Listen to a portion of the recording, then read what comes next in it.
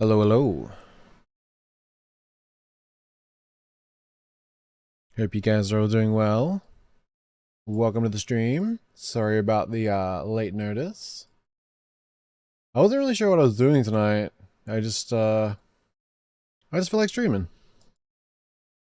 So I tried to put something together. Because I've had like a list of videos I want to watch in general. I've got permission from everyone, or they've said something publicly, or their game trailers, or yeah, some kind of combo like that. But yeah, I'm kind of rough on my setup here, so hopefully we'll be okay. Got a mix of videos though, like some good stuff I think. Yeah.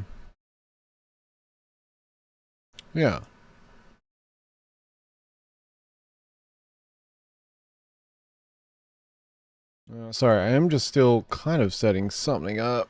I'm trying to find something. But, oh, hello stream elements. Alright. Weird.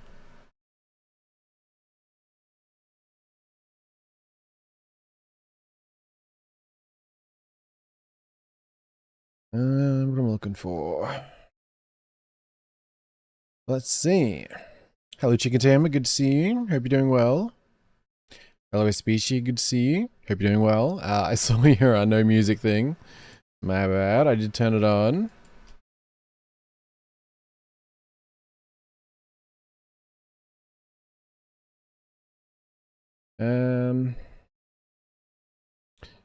Yeah, so weird that wait, where did I put my coffee? God damn it. Just a bit rusty, that is true. Hello, Cerberus, good to see you. Hope you're doing well. Just thinking about your bedtime. I'm not too worried tonight. Yeah, we'll just kind of see. I just feel like streaming. I got a bunch of stuff, and we'll see where we end up, you know? I think it'll be alright. I have some food in the oven, because I cooked stuff earlier, but I didn't actually get around to eating it, so that's in the oven, like on a slow thing, so I'm gonna eat later, but I'll still ramble and keep up some chatting.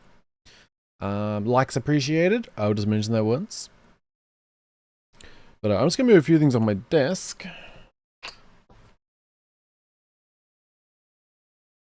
But how are you guys doing? What are you guys up to today?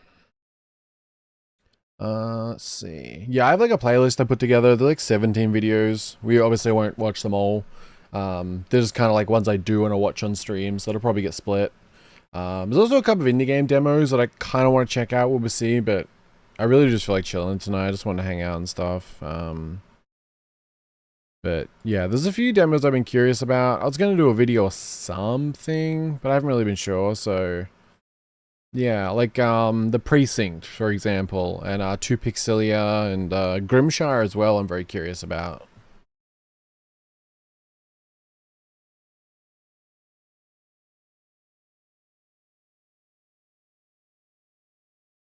Alright, desk is slightly more clear. Just woke up, honestly, slept away more than I should have. I have done that a couple times recently. Yeah, I'm trying to like go to bed like not later than 4, like a species said about the bedtime. But I'm keeping it kind of loose. I'm just trying to make that kind of the marker. Like if I go to bed at 6 o'clock or something every so often, that's fine. I'm just trying to keep that as more the general target. Um, what else? Oh yeah, where's my coffee?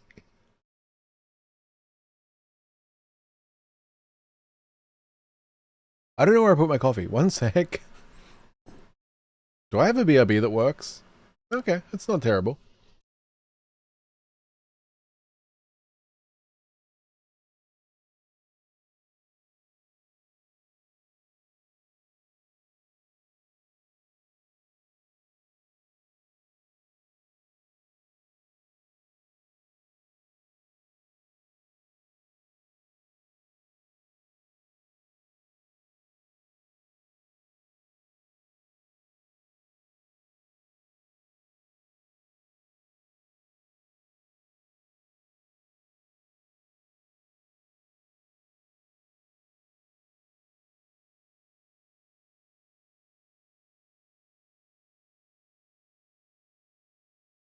Almost back. Just be a sec. Sorry, we'll smooth things out. Just a little bit of a professional rough start.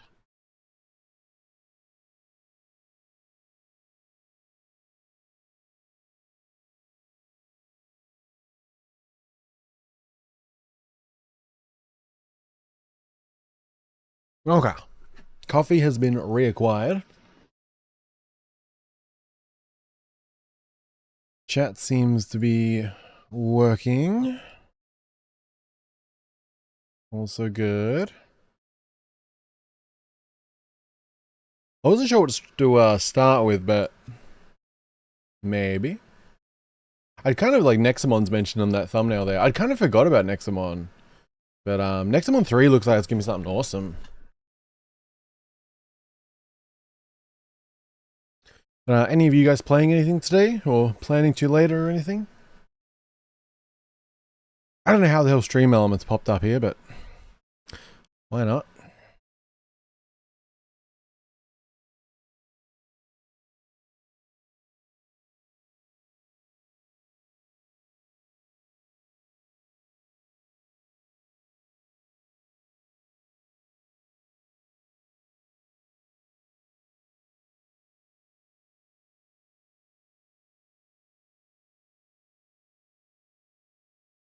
Okay.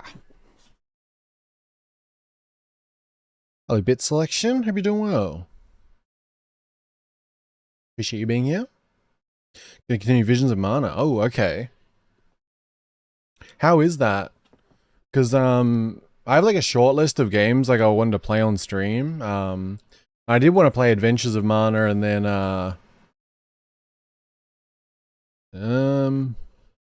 game that I definitely haven't forgot the name of. Where are you, list? Oh, Trials of Mana. And then yeah, like Visions of Mana eventually, hopefully.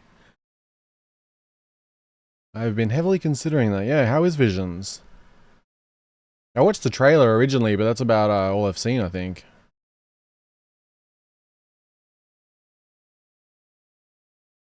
Okay. I just had to make some room on my SSD, but I think we're all good. Finally beat the main story of Scarlet, so now just trying to collect Pokemon and see what the post-game is going on. Oh, okay. Did you enjoy, like, replaying that through properly? Mana goes to court, Mana's incarceration. Here's some interesting sequels. Visions is pretty nice. Okay. How do you like the combat?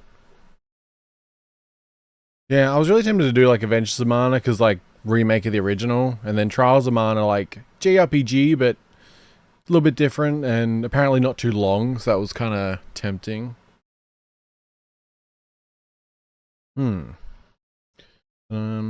Yeah, I guess I'll just watch something, chat a bit, chill. No kind of set plan for tonight. Yeah, I just really want to take it easy and we'll do whatever, you know? Actually, on that note, if any of you guys have any trailers you want me to check out, just let me know. I'll add them into the list.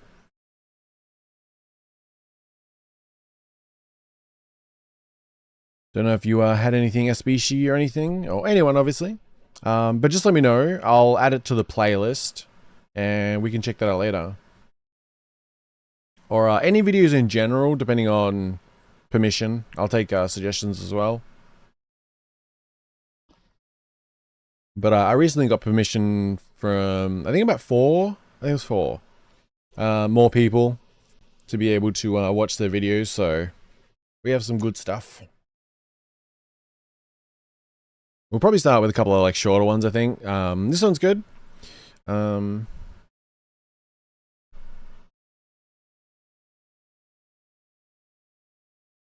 I'm just thinking I should start and stop recording for certain things. Okay. Make sure we're good. But yeah, this is our top 10 upcoming monster taming games in 2025 and beyond by Gym Leader Ed.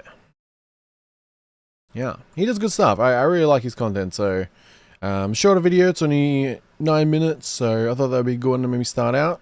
I also have a second one from him afterwards, which is everything you need to know about monster taming in 2025. And that one's about 12 minutes, so could be good ones.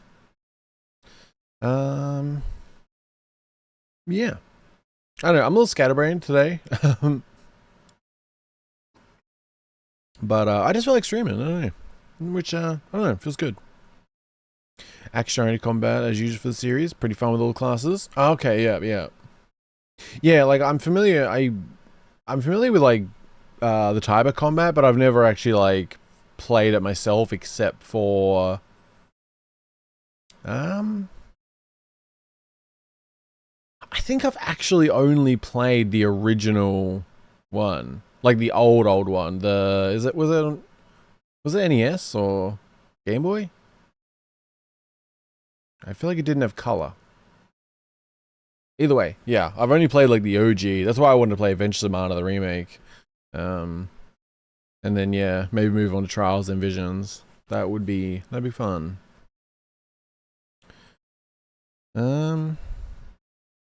Yeah, I think we'll start with this. I gotta start with something, right?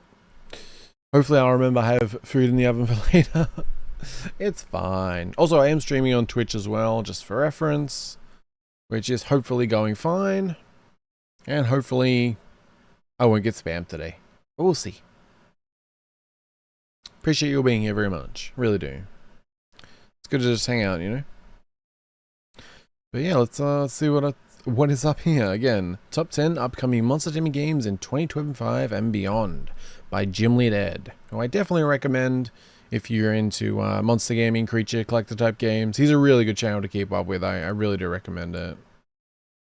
And yeah, let's just have a watch, and yeah, feel free to like, I don't know, just chat about like, you know, you want to ask me things or whatever. Like, don't worry about disrupting or anything. Just gonna take it easy, and we can pause and do whatever. So yeah, and I said, if anyone has any suggestions for game trailers or anything you want me to check out, just let me know, and I'll add them to the list. Thank you. Also, I should probably make it so you guys are going to be able to hear the sound. That's some pro level stuff right there, I tell you. Super high level stuff. It's totally fine. Game Boy, FF Guide, no Mystic Quest. Oh yeah, it was Mystic Quest, right. Ah, must have been. Yeah, it's been a while. Damn, okay. Yeah. So we got 2024 coming to a close and a new year upon us, I figured what better way to celebrate the new year than to discuss some monster taming games that are coming out in 2025 and beyond, if you will. Sounds good to me.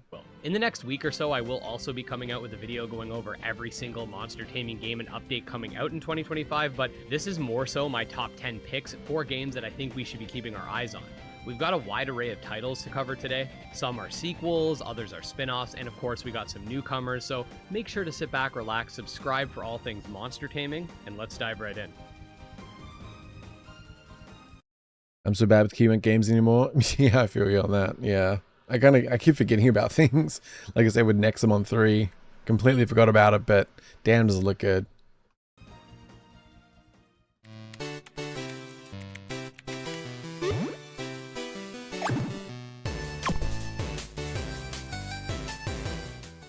Okay, so first things first, today we're going to be talking about games that are up and coming. Some are currently in early access with full access on the way, whilst others are in early development.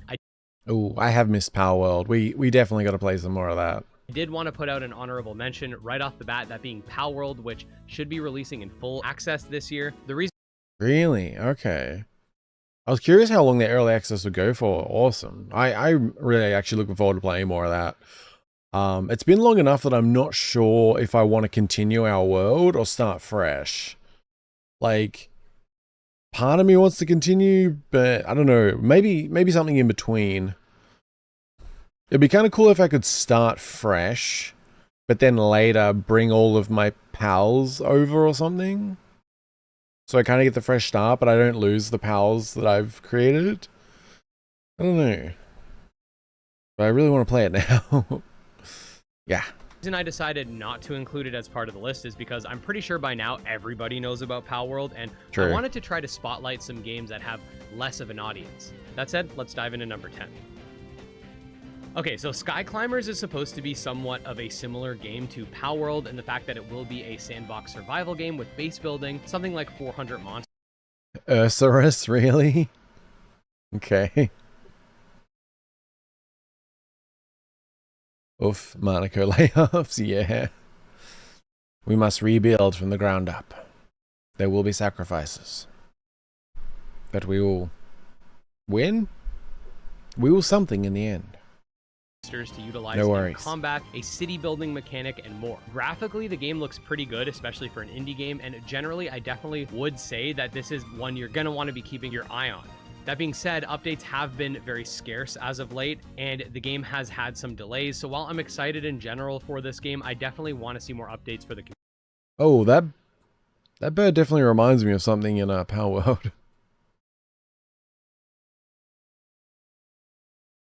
Cerberus, what? Missed it? Wait, did I ask something? Hmm.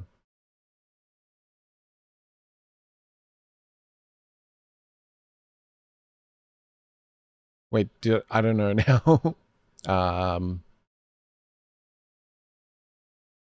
Sorry, I'm forgetting if I asked something. Let me know. Community. We see a similar situation with regards to delays when it comes to Kindred Fates, Or maybe not. I'm still foggy. Oh, I may have asked, like, because I said about asking if anyone has any trail suggestions. Not sure. Not sure. But going back for a sec. I don't know, this one looks like okay, but I feel like I don't know if I like the graphics or not. It doesn't look bad. That being said, Something about it, just I'm not sure. This next one though. I'm intrigued. we see a similar This looks good. That looks situation with regards to It's actually kind of similar. I'm not sure why I like this one more. Hello, Chicken Tamer. It's good to see you. I hope you're doing well. I did say hello earlier, but I wasn't sure if you were still here. But yeah, it's good to see you. I hope you're doing well. delays when it comes to Kindred Fates, a game that was initially going to release in 2023 and currently has no specific window for launch. The beta, which was supposed to come out initially in 2022, has been pushed back to some point in 2025, but if the studio does manage to pull through, I definitely think that this game could have a major impact on the genre. It's a the combat looks cool. Real-time combat action adventure title with branched evolution, in-depth bonding mechanics, a turn-based mode, online PvP, and more. So definitely on. So wait, do you like play as the creature in this, or kind of seems like it rather than? This is about a bonding mechanic, but Here's more details on less overshadowing. Oh yeah, yeah. On paper, I don't know. I feel like with these kind of games, like this seems like a weird choice of like the first thing to show. Although I don't know if this is just gym leader ed rather than like a trailer or something. I just feel like it'd be nice to seeing like a bright, vibrant day for something like that. Yeah. Like a Dragon, Pirate Yakuza in Hawaii trailer. Gotcha, no worries. What do we got? Do you know, like, specifically? I'm seeing here there is a full presentation that goes for 13 minutes by IGN.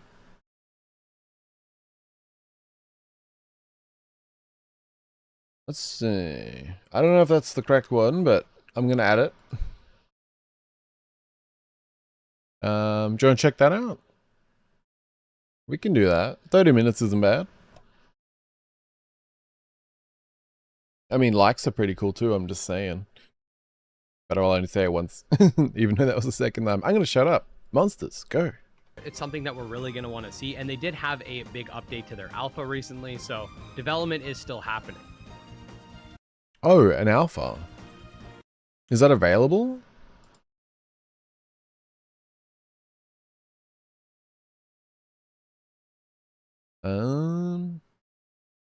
Okay, it's not that game.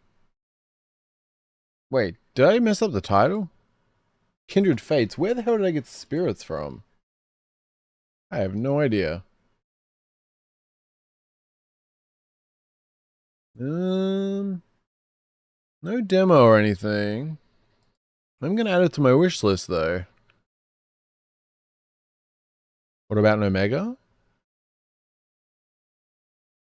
Wait, what? I need more context. I'm also foggy for other reasons. Yowling Mythical Journey is a really unique game in that it's a semi-open world auto-battling title, which isn't something we see a whole lot of in the genre. It's usually like auto-battling plus roguelike or something to that extent. But either way, this game allows you to capture and utilize spirits in combat, each with their own unique style of play, and all in all has a really cool art style and aesthetic. I didn't know this was like a semi-open world or like auto-battling. Huh. Yeah, this is out in early access. This is, yeah, because I thought it looked quite good. The game is currently in early access, so I'll make sure to leave a video of us playing it down below. Next up, we got Digimon, a monster taming RPG that is clearly inspired by the third generation of Pokemon. Yeah, this is one like since the direct that Gym Leader Ed put on. This is one that I was intrigued by. There's an alpha, what about Omega? Oh. This game features more adult themes and comedic undertones with a gameplay style similar to, of course, Pokemon. Yeah, that went over my head. Ay. But yeah, this is one of the things. I love the battle scenes. It is like, yeah, like third generation Pokemon kind of style, but the battle scenes are like really nice. Say that some of the art in the game is really dope, and I definitely want to see how this game plays when it releases. Also, as I stated, the game is pretty funny. Apparently you play as like some 25-year-old man-child or something, and that's their words, not mine, so yeah. Next up, we got Voidling Bound, a game... Ooh. Okay. Some of these, if I haven't heard of them, I'm Googling, I'm Steaming, and I am wishlisting if possible. Which does not seem to be possible.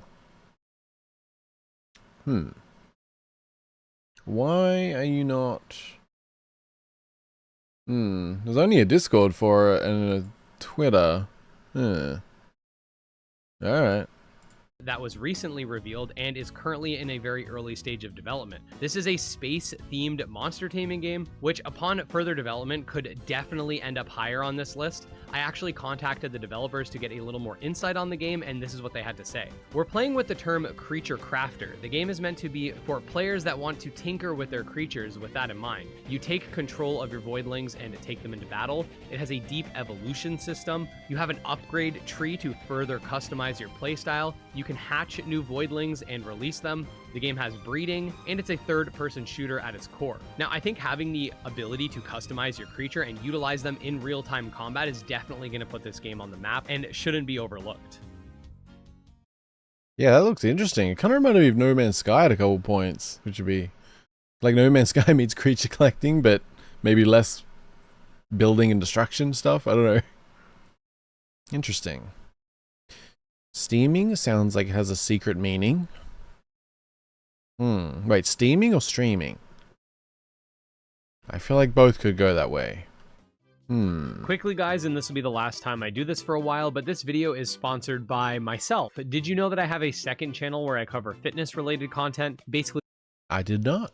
Putting the gym in Gym Leader Ed, I suppose. Well, I do, and basically it's a much more casual and personal channel than this one. You get to see my actual face and join me on both my fitness journey and whatever shenanigans I get up to in the meantime. Make sure to check it out linked below, and thanks to everyone that has already subbed to the new channel, as it means a lot. Back to the video. Okay, cool. Okay, so before you guys say I'm crazy for putting this at number 5, keep in mind that this is just the mobile port for Cassette Beasts, and this is a list based on things I'm excited for, and I'm not much of a mobile gamer, if you will. I am, however, super excited for more people to be able to play Cassette Beasts, which is one of, if not the best monster taming games of all time in my... Yeah, this is another one I've been like, I keep coming back to it, and it does look really good. There's a lot of games we've got to play this year, for sure. Opinion, with its amazing pixel art graphics, semi-open world, fusion mechanics, extraordinarily customizable movesets, and more. So if you haven't played Cassette Beasts yet and have access to a PC, Nintendo Switch, or any of the other platforms it's currently available on, please consider do so and you will not be disappointed. I am glad it's coming out on mobile at some point this year because it means that just more people are going to be able to play.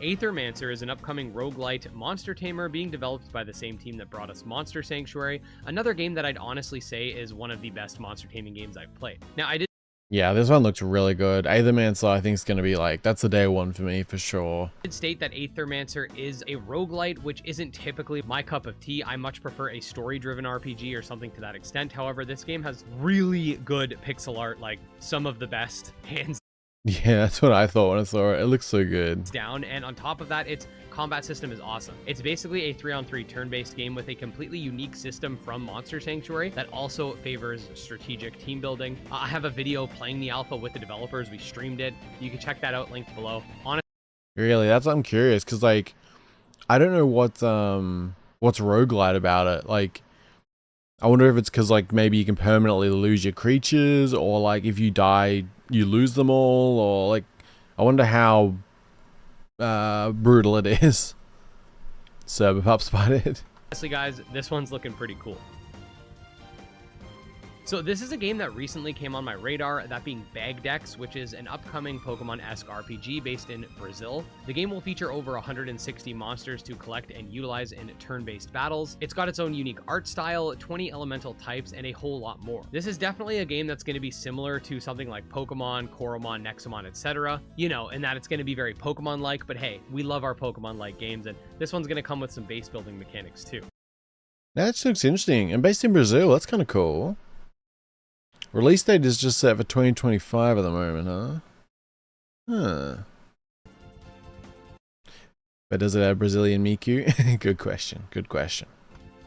Coming in at number 2, we have Koromon Rogue Planet, which is a spin-off title for the game Koromon, which I'm sure a lot of you guys know. I absolutely love it. This game, unlike its predecessor, will be a roguelike title featuring different characters and playstyles for you to utilize. Obviously, there's going to be branching paths and events like in any roguelike, and I saw this one before, but like really not much interest. Koromon though. Koromon is something I should play. I have wanted to. I think so. Like recently, I've been like kind of refining some of my lists to make them reasonable. But I feel like I should have kind of a separate list of stuff for us to play that is just like the monster taming section, and kind of mix it up between those. Because I feel like they would be really good, and if I'm not like insane about how I play, they shouldn't take that many streams realistically. Like if I'm not gonna go crazy trying to catch everything, like, and just kind of enjoy the straightforward experience, that would be a lot less streams. So I really think we should put some time into that. Koromon is one of the cutest Digimon. Wait, is Koromon the... Oh, I'm so bad with Digimon names.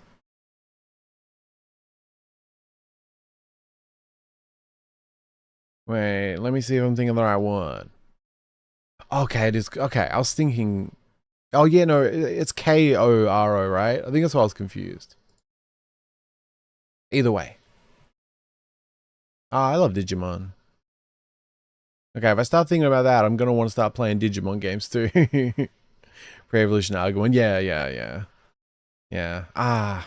Making me want to play Cyber Sleuth. It was so good. even some new Koromon by the looks of it. The basic gist of this game is that you need to collect certain materials in order to build a spaceship, which sort of ties into the ending of the first Koromon that's going to be leading into the second, which is pretty cool that there is story implications for this game. But again, not my typical cup of tea, but I do love Koromon and its universe, so I can't wait to play this one. Alright, and just again, if anyone has any trailers or anything you want me to check out, just let me know and I'll add to the list. Needs more Skullgrave on there. Man, I still actually, I do want to play Digimon Adventure on Nintendo DS. That is one I do actually want to play on stream. It is called Digimon Adventure, right? Yeah. Because at least as I understand, I think it's an adaptation of the original series. It maybe like veers off a bit, but I think that's, yeah. I would love to do that. That'd be fun. And finally, last but not least, we have Nexomon 3, a game that we have not received a whole lot of gameplay for. In fact, it's mostly screenshots, short clips, and concept arts for the various Nexomon present within the game. However, the first two Nexomon games were absolute bangers, and this game plans on taking the franchise into the 3D realm, being open world, featuring a new and improved battle system. I feel like this could be huge. I trust them a lot more to do something good. Like, I haven't fully played, obviously, the first two Nexomon, but it seems like they were like Nexomon 1 was successful. They ramped it up with number 2. It was successful, and now they're going like a real big. And even just looking at that, man, open world Nexomon, oh, that could be good.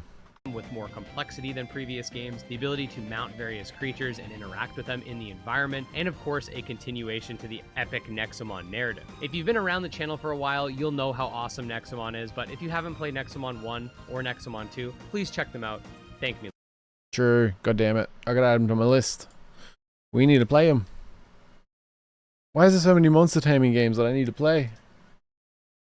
Fortunately, I own Nexomon, so no money involved to play it.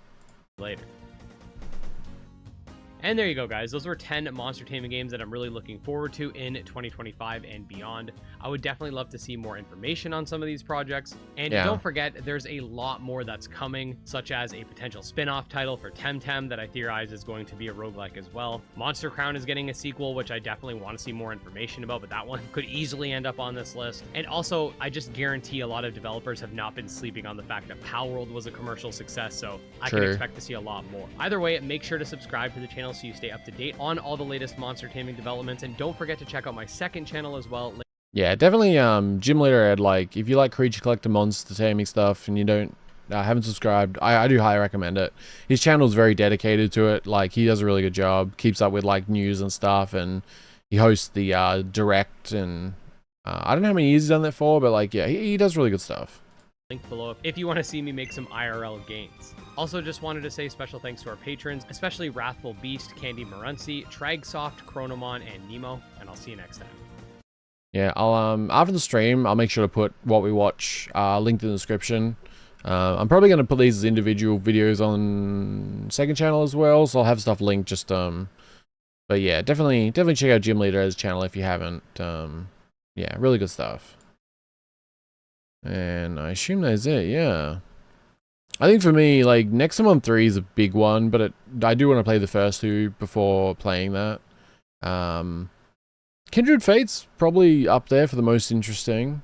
Push back to some point in 2025, but if the studio does manage to pull through, I definitely think that this game could. Like, I like the idea of like you're really. It seems like kind of a very open field, real-time battle, which that sounds good. Yeah. Although Voidling Bound, this one's definitely curious. On this list, I actually contacted the developers to get a little more insight on the game, and this is what they had to say. We're playing with the term creature crafter. The game is meant to be for players that want to tinker with their creatures with that in mind. You take control of your void. Yeah, I mean, just it looks good. Voidlings and release them. The game has breeding, and it's a third-person shooter at its core. Now, breeding, and you can hatch new void. So this is another one like in Kindred Fates. It seems like you're not a character outside of controlling them, I guess. I don't know. Maybe you just can't see them. Like, I'm kind of curious. Like, do you always play as the actual creature, or? Bag deck looked interesting. Oh, bag decks. Yeah. Yes, again, that was top 10 upcoming monster taming games in 2025 and beyond by Gym Leader Ed. And I do have one more Gym Leader Ed video I want to watch. I think we'll watch it next, so I may as well keep them together. That one is everything you need to know about monster taming in 2025. So I think this is more like his personal, top 10 kind of thing. Whereas I guess the other ones are going to be a bit more general. That axolotl needs a gun. That is fair. It's like Spawn meets Monster Rancher. Oh yeah. Yeah. I'll be curious to see how some of these go. I feel like Nexomon, like a lot of these are really interesting, but I feel like Nexomon's the one where it has the potential to be what I think everyone really wanted Scarlet and Violet to be. Because man, those games had so much potential, but like, you could just tell, like, if the developers had another year on that, man. Because I still remember on stream when we realized that you couldn't go inside most of the little houses, and I was like, oh. Yeah, that was kind of this immediate red flag. Yeah.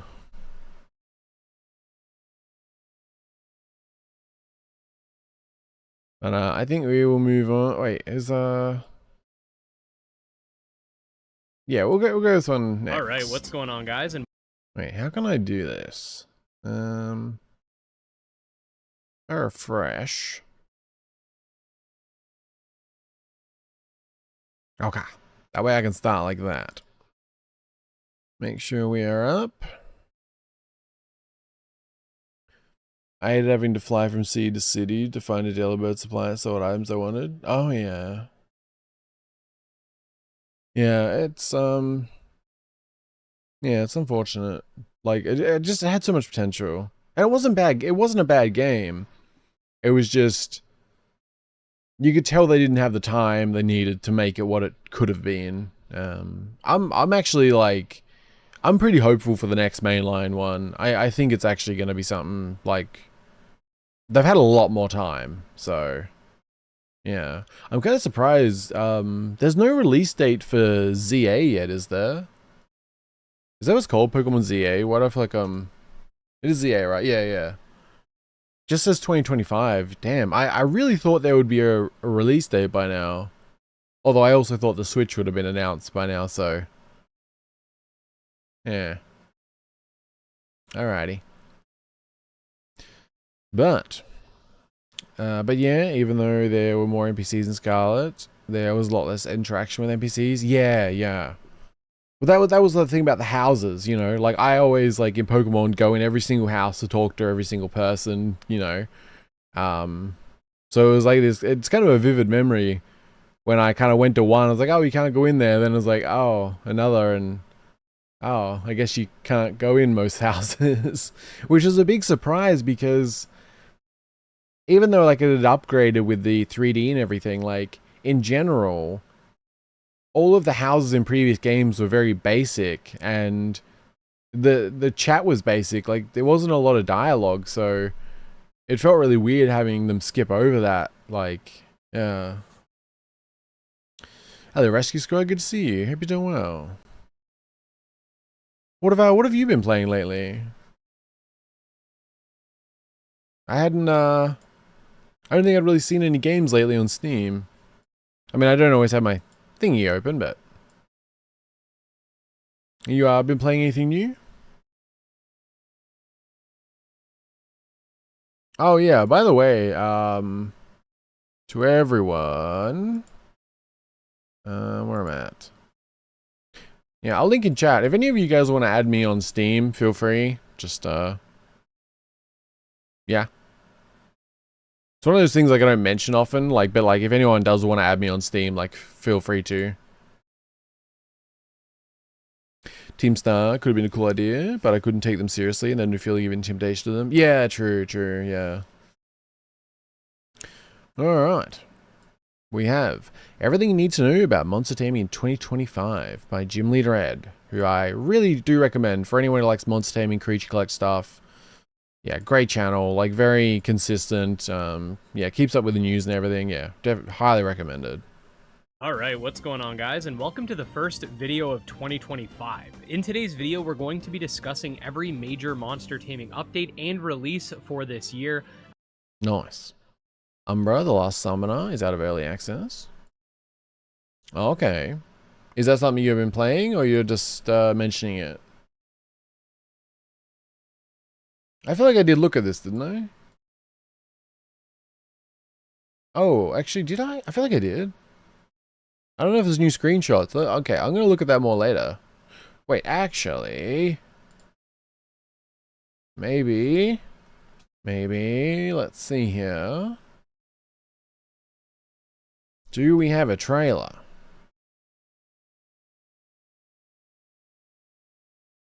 We do seem to have a trailer. Okay. Although...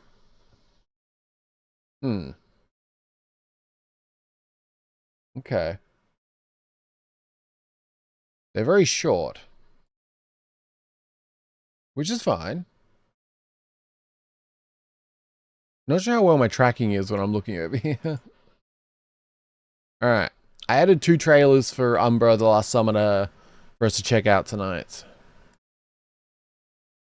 Which, yeah, just a reminder since a couple more people are here. If there's any game trailers or something in that realm you want me to check out, just let me know and I will add it to our queue. Also be landed to the Arctic region, involve myself a Bacalibur. I cannot think what that is. Before I did more than 3 badges, and let me say he wrecks. Yeah, that was one thing. The balance of Scarlet Violet was a bit weird depending on how you did things. Yeah. Yeah. Alright, let me take it back since it was just 9 seconds. Alright, what's going on, guys, and welcome to the first video of 2025. In today's video, we're going to be discussing every major monster taming update and release for this year, at least in terms of what's confirmed as of the time of putting this video together. This year is a little bit different from the previous few that I've done videos like this for, because the vast majority of games, more so than any time before, don't have specific release dates and are just set for 2025, or were set for previous years and just haven't come out yet. Ooh, what is that? Release dates and are just set for 2025 or were set for Yeah, what is that? Oh, I'm curious about whatever this is. Baxcalibur, sorry, the Ice Dragon suited legendary for the region. Oh, okay, yep. Think Icy Godzilla, yeah, I got you. You got an email this morning? Oh, okay. Gotcha. Previous years and just haven't come out yet. As of such, we will be briefly going through every game on this list that is supposed to be coming out this year. Then we'll go into some games that were supposed to release in previous years but have yet to confirm a 2025 launch window. Then we'll go into some games that are in development that might be coming out this year and more. We got a lot of games to get through, so nice. There's only like 12-minute video, so he's packing a lot in. I respect that. That's from Tomomon. Oh, really? Is that right? Oh, that other one. I thought you meant the other one. Okay. But I don't have Tomom on my wish list, so good call. I really should keep track of all these. We're going to be moving pretty fast. Everything you need will be linked below. Just make sure to sit back, relax, subscribe for more monster taming content, and let's dive in.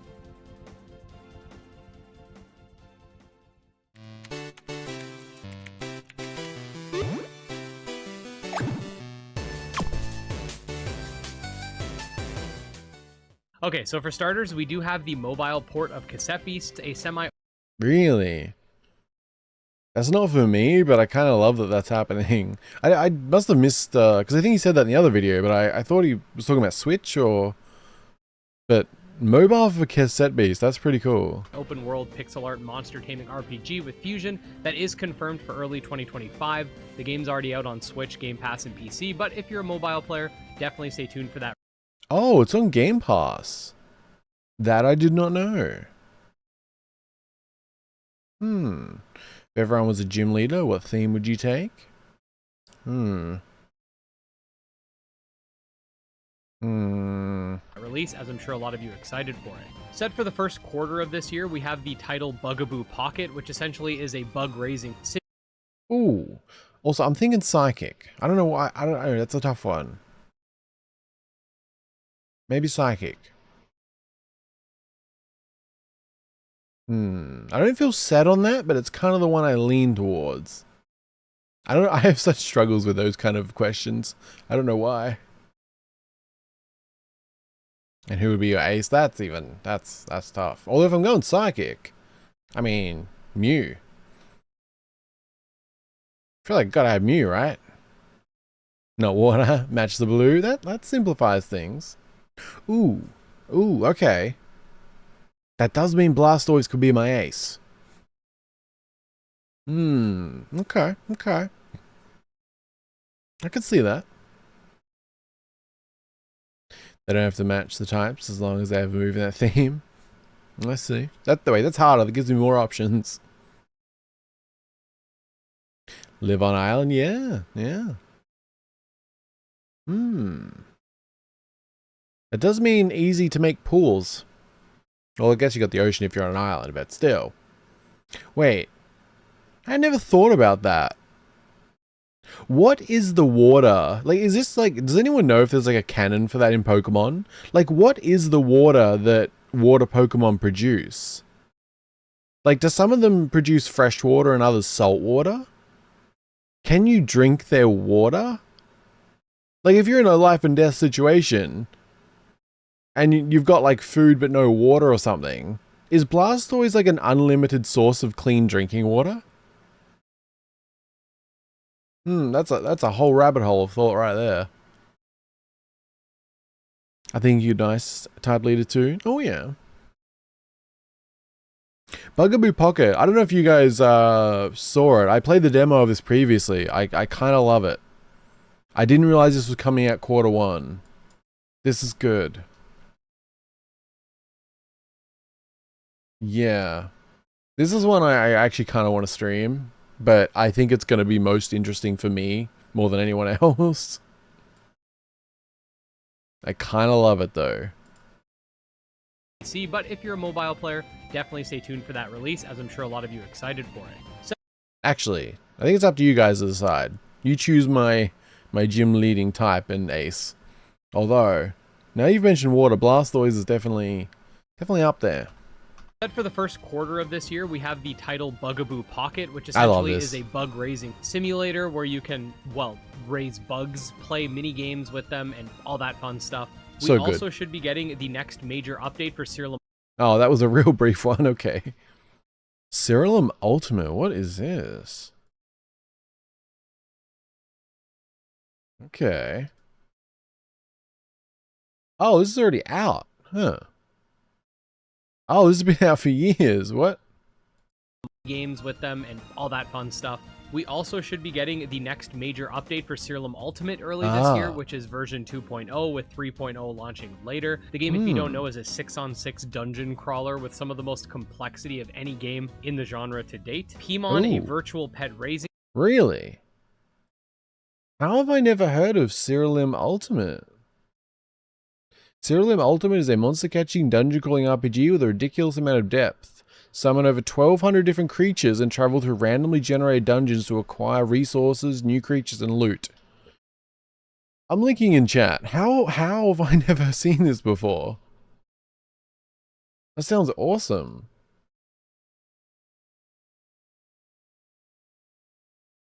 Okay. That is, yeah. I'm filling up my browser with new things. God damn it.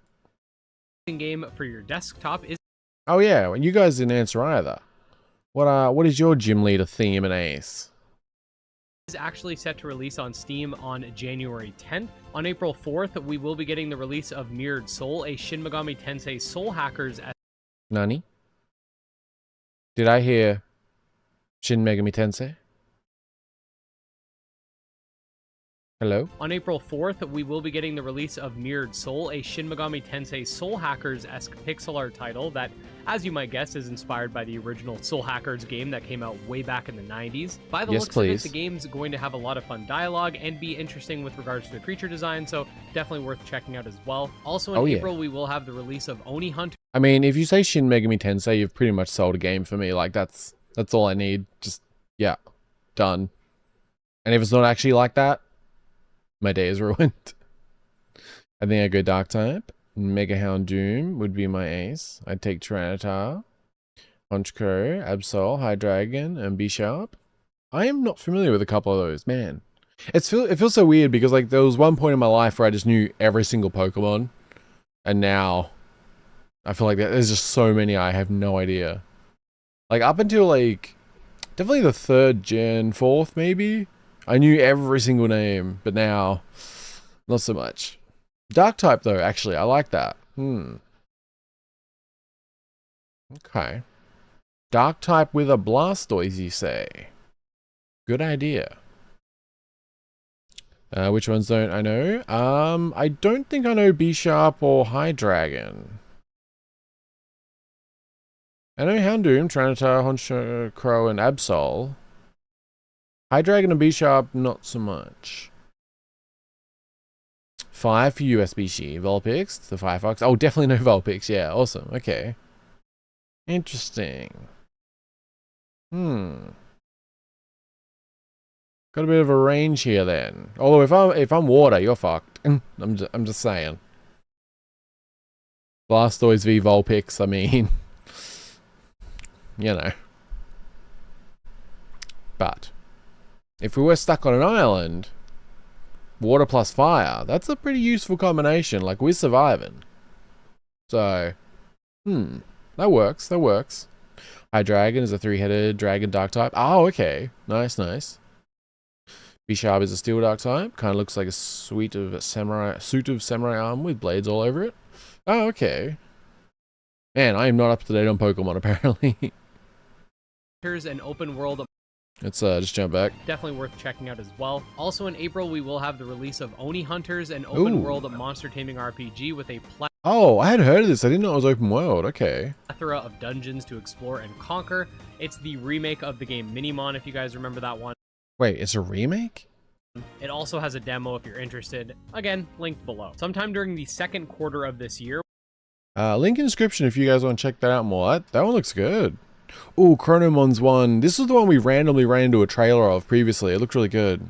Which encompasses April, May, and June. We're going to have the release of Chronomon, which is a monster taming and farming sim that you can actually play both on PC and smartwatch. There's already a demo. Wait, on smartwatch? Available if that interests you. Set in spring, we should also expect the release of... Wait, what? He said there's a demo available, but I am not seeing that on Steam. Because I would love to check that out. Oh, there's a demo on itch. Okay, if anyone wants it, I'll link in chat as well. Chronomon demo on itch. Rune Factory Guardian interests you. Set in spring, we should also expect the release of Rune Factory Guardians of Azuma, which is the next installment in the Rune Factory series, though I think this will be a good stream one. I haven't played any Rune Factory yet, but yeah, this looks pretty cool. It's not Rune Factory 6. I believe it's more of a spin-off that's more combat focused and was originally the Rune Factory Project Dragon game that was revealed last year. So, should be pretty interesting. In July, we can expect to see the release of Essentures, which is a cross between Zelda and Pokemon in many ways, in that the game has real-time action combat and turn-based combat and revolves around monsters that transform into weapons. It's got a really nice retro art style too, all the way towards Halloween. Okay, that one looks interesting. The game has real... I don't know, some of them ones like this, like, I like the old style, but I feel like I would actually want to play it like on a Game Boy or something. Like if it was able to be like, I'm assuming it's not actually like it'd be a modern game, wouldn't it? Not like a hack or anything. Because if it was like something like a like Game Boy Color ROM or something, loading it up on like 3DS would be pretty cool. But I don't know, it looks good. Next one though, Pipkin, that looks really good. I'm probably looking forward to that more than anything else. Of the like 2D style. If Pokemon trainers are smart. Zoom in video. I will add it to the list.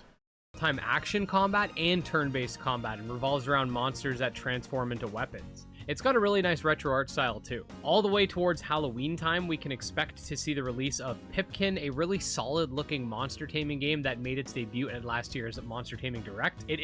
Yeah, there's a demo available for this. We'll definitely play that sometime soon, either on stream or a video, but yeah, it looks really good. Is a Halloween-themed monster tamer, which we haven't seen in a while, so definitely excited. Yowling Mythical Journey, a semi-open world auto-battling RPG where you can capture and utilize spirits in combat, is set for a full release this year, with it currently being in early access. Nanomon Virtual Pet, which as it sounds is a desktop virtual pet simulator, is also slated for release sometime this year on Steam. In this game, you can play various mini-games, take care of your creatures, and more. A game I'm really excited for that I never understood why trainers never have a full party.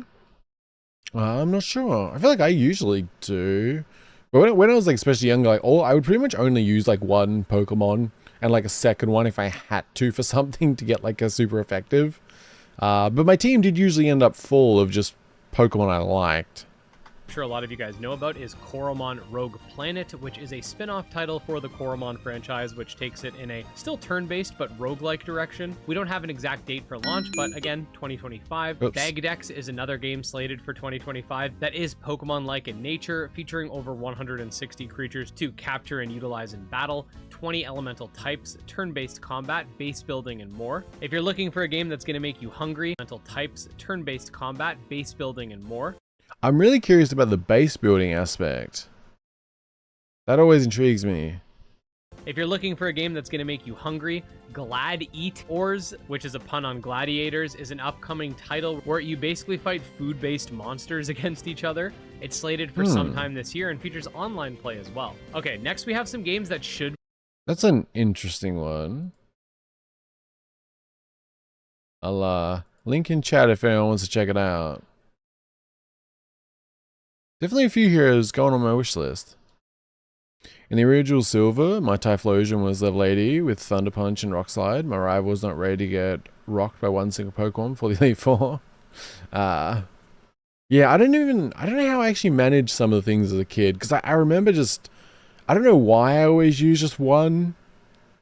I think it was a habit from because I played like Yellow first, like before EXP share and stuff.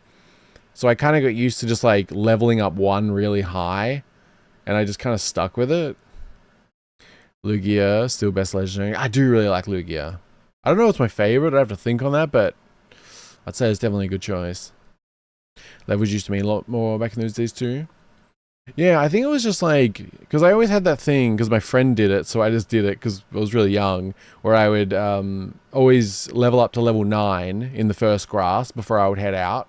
No idea why it was 9. I don't even know why he did it. Like, why not 10? I have no idea, but...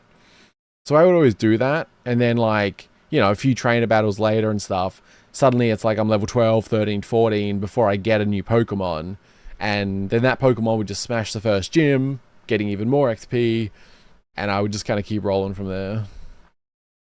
A level 60 Fire type could still one-hit a level 45 Water type with a Fire move. Wait, oh, okay. I always had my starter on the second form for the first gym. Yeah, I think probably would lean that way. I'm not sure. Man, some good times playing those. Like, I don't know how many hours I had in some of them early ones, but I have a vivid memory of my Pokemon Ruby being in the 700s. Ay. Be releasing in 2025, but there is no 100% confirmation they are, however, very likely to be releasing. As many of you know, Palworld released last year in early access, and as far as I know, the full access is planned for 2025. That's something I'm surprised about. I didn't expect Palworld would be out of early access in 2025. Like, I'm curious if that's just like a target they want to hit and they're going to keep updating, or... Yeah. However, I couldn't find anything concrete confirming that to be the case, but given the fact that they've been putting out constant updates, I'm assuming that full access will be coming out at some point this year. If not, we're definitely getting more updates and whatnot, so... Oh, it's more of an assumption. Okay. 'Cause I think in the last video you mentioned it, but it didn't really qualify it like that, so... Okay. I mean, either way, it doesn't really matter. It's a great game, and I'm definitely looking forward to getting back to it. There is going to be Palworld content this year. Ova Magica, which is a monster taming and farming sim inspired by Pokemon and Stardew, is currently in early access. And I swear I read something somewhere that the full version's coming out in 2025. No, I'm not sure how I feel about this one. This, I don't know. But again, no confirmation just yet. Also, other platforms will be coming when the full version comes, so that'll be... Like, that looks good, but I feel like here, I don't know, I'm mixed on it.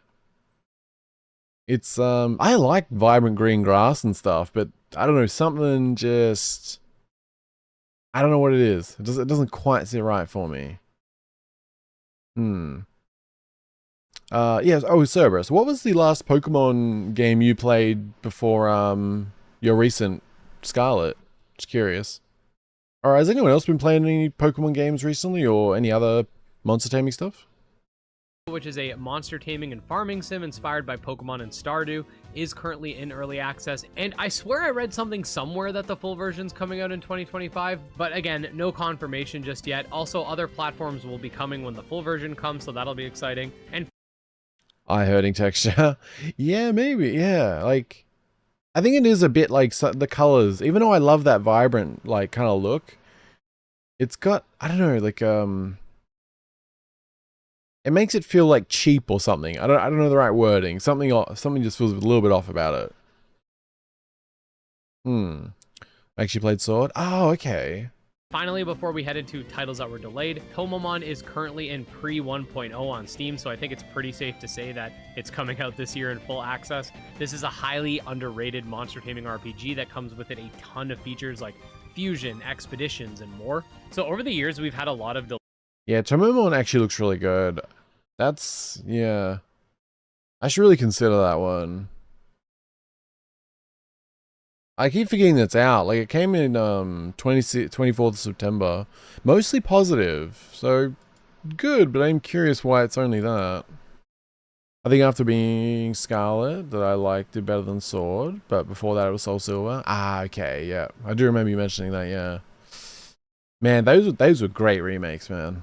delays. And next up, we have some titles that were supposed to release last year or maybe even the year before that may come out this year or might not. I'm not even sure at this point with some of these games. But firstly, we have Kindred Fates, an open world action RPG that I'm sure many of you know about. It did have its beta slated for 2024, but that had been delayed. The full release was initially supposed to come out in 2023, then was delayed until 2024. Now, damn, that's a I guess they're a bit over ambitious or something, or I don't know, that's a yeah. it's just to be determined. That being said, there's no guarantee that either beta or full versions will be coming this year, but I think the beta at least has a chance. Much like Kindred Fates, Sky Climbers also I don't know, I still feel like this one looks really cool, but I wish it was like daytime and like sunny. I don't know, like as a first impression it's a odd choice, but again, it might be just footage he had. coming this year, but I think the beta at least has a chance. Much like Kindred Fates, Sky Climbers also had a beta that was supposed to drop, as well as the full version, both of which have been delayed. Just like the former, we don't have a set window for release for either of these, though I think 2025 should be realistic for beta. As many of you probably know by now, and it's become somewhat of a meme on the channel, Evo Creo 2 has been delayed pretty much. Evo Creo? Why does it sound familiar? And I definitely haven't played it. Oh, I think I installed this on my tablet like way back, but I never got around to playing it. Huh. Every year since 2021, but basically it's going to be a sequel of the mobile game Evo Creo. However, given the track record here, I'm not entirely sure we're going to get this game this year, though when it does eventually come out, I feel like it's going to be pretty big for the genre. Mithrin, a social... I'm curious about Evo Creo. Was that not on PC or anything? I might look at that a little bit more. Maybe it's like a shorter game we could like emulate and play or something. I don't know. Mithrin. Okay. Okay. Whatever you are, you need to go on my wish list. I am intrigued immediately. Sim monster raising game with real-time combat that's inspired by Monster Rancher was supposed to release in 2024. Link in chat. Tried Moon, but God, it held your hand so long that was painful, so it is something similar. Ah, okay. Yeah, there's a few of the mainline ones I should go back to at some point. Damn, there's way too many monster taming games I want to play, honestly. The list is growing. Though has been delayed until further notice. I believe we were supposed to get a beta in like 2022 that hasn't come out yet, so I'm doubting this one's coming out this year. Similarly, Laxidays, which was going to be an open world monster taming action game with social sim elements that's kind of like inspired by Persona. Oh. Open world monster taming action game with Laxidays, that's what that was. Okay. Are you on Steam? It would seem not. There's a website though. social sim elements that's kind of like inspired by Persona. Okay, I'm hearing Persona and I like what I see. Persona mixed with like Cyberpunk was supposed to release. However, that was 2022. The developers completely changed engines and restarted. On the website, it says a cyberpunk monster battling ARPG. A monster taming action RPG inspired by classics set in cyberpunk future that features real-time third-person combat with a tactical mode and social sim gameplay. Recruit monsters and super powerful bounty hunters in order to rebel against the oppressive government. Laxadays is Persona plus Pokemon inspired. Okay. I'm intrigued. Did you ever play Cyberpunk? I somehow did not, no. But I do have it on GOG, so even though I'm like way past it in terms of relevance, could be a fun stream game. I'm sure I'll do things I'm not meant to. Recently, they had a backers only update that just showcased assets, no gameplay or anything. So hopefully we'll get some sort of gameplay this year. Eternal Exodus, a monster team. You like the robot? Eternal Exodus. Okay, there's a surprising amount here I have not heard of. I'm pretty much just adding all of these to my wish list because, like, why not? Taming game directly inspired by the Shin Megami Tensei franchise is another. What was that? I'm sorry. Say that again, please. Eternal Exodus, a monster taming game directly inspired by the Shin Megami Tensei franchise. Okay, if you're pulling out SMT, I mean, you got some shit to live up to, man. You can't just go and say that casually. He does have a pretty majestic beard, though, so.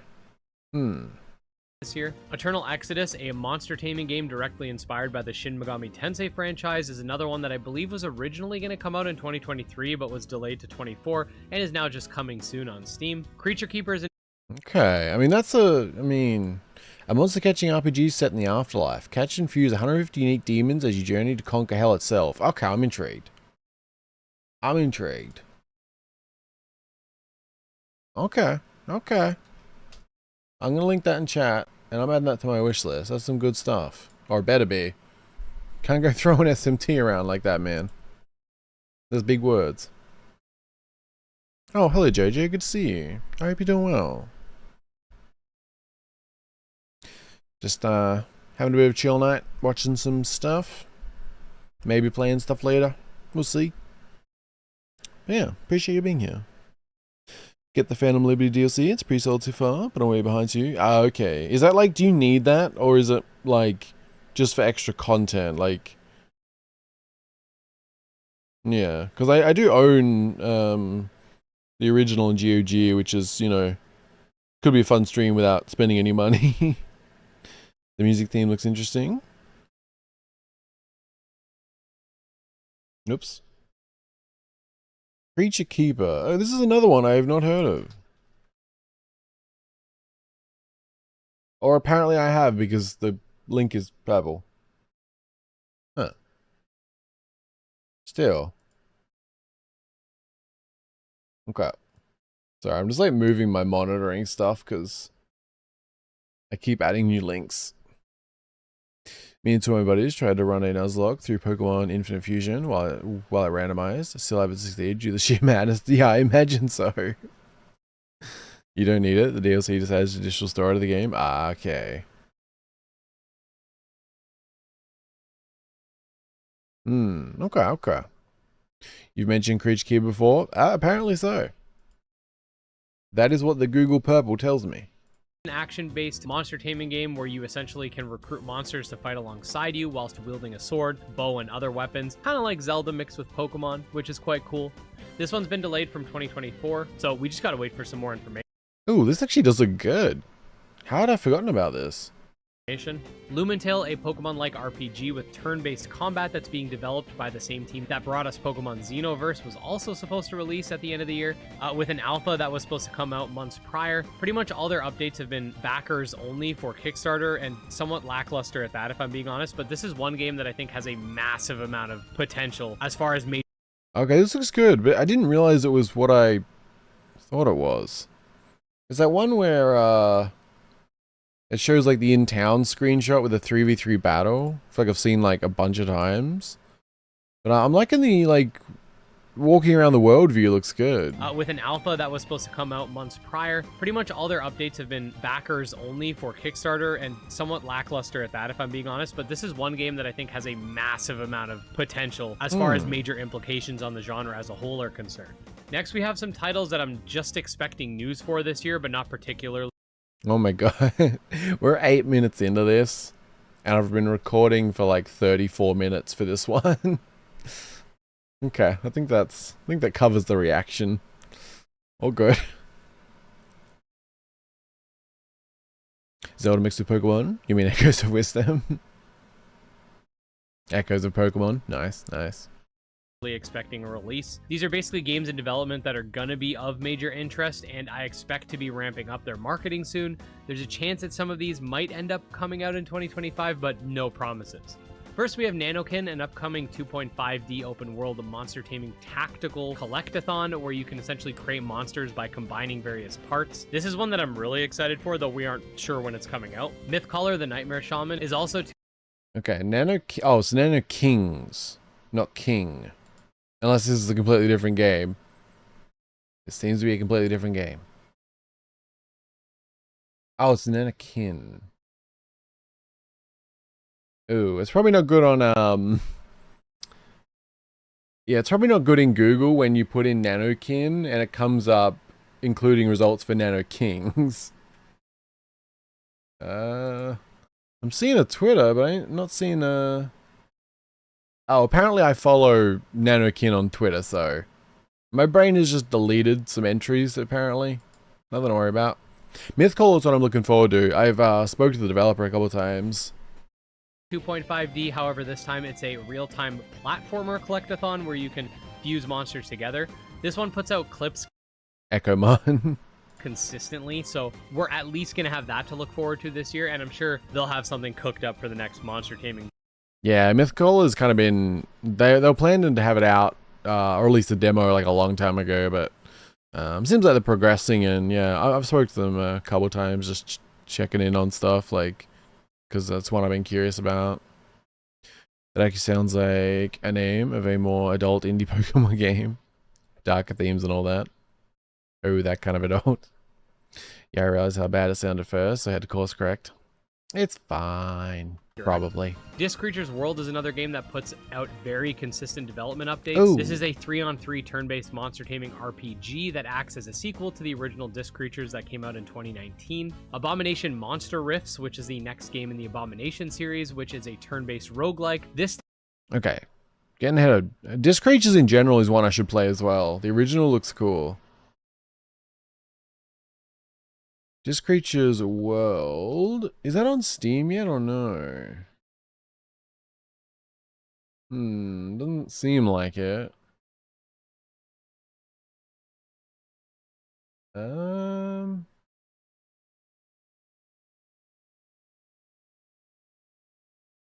is there like some official thing? Alright, it's fine. I'm stacking my browser up with all the things I want to play so I can like note stuff later. Oh, actually, do I own Disc Creatures? Why do I feel like I own Disc Creatures? I own Disc Creatures. Huh. Well, that's nice. RPG that acts as a sequel to the original Disc Creatures that came out in 2019. Abomination Monster Rifts, which is the next game in the Abomination series, which is a turn-based roguelike, this time featuring the most crossovers with any other monster taming game ever. It'll be pretty exciting to see new trailers and Not really a fan of the style. developments for that. Another title that's in early access that is also a roguelike is Pixel's Digital Creatures, which aesthetically is really nice. It's very much inspired by games like Slay the Spire. I'm expecting some sort of news with regards Also this one, not really a fan of the style. to this. Maybe full access? We'll have to wait and see. There have been a lot of rumors that Rocco Kingdom might be coming out of the West this year. However, I wasn't able to find anything to support these claims. This is a monster taming RPG being published by Tencent and will feature turn-based battles as well as an open world to explore. It's going to be available on mobile devices. Aethermancer, the spiritual successor to... Where you gotta do that? Mobile. Mobile schmobile.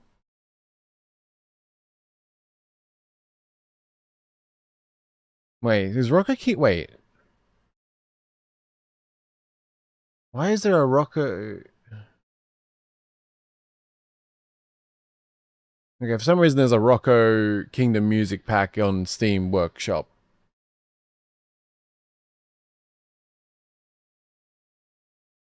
Alright. I mean, it looks pretty good. Why's it gotta be mobile? Dang. open world to explore. It's going to be available on mobile devices. Aethermancer, the spiritual successor Oh, hey, the man. So this is one I really want. Have you played any creature collector monster taming type games lately, Jojo? I felt a similar amount of disappointment when I heard mobile. Yeah, it sucks. Like, Successor to Mon it just because it doesn't look that world like to explore. it looks like the type of game that if it's on mobile, it would definitely be on PC as well. I don't know if this is like an official site. I'm linking in chat. This is what I opened up when I googled it, and the third and fourth screenshot especially, yeah, it makes it very disappointing to not be on PC. Also, hello Stardust Mage. I hope you're doing well.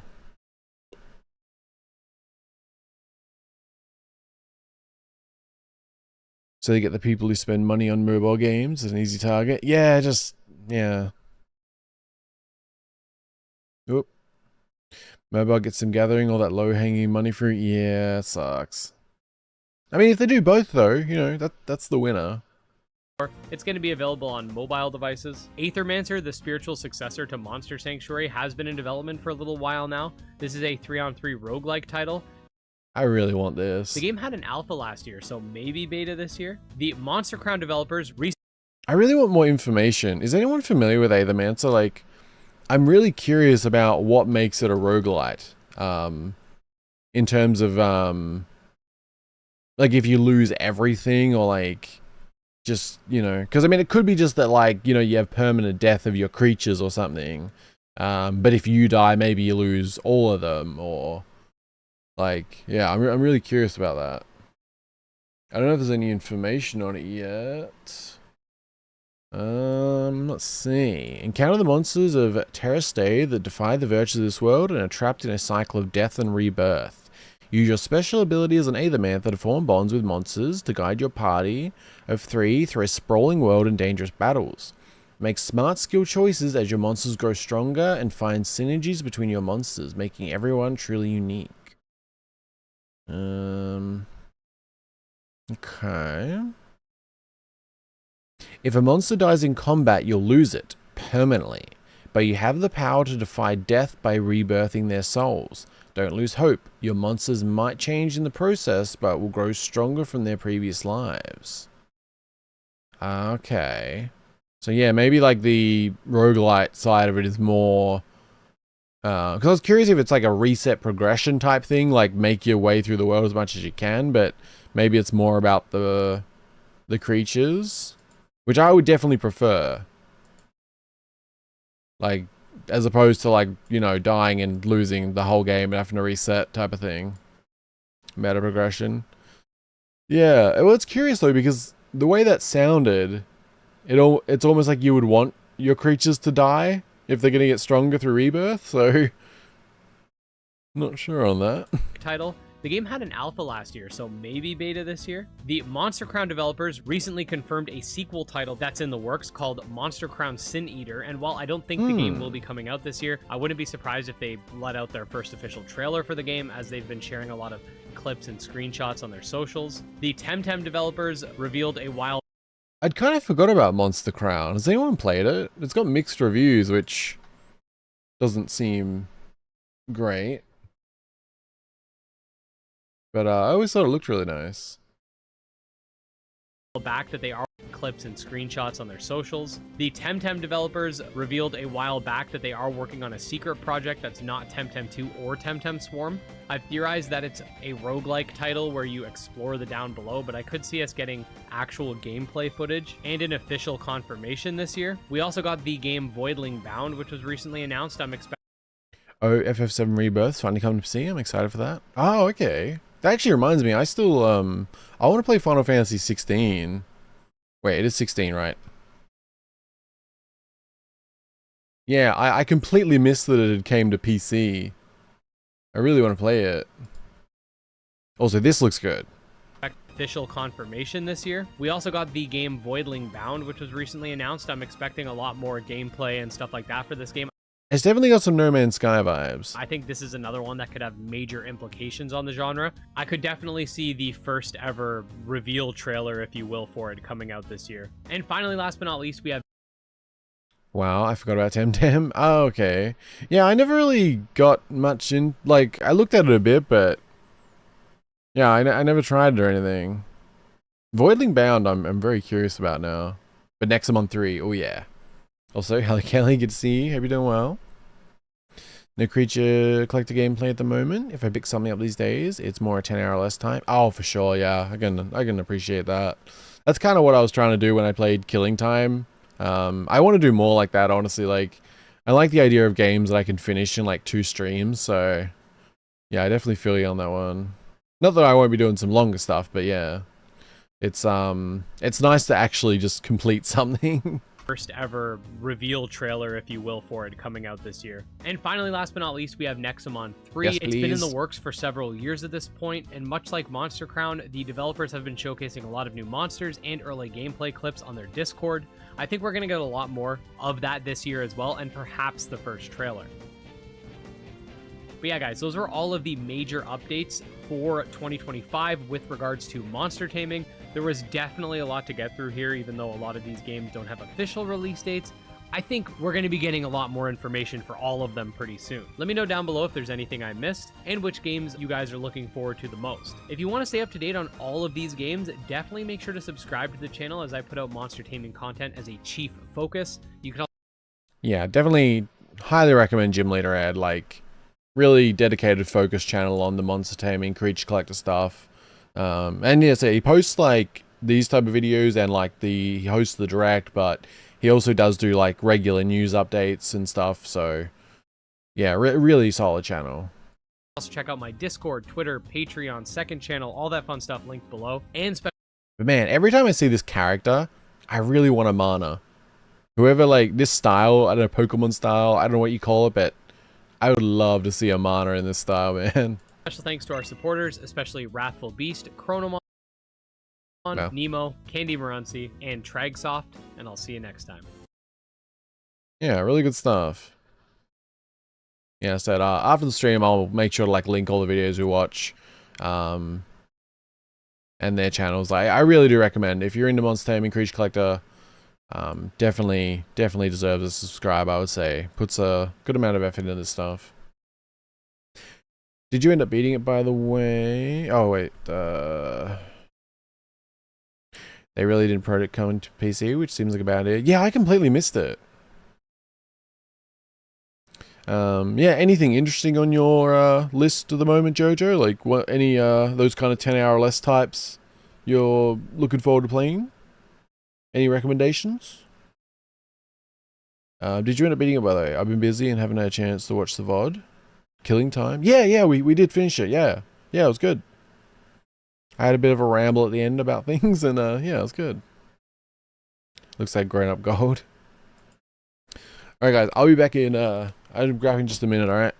I need to pee and grab a drink, and then we'll watch something else. I do have a bunch of other stuff, obviously non-monster taming related, but I don't know, let me know how you guys are feeling, because there is a couple of other monster taming stuff we could watch.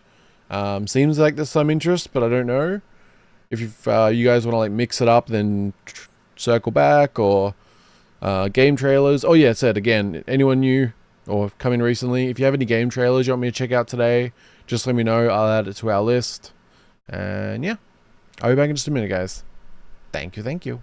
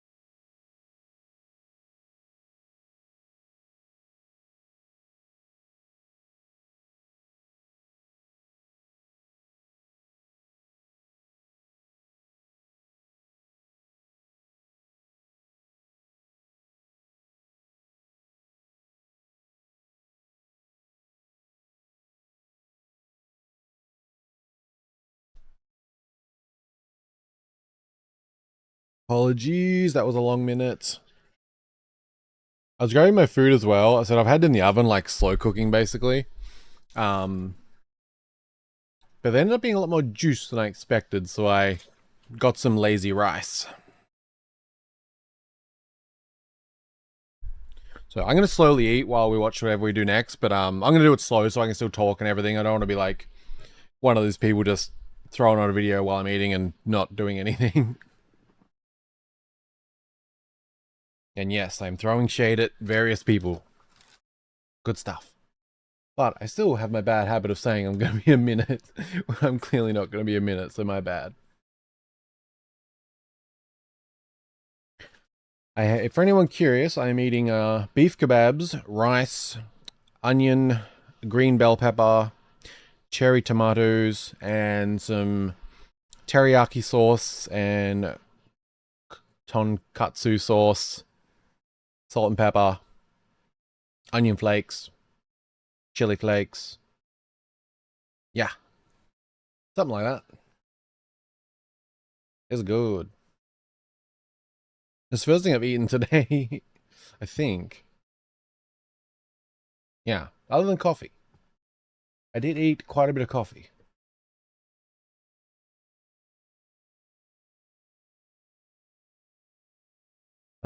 AI Chibi is back. I missed him. Anyone have a recommendation for good wireless headphones? I do not.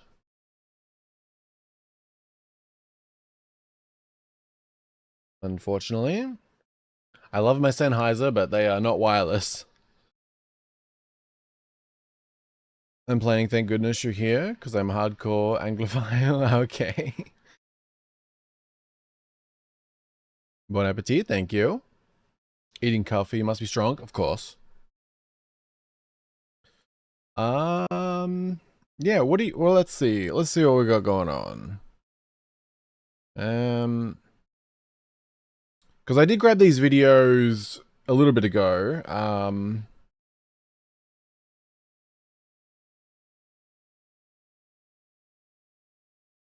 Okay, there's one more here from Gym Leader Ed that's from 2 days ago. And it is the general monster taming news. So maybe we'll check that out just to wrap up our like monster taming section. And because I feel like they've been interesting. And yeah, then I got a bunch of other stuff. So there's some trailers, some other stuff. Yeah, and I don't know, like playing games is not set yet. I'm really not sure. I'm gonna see how I'm like feeling as we go along. Because yeah, I really just want to take it easy tonight. Like, just turn my brain off a little bit. Just hanging out.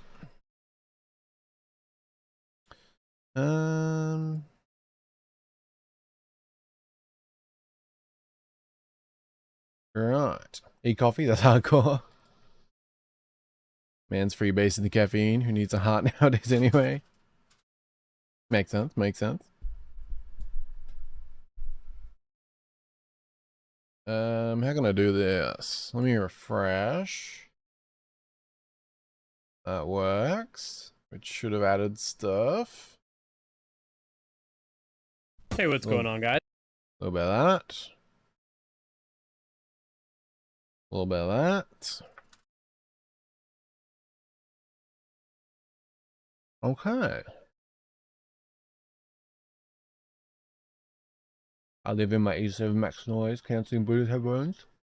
Okay. I need some new wireless earphones. My last pair were what is it? No. What is the brand? Tautronics? Not bad. But I dropped it and it's dead. So I probably should open it up and see what I can do, but yeah, they just they stopped charging after I dropped it. Only like a small drop, like from my desk to the carpet. But something just, yeah. I should really try and fix it. Sucks not having like wireless. My Bose headphones have served me well for nearly 10 years. Oh wow, nice. Damn. Yeah, we have Monster Taming news. A new Digimon game just dropped. Disc Creatures 2 launch window ? Monster Crown 2. Monster Taming news, January 13, 2025 by Gym Leader Ed. Which again, I highly recommend. Just a really good channel. Yeah, it does the direct, does them kind of more compilation type things, does these news ones, just really good. I really like the idea of these kind of channels where someone's really dedicated to like a genre, but it's not just playing the games, it's like keeping up with things and informing people in a just useful and no, it's just good. I just really like it. I appreciate it. So I think we'll watch that. It's only a 5-minute one, so yeah, why not? And again, the link should be in the description, and yeah. What's your opinion on Path of Exile since you like Diablo-style games? I haven't played a lot of Path of Exile, but what I have played of the first one, I did really like. It was just when I kind of ran into it, it wasn't a time where I was ready to like dive deep into that kind of game, which is kind of a lot bigger than Diablo 2, which is more what I've played a lot of. I did want to play Path of Exile 2 when it came out, but I was kind of mixed on it because it's going to be free to play, but then you got to pay it early, so I just kind of ended up not. But it does look very worth it, and I do actually really want to play Path of Exile 2. What about you guys? Any of you into Path of Exile? I used to use wired earbuds, but they always seem to get in the way. Yeah, I really like, because when I'm cooking, I usually like to watch something or listen to something, so I always had wireless earphones for that. But lately I've been using my, what are they? My Samsung SR850s. They're like, it's a full headset that has a really, really long cord. So, cable, I mean. So I've been using that. It's not ideal. But I feel like I should try fix my Tautronics. They were like 80 bucks, and they're pretty good. And the fact that like I just did like a light drop and they stopped working, I feel like there's got to be a solution for that. But yeah. Monster Taming news. Let's go. Hey, what's going on, guys, and welcome back to Monster Tamer News, the segment on this channel where we go over the last week's developments in the monster taming genre. Now, this week we got some really interesting updates, including a brand new Digimon VPET game that just launched, a potential launch window for Disc Creatures World maybe, a brand new cinematic trailer for Bagdex, some spicy Monster Crown 2 news, including a demo that's coming very soon, and more. So, as per the usual, sit back, relax, subscribe for more monster taming content, and let's dive in.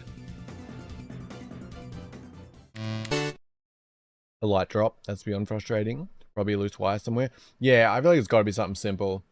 It was like literally like just, say like chair height to a carpeted floor. So, yeah.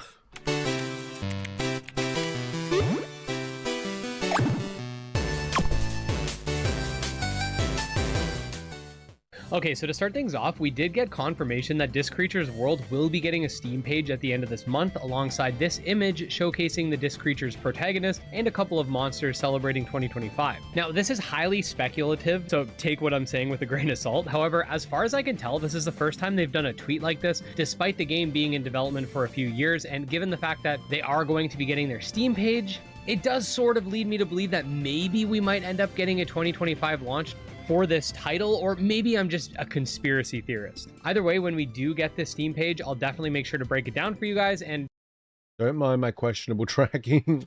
I don't know what's going on. Every time I try and like take a bite, I think it's losing the tracking. So it's fine. Link it and all that fun stuff.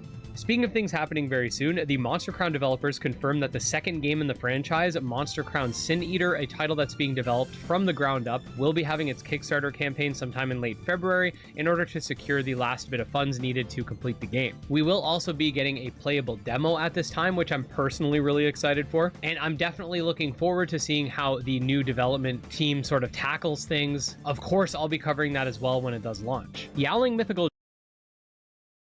Okay, I should actually note that. Yeah. Because if there's going to be a demo, that would be worth jumping on.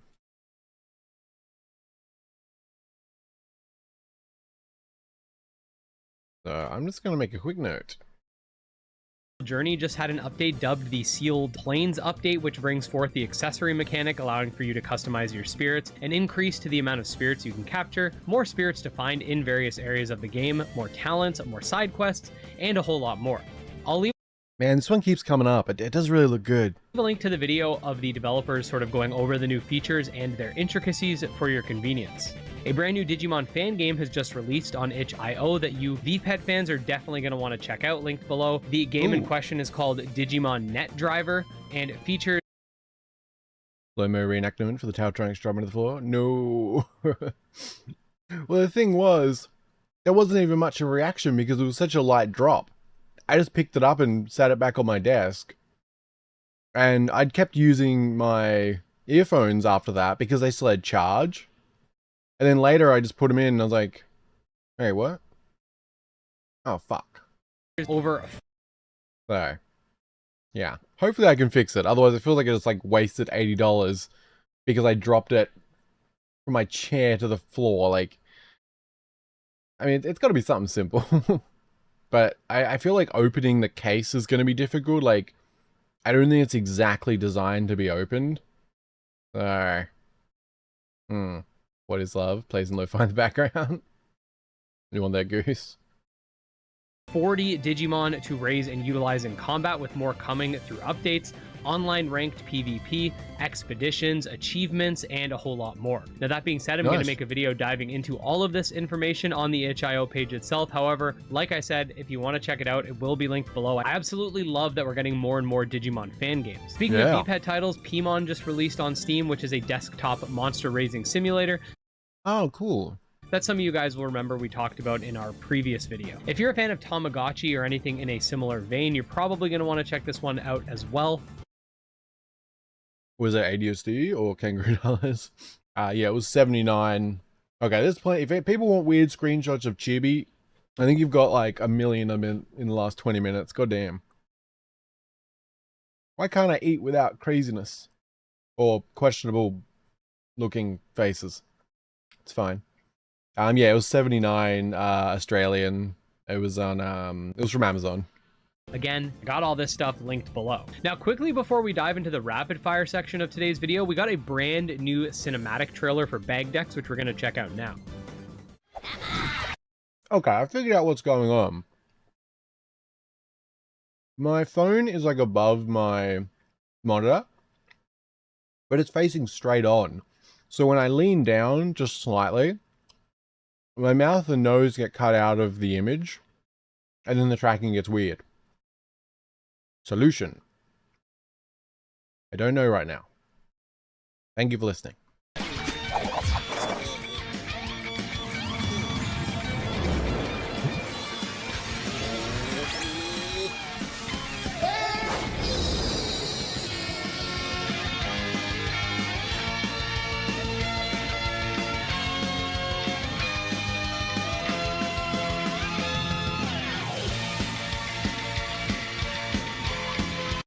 Okay, Bagdex has caught my interest.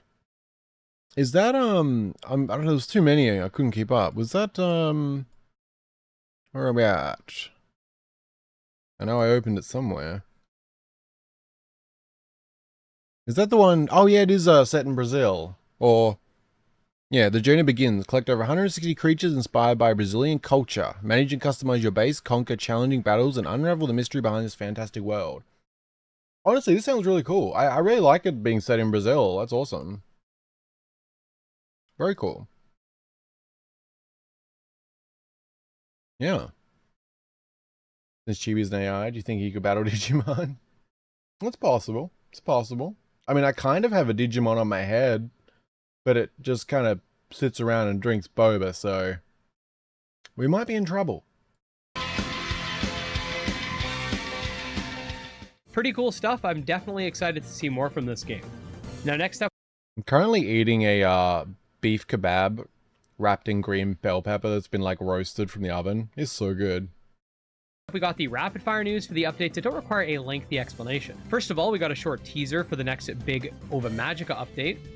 A new update for the Unlich demo just popped that brings forth PvP and some other stuff. We got a couple new Nexomon for Nexomon 3. Ooh. And finally, last but not least, the Digimon Liberator manga has managed to get the rank 1 for most popular vertical comics on Global Comics. Now, if only the franchise would take their video games more seriously. And there you go, guys. First Monster Tamer news of the year comes to a close, and honestly, a pretty solid week. I've got a lot of plans for 2025. I'm hoping to bring even more newcomers to the genre through various list-oriented videos, sort of the one that came out last week. I have games that I definitely want to check out. We've even got spicy developments that I have not talked about yet that I will be very soon, and a whole lot more. So make sure to subscribe to the channel if you're not already, as we get closer and closer to that 100,000 subscriber mark. You can also check out my second channel linked below if you're interested, and all my other socials as well, Patreon, channel memberships, etc. Yeah, definitely subscribe to Gym Leader 8 if you haven't. Really good channel. Also, I should be liking these videos. I never think about it. Etc. Special thanks to our supporters, especially Candy Marunci, Tragsoft, Chronomon, Wrathful Beast, and Nemo, and I'll see you next time. Peace. Yeah, good stuff. Good stuff.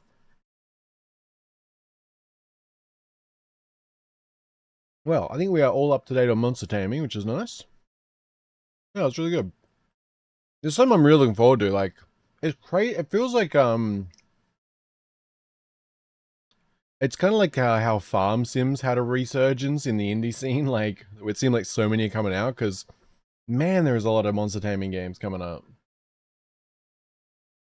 Yep, if Brazilian Miku's an unplayable character, then Ninja Raildas.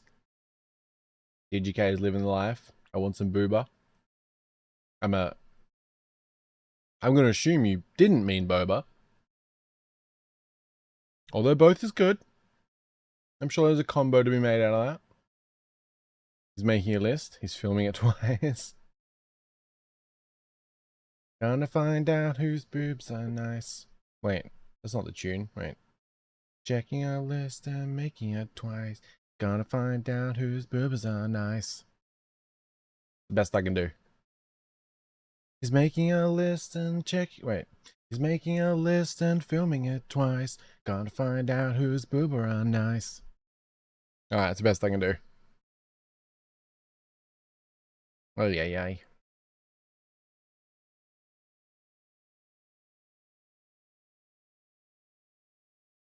Anyway, how's it going?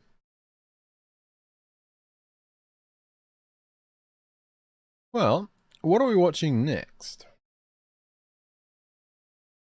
Always down for a sing-along. Mana's gone. Thank you.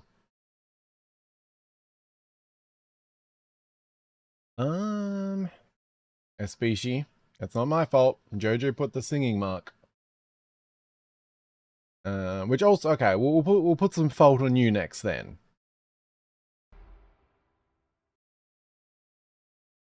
This one's a species fault. Unless it's good, then it's mine. Yeah, that works. Very legit. I don't know what to expect from this. This is Like a Dragon, Pirate Yakuza in Hawaii. Full presentation. RGG Like a Dragon Direct 2025 by IGN. I have no idea what to expect from this at all. But I'm all for it. We should make Mana do a karaoke night. That would be interesting. I don't think I've ever sang a full song, so I don't even know what that would be like. Well, I mean, I've sang along to like some songs, but actually like trying to sing, I don't think I've ever done that for a full song. I didn't mean to sing booba. I meant baba, but I'm not apologizing. Fair. The damage is horrifying. Like 12 watch list at minimum. Well, we'll see how we go. IGN, I will not subscribe, but I like Yakuza, so I'll give a like. But I ain't subscribing. Alright, let's see what we got.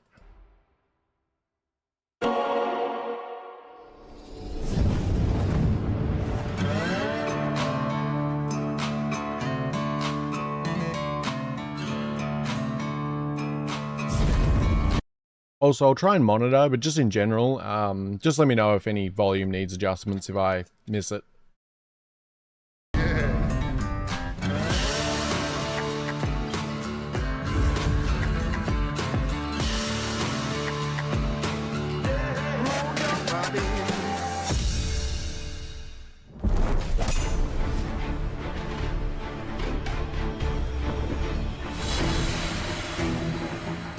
Ahoy, Captain.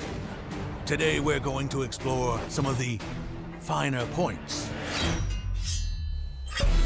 of playing pirate in Like a I'm liking the purple. Oh, you want to play this, Kelly? Dragon, Pirate Yakuza in Hawaii. With its brutal buccaneer brawls, one-of-a-kind crew building, and exhilarating naval combat, prepare yourself Oh, that looks good. for an over-the-top high-seas adventure for the modern-day privateer, helmed by you, the one-eyed ex-Yakuza, Captain Majima. So hoist the sails. We're on the hunt for scurvy dogs and legendary treasure. Why does this exist and why does it look so good?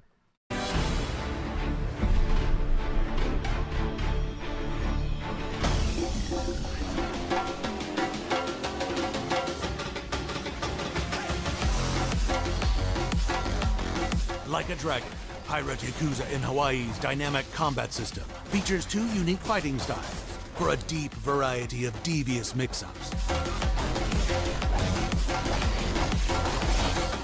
Deliver explosive blows, judicious juggles, and gravity-defying air combos that generously reward your creativity. With Mad Dog style, channel Majima's muscle memory to slash and stun scallywags into submission. Deliver precise yet powerful combos with speed, agility, and flair. Dodge and block to land destructive counters. Then bust out a heat action and send them below decks. Still standing? Hold down an attack to shiver their timbers with crushing charge moves that will have you lightning dashing, whirlwind slashing, and uppercut mashing. Do that enough, and you'll end up with a full madness gauge. This is good. Like, why does this look so good? I really need to try Yakuza. It looks a lot of fun. I just have trouble starting series at midpoint, you know? Yeah, I think it's best starting with like Yakuza 0. I think. Unless I'm mixing things up. It is worth it because they've like all been made, like with the remade, sorry, or remastered, like with the Kiwami series and that. Yeah. It's definitely worth playing. It's such a cool, weird, it's a weird series. It's very Japan in the best way possible. Purplish Schwanky. Just tip of the iceberg. Yeah, that checks out. It's a better Black Flag sequel than Skull and Bones. I was thinking that. Yeah.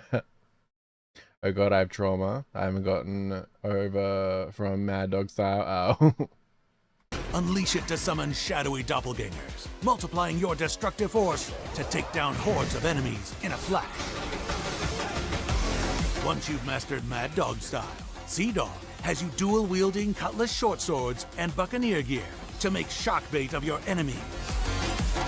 Engage at range by throwing your cutlasses like razor-sharp boomerangs to slice through crews. Or use your chain hook to close the gap. Then yo-ho-ho, break out your pistol and blow the man down. If you feel the tides turning... Like, is there a story to this, or is it more like a... I'm not really clear on what it is. Like, it says action RPG. Upgrade, ship customizations, ship exploration, naval battles, minigames.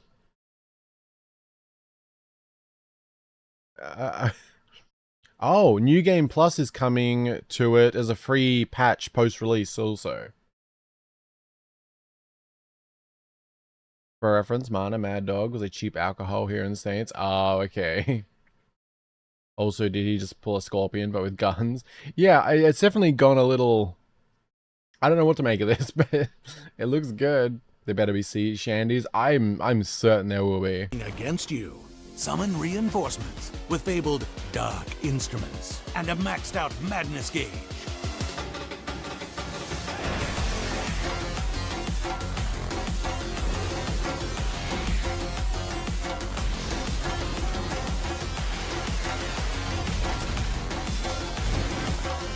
Let the dogs off the leash, and the steel really starts singing. Okay. That escalated. Mix up fighting styles with lightning-fast swaps to execute criminally creative combos and give these clowns a hands-on juggling lesson.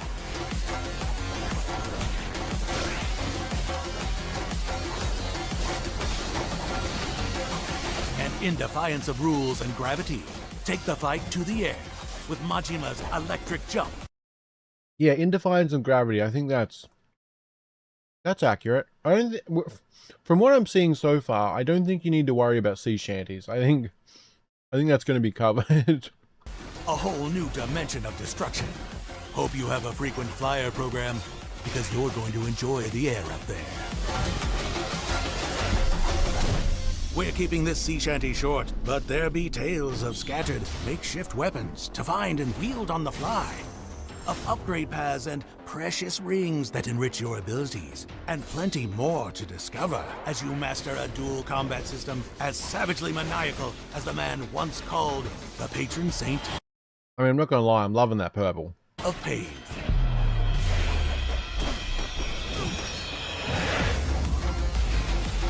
The twin fists of Mad Dog and Sea Dog. Simple to pick up, deep as the ocean, with a skill ceiling higher than a crow's nest.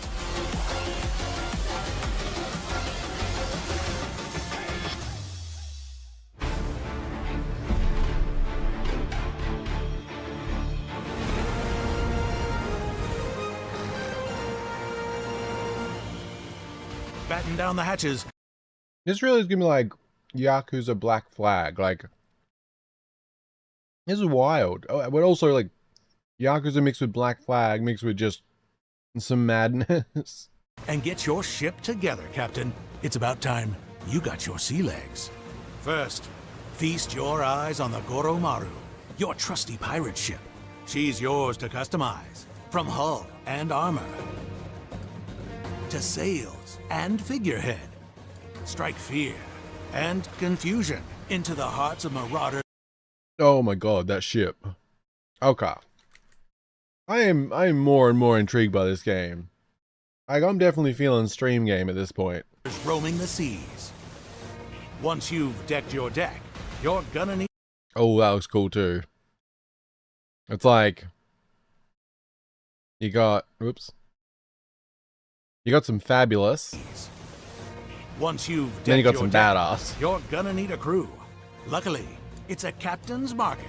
Over 100 salty dogs are just waiting to sail under Majima's jolly. I'm sorry. Wait a second. Market. Over 100 salty dogs are just waiting This is who we're hiring as our crew? She's a salty dog, I hear. to sail under Majima's Jolly Roger. Train your Goro pirates into a ship-shaped wrecking crew by deepening your bonds through song, drink, adventure, and victory. Oh, there we go. They said song. Yes, this game is canon, and you're going to need a lot of them. I'm sorry, this game is canon. Please tell me that's only a joke. Otherwise, I have many questions. Arm yourself to the teeth to take on the scurviest scoundrels this side of the Pacific, and scuttle them before they plunder you.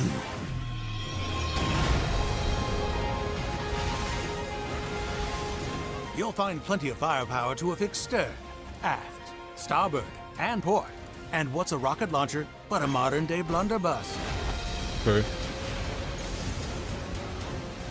Test the waters with a shipload of loadouts, and upgrade your arsenal to visit utter destruction upon your foe's collective broadsides.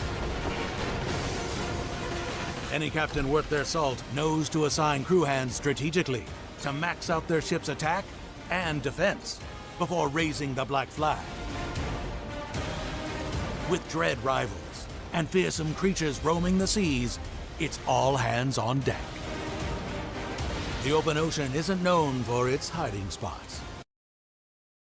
This is a wild game. Oh, YouTube censored me. Oh, did it? There was once a man. Do your cherries hang low? Can you toss them to and fro? Can you tie them in a knot? Can you tie them in a bow? I don't know the... I see the music, but I don't know the tune for that. Do your cherries? Do your cherries hang low? Can you toss them to and fro? Can you tie them in a knot? Can you tie them in a bow? I took a guess. My mother once told me the sea was going to roll me. I wasn't the sharpest cutlass in the drawer. What rhymes with astrolabe? I don't know. No comment on the hiring process.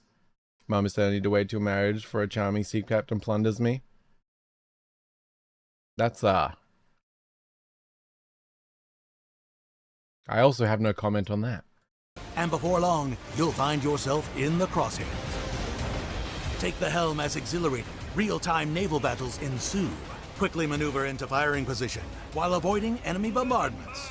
Then deliver devastating damage with a volley of cannonballs, maelstrom of bullets, laser blast, or wall of flame. You might even take your hands off the wheel to add a more personal touch to the proceedings. Captain's discretion. Just keep an eye on the health of your crew and ship, or you'll be swimming with the fishes. Deal enough damage to the enemy ship for a guaranteed depth sentence. Or set a collision course. Issue the boarding command to take down the captain face to face in all-out crew versus crew deck battles.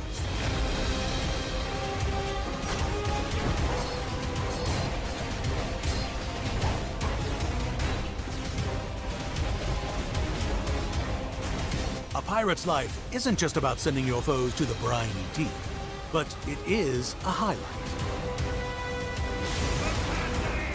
Once you've got a...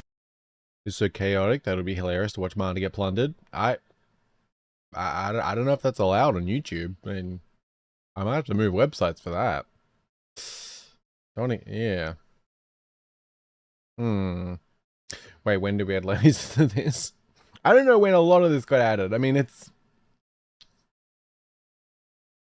I have many questions. They said it's canon, and they made a joke out of it, but they did say it was canon, which... Many questions. Few notches on the gangplank, set a course for further adventure.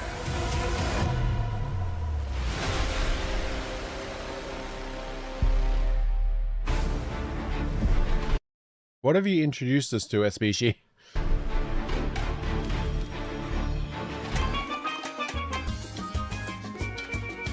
Welcome to your home on land.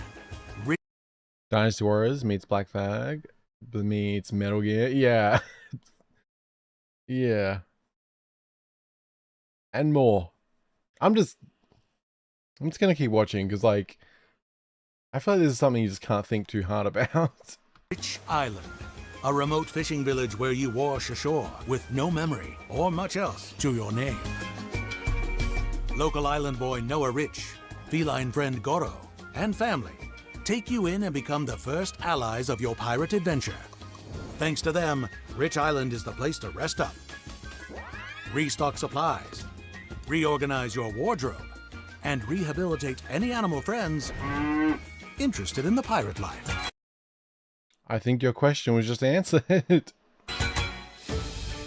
But the real action can be found on Madlantis, a secret criminal hideout born from a ship graveyard and ruled by ruthless pirate lords. Set a course to find a cavernous pleasure district, Baby Tiger wearing a hat, yeah. Is he on a drug trip or something? That would explain a lot.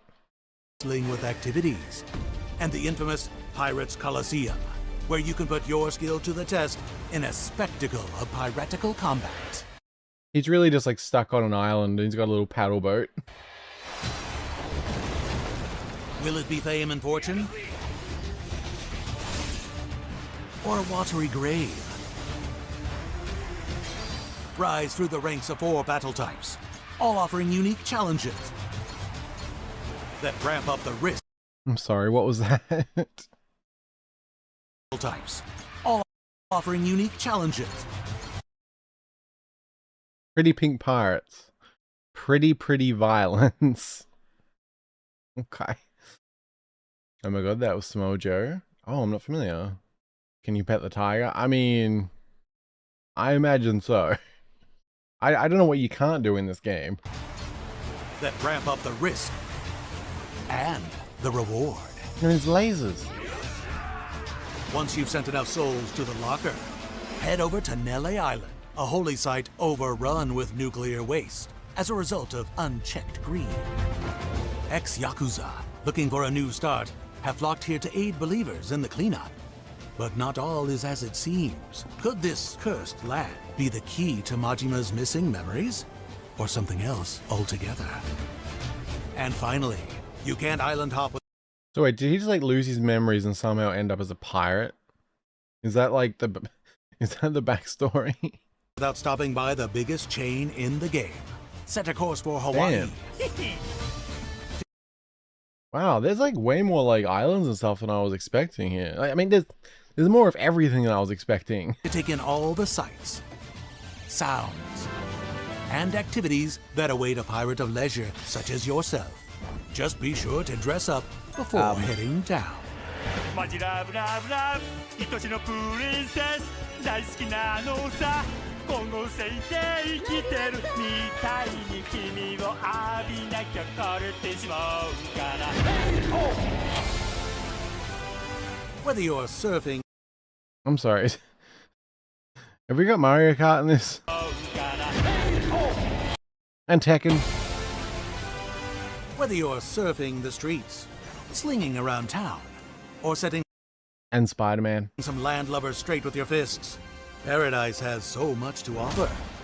So take your time and soak it all in. There's much more to explore on the open seas of Like a Dragon, Pirate Yakuza in Hawaii, all waiting to be discovered. But beware, the sea can be unforgiving, and its occupants deadly. The more you explore, the more you conquer, the more you unlock. Rough seas are ahead, but with great victory comes great reward.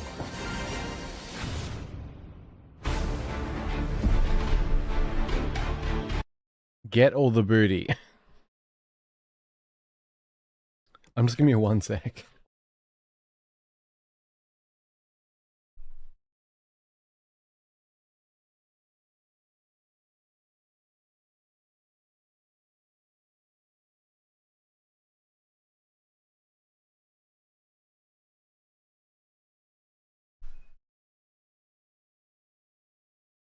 Okay, sorry about that.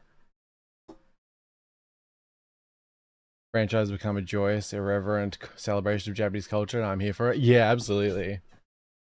They really just having fun with it, and I'm here for it. Yeah, like, it's just wild, like, but it seems like a game that is just like pure fun.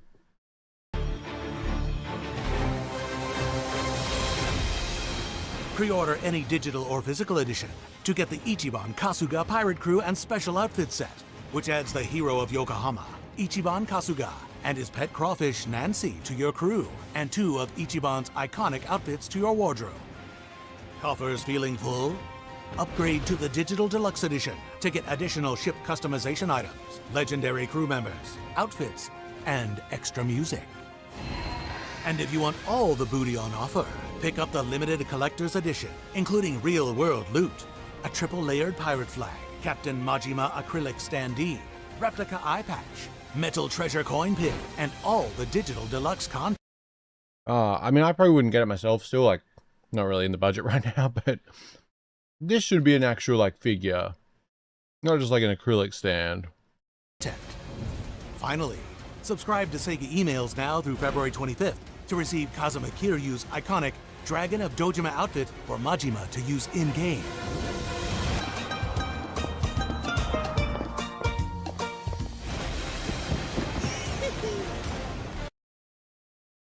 Okay, that's probably one to keep in mind if anyone wants it. Only got to sign up for email. Of Dojima outfit for Majima to use in-game.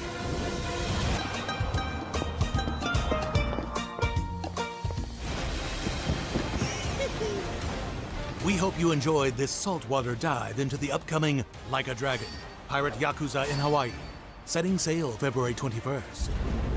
Oh, and one last thing. We're excited to announce that New Game Plus will be made available for free as a post-release patch. Stay tuned for updates on exact release timing and content. And prepare to conquer the seas.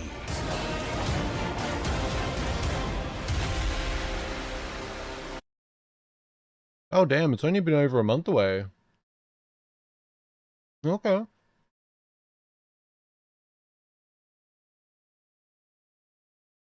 Yeah, that collection edition I feel like would be a lot better if you got an actual figure. But that's a small complaint to the overall just madness of what this is. Very good call on this one, SPC. This was I mean, just watching this was an experience. That was more than I expected, to say the least. Also, when did my YouTube become unaligned? What happened here?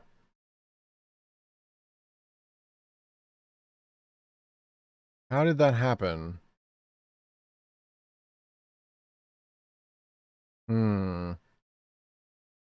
Was it you, Yakuza?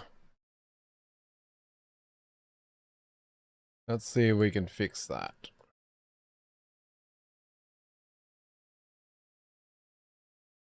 Bear that. A little bit of that.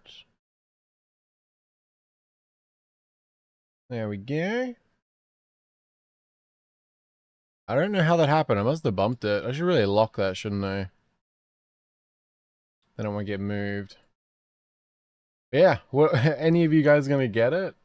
I feel like this would be a good stream game, like just a lot of ridiculous fun.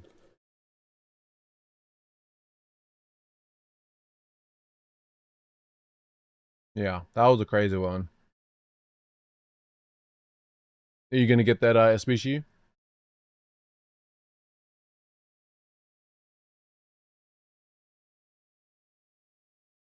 They just man. I mean, some of that stuff, god damn. The patron saint of pain.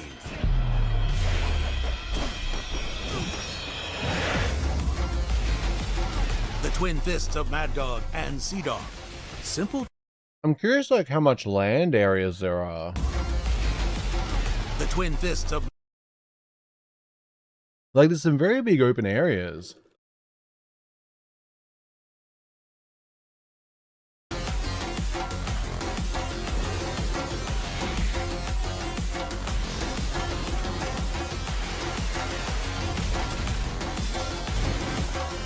Let the dogs off the leash. I think that pretty much encapsulates it. I feel like this covers the madness. A maxed out madness gauge.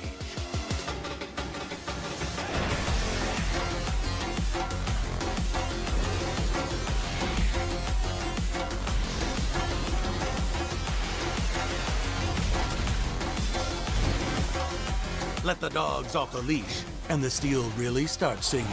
Mix up fighting styles with lightning-fast swaps to execute criminally creative combos and give these clowns a hands-on juggling lesson.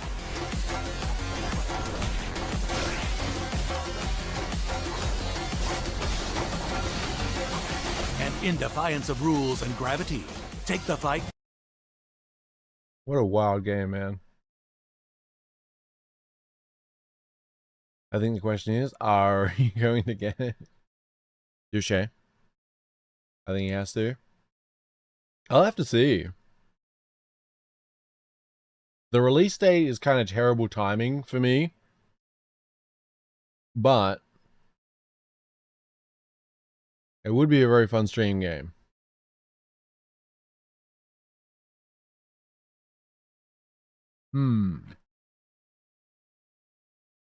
A guaranteed depth sentence. Or set a collision course. Issue the boarding command to take down the captain face to face in all out crew versus crew deck battles.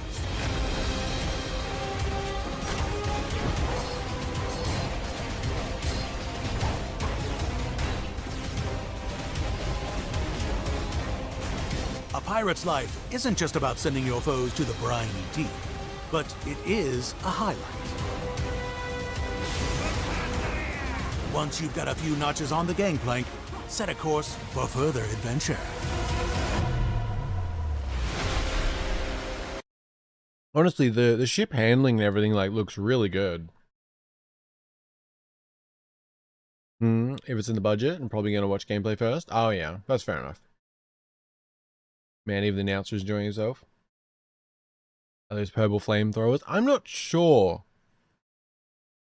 Because some of them look like lasers. But I think so. Once you've got a few notches on the gangplank, set a course for further adventure.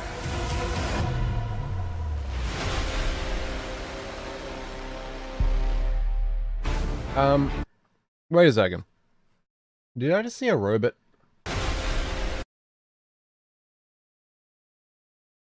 I did in fact see a robot with a beer. I'm pretty sure that's also a child with a beer.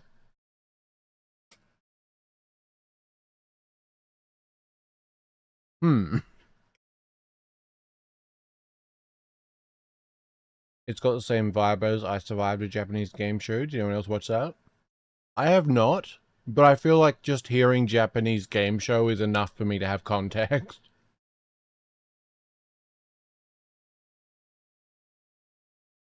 But anyone else noticing the child holding up the beer?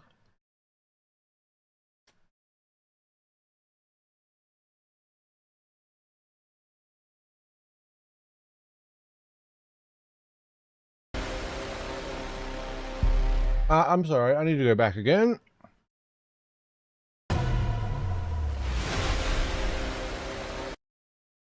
What is this? What? Why do you seem to be wearing nothing but well, about 3/4 of normal underwear?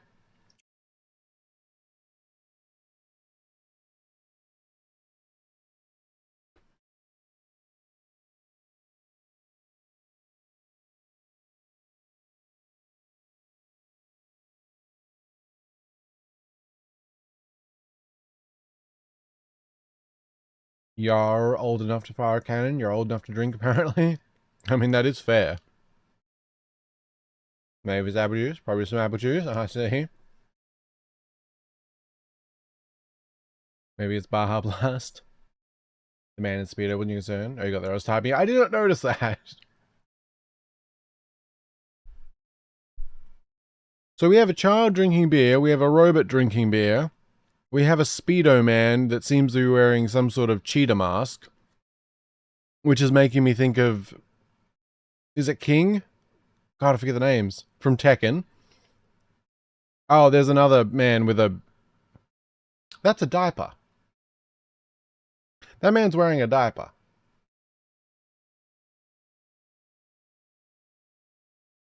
It is King. Oh, I'm beyond that now. I've discovered Diaper Man. But if that's King, that's awesome. Although,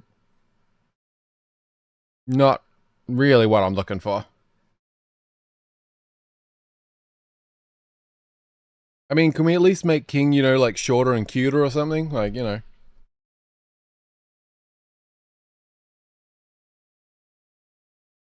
Listen, salty sea spray is hard to get out of your laundry. Gotta get that tan. Oh, he's gonna be very tan.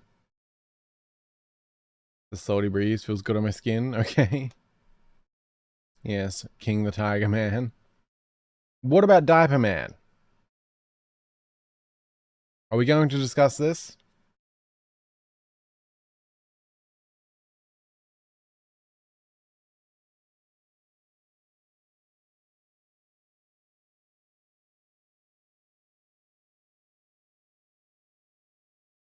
Also, I managed to finish my dinner. ModdedMana, you have to look at his throbbing, muscular body. Not my first choice. Let's compromise. He can take everything off. He just has to be shorter and cuter. See? It's called being fair. Compromise. As for Diaper Man, I'd prefer to just kind of... Maybe you can just stay back there. Like, way back there.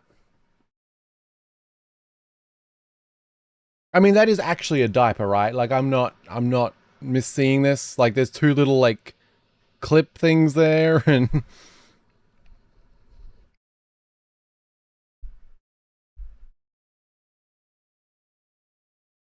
Trying not to. King the original furry. Maybe sea trips make his tummy ill. Or maybe he's an Amazon warehouse worker. Those are both quite depressing. Tree man in blue shirt, yes. There is quite the crew here. Hi, Tiger. Best kitty. This is just one frame. What is this game? What is this trailer breakdown? It's called Full Presentation, but it's like one 12-minute drug-fueled trailer with no drugs.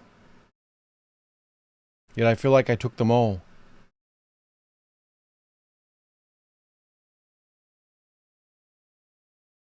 I mean, that's pretty great. Oh, you can get an eye patch for the kitty.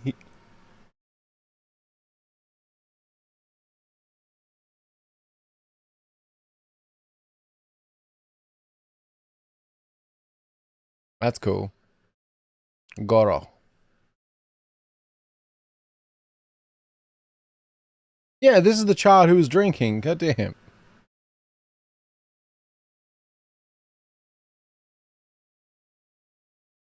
Another. I mean, the purple's pretty great. Not gonna lie.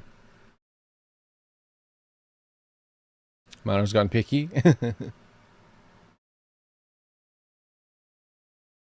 Still picky. If you didn't make him work such long shifts, he wouldn't need the diaper. That's a. I don't know how to respond to that. But I'm definitely cutting his hours. The bird will give me pimp vibes. Had you seen this thing, Kelly? If you're there, you said you wanted to play. And SBG, I can confirm you were correct in your "this is just the tip of the iceberg" statement. God damn. Hey. Okay, I'm gonna be right back real quick, and we'll, I don't know, try and watch something else. I don't know how to even watch something else after that. That was something. I'll be right back.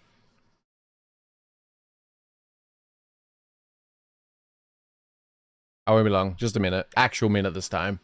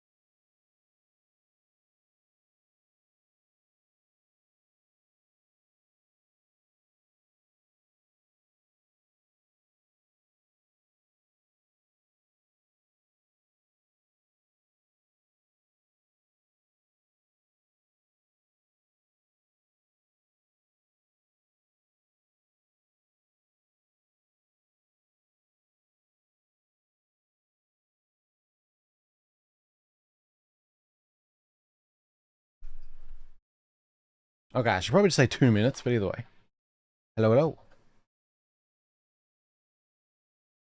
Just got a Pepsi and a punnet of raspberries for later. I've been getting so many free berries, it's been so good.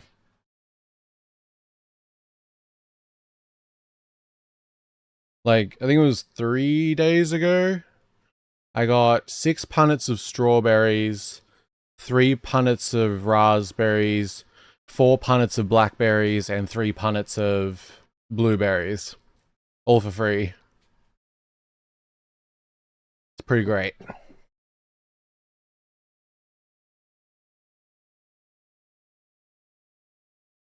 Looks like a good time. Yeah, it looks like a wild time. Where's that? I feel like this like encapsulates all the madness.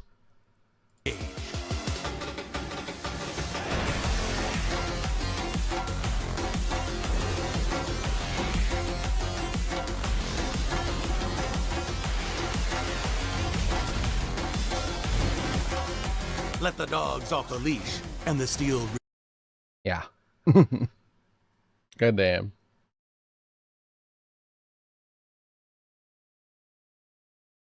Sorry, Mr. Incontinence. Your medical issues. Man needs a detox after that. I feel like this might be the final straw to get me to play Yakuza games. Yeah, you really should. It's been over a minute, sir. My bad. What is it? Punnet? It's like the standard size, like plastic container that like a lot of berries will come in. I don't know why they're called that. I don't know what they're called in America or how you get them. But like, for example, this is like 125 grams of raspberries. There's like...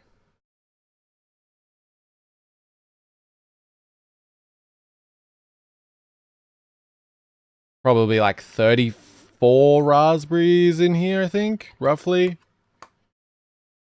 The strawberries are like 250 or 350 grams. I think the blueberries are like 130. Yeah, it was about $60 worth of berries that I got for free.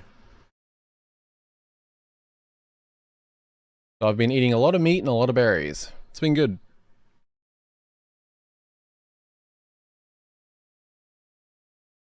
Wouldn't eating berries be cannibalism for you? Well, they're so tasty though.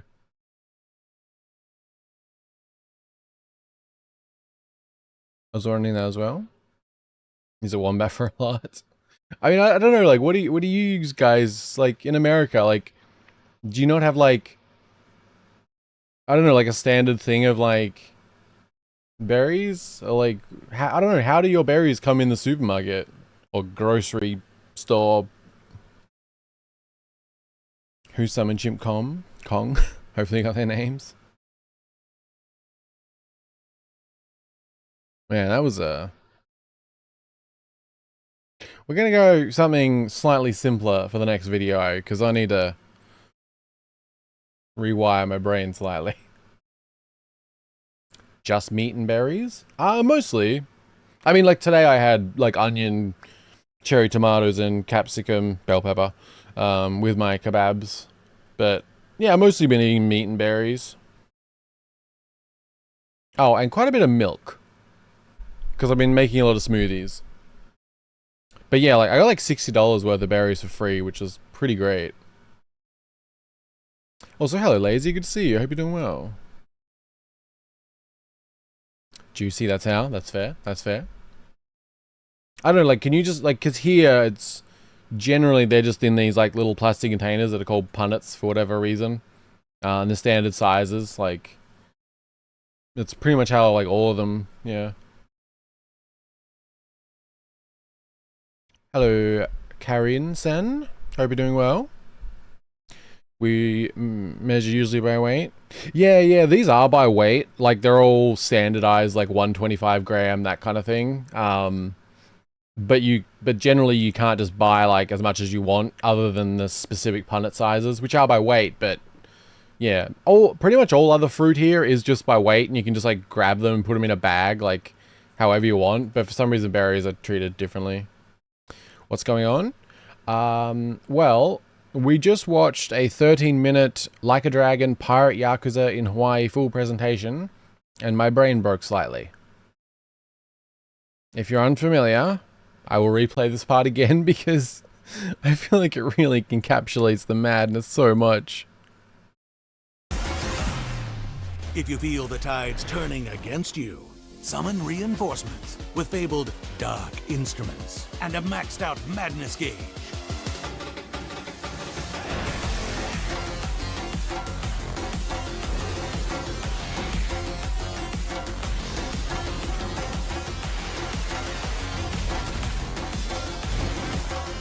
Let the dogs off the leash and the I feel like that shows so much. I'm good, thanks for asking. That's good to hear. Have you guys played Rivals? Yeah, I have. I haven't like played really much recently, but yeah, I've got like what do we have?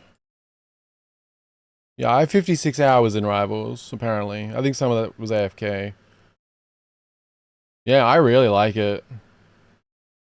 Love playing Psylocke. Very fun. And I love that it's like a really good game where they're monetizing with skins, but I feel no need whatsoever to have those skins, because like, the characters already look cool.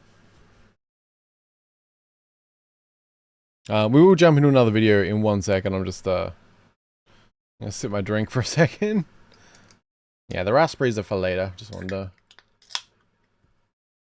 Yeah, I cooked them like kebabs and stuff. I put it on Discord. I had half of that, and now I'm having raspberries with it. And then tomorrow I'll have something else. I see. Yeah, this was I mean, I don't know if you're familiar with the Yakuza games, but this one is... Yeah, they took the madness up to like a 14. Very, yeah. I think next up... Yeah, next up we'll go for... Actually, I have 2 game trailers I want to watch. They're both only like a minute each. They're indie games. And I would like to check them out.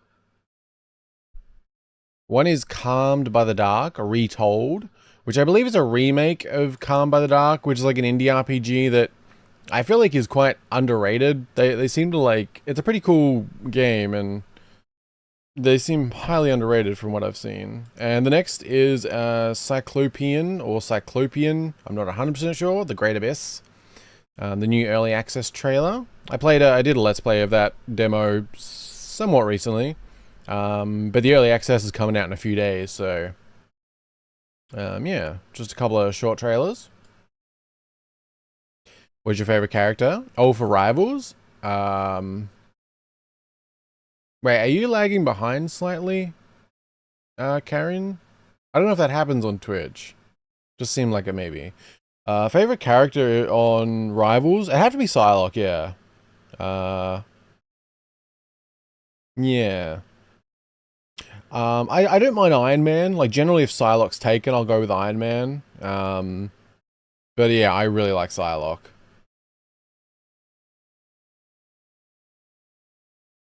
Let's see, I definitely missed something here. Oh, right, Cerberus, stream it. Yeah, I should do. Actually, I wouldn't mind doing, some rival streams. I'm not sure, though. It's one of those ones I considered, like, doing kind of random, like, hour or two in the middle of the day, potentially, type thing. I don't know. I think ours come in pints, which would be the size, and ounces for weight. A lot of those, you just grab what you want, put in a bag. Yeah, that's the same here. Berries are the only exception, really. Pretty much all of the fruit and veg here, they have like plastic bags you put them in, and they're weighted, and yeah, like that. But yeah, berries like strawberries, raspberries, blueberries, blackberries. Yeah, they're pretty much those 4. Those are like the exception. Yeah, and these are nice. These are actually from here, like the raspberries and the blackberries. I'm not sure about the others, but these are both actually grown in Tasmania, which is nice. So they're like super fresh and local grown, and yeah, it's good. But my dad knows someone who drives like the truck that delivers them out to companies, and I don't know why or whatever, how it works, but they're allowed to like take some for themselves. I don't know why or if it's what, but yeah, like my dad likes berries, but he doesn't eat much. So he gave most of them to me. So yeah, I ended up with, yeah, like $50 or $60 worth of like really fresh, nice berries, which is pretty great. They'll release skins like Smite does. Yeah, it seems like, and I'm surprised they've already released more characters. You play Rivals, Korean? Lagging. Oh yeah, I mean I could be wrong. It seemed like you were responding to me like a couple minutes later than what I would have thought. Like it seemed like your video might be behind, but you mean I'm hearing you late or something? Yeah, it seems like it. I could be wrong. Like, you might just be replying after. It just kind of seemed that way. I've seen it happen on YouTube a bit. I don't know why, but I'm not sure if that happens on Twitch. Chat is always a little bit delayed. Yeah, it is, but it seemed like Korean might be further behind. Might need to refresh, but I'm not 100% sure. Just checking in case. No worries or anything. Have you checked out Rivals, Jojo? Like, are you into that type of thing at all? It is a really damn good game for a free game. Like, it brings me back to like playing the original Overwatch and just being able to enjoy it. No, I don't play because of work. Ah, okay. I know YouTube likes to desync at times. Yeah, yeah.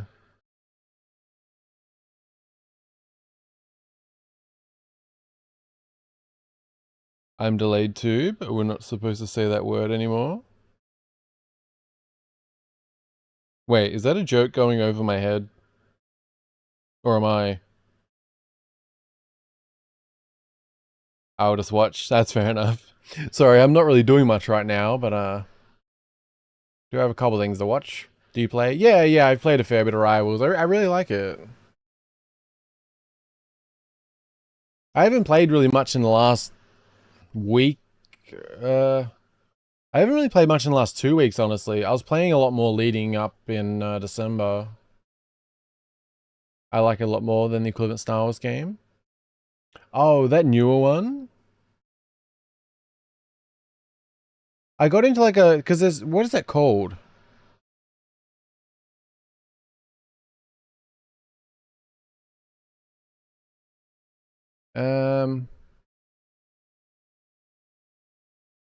Because I got into like a beta thing for that, a new Star Wars game. Oh, Hunters, yeah. I got into that, but then it was over before I realized, so I never got to actually play it.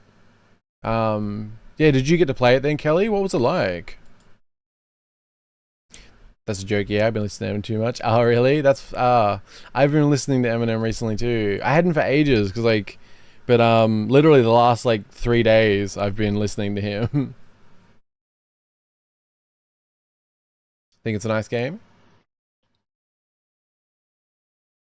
Honestly, Marvel Rivals is really good. Like, it feels like a good, high quality, fun game. Like, it's probably the best free game I've played in ever, maybe, actually. Yeah, it's really good. Okay, let us watch a trailer for Calm by the Dark Retold. It is only a minute.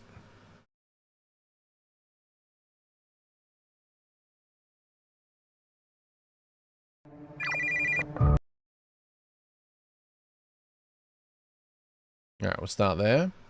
Sorry, let me just make sure I didn't miss any chat. Have you been listening to any particular album, Jojo?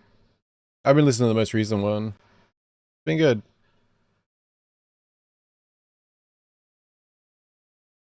It may have been a good AAA game if they focused on gameplay.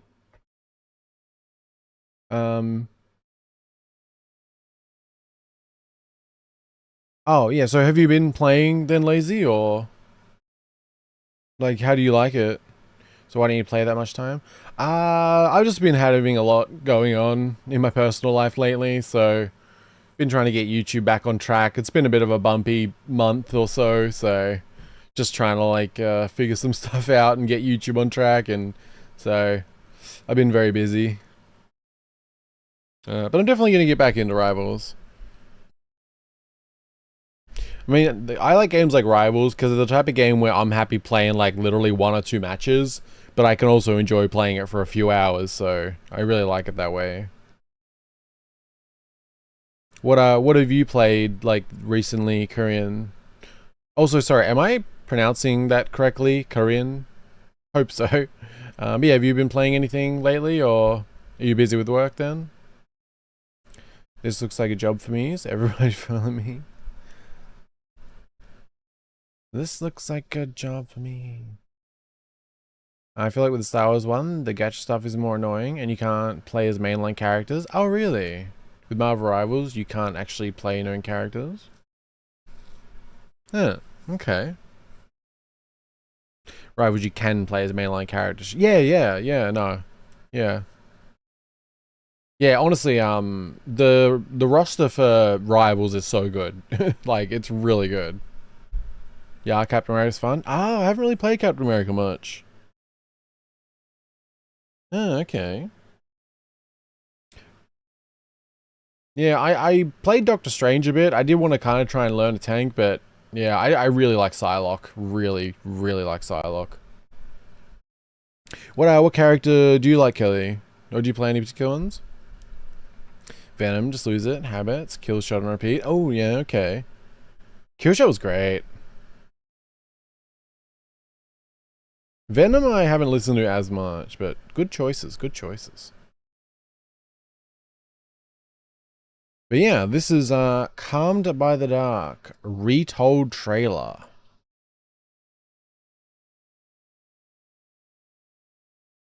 Yeah, Calmed by the Dark Retold will be a free update for Calmed by the Dark Shin Neon coming in 2025.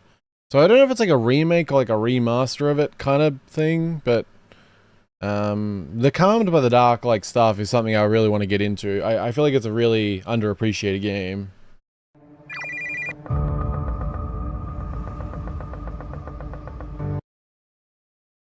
Okay. I'll do some reading. What is the mission? Your objective is to infiltrate the Syndicate Island. There you have to find and rescue a VIP. Looks like I'm already going to an island. Couldn't have asked for...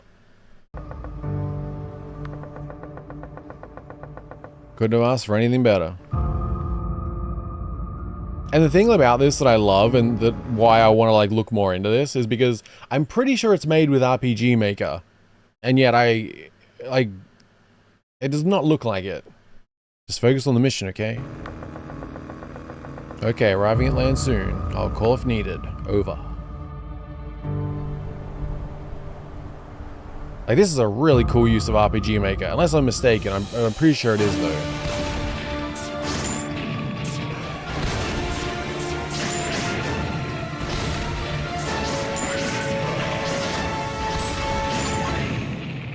Or maybe the originals were or something, but... yeah. Really cool.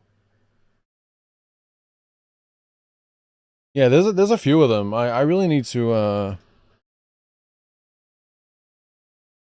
really need to look at them more. Because I think they made, like... I think Shin Neon, which this is, like... This is an update for that.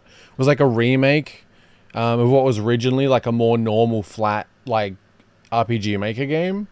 But they made, like, a more, 2.5D kind of remake.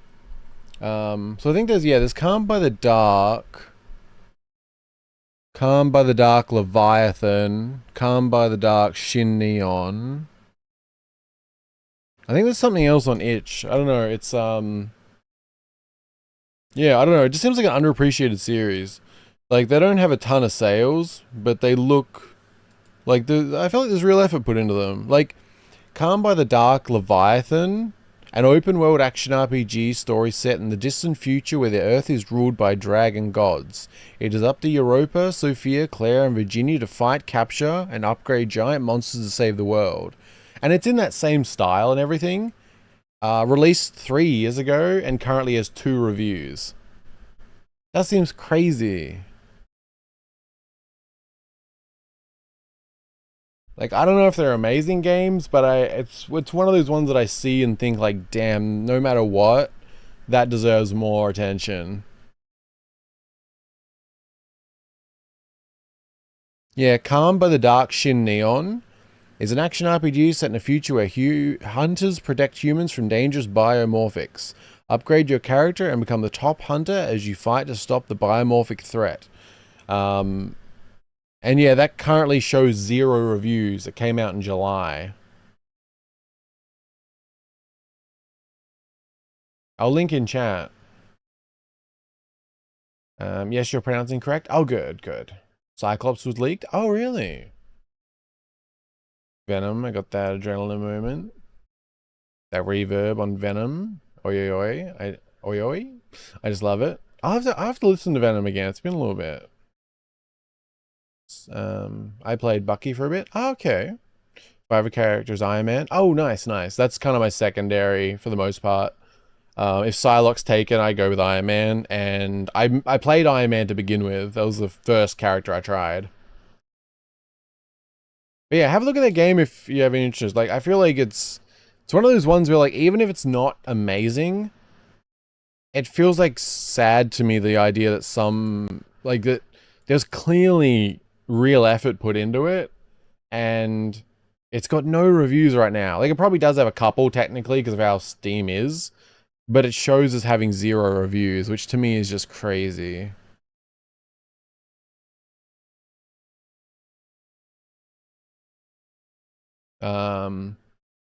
Let me see if I can open... Oops, I forgot that does that.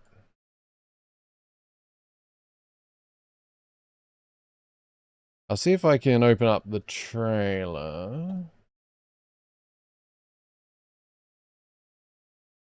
Yeah, okay, we'll watch this.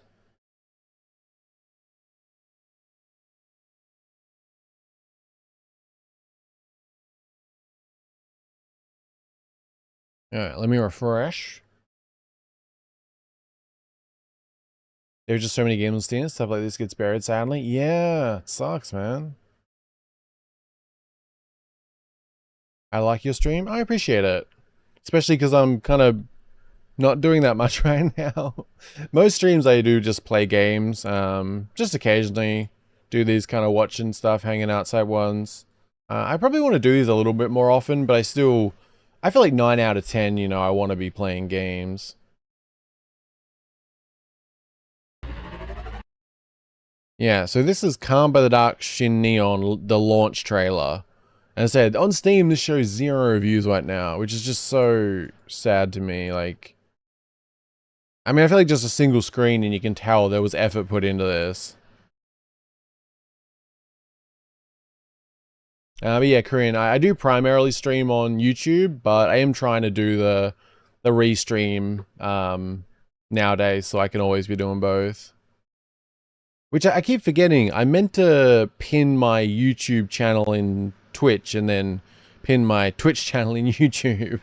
That would have been the smart thing to do. This is kind of a funny size. Why is it? Okay, you guys can see the whole thing, but it's an odd size, so you can see all this other stuff. But yeah. Calm by the Dark Shin Neon launch trailer.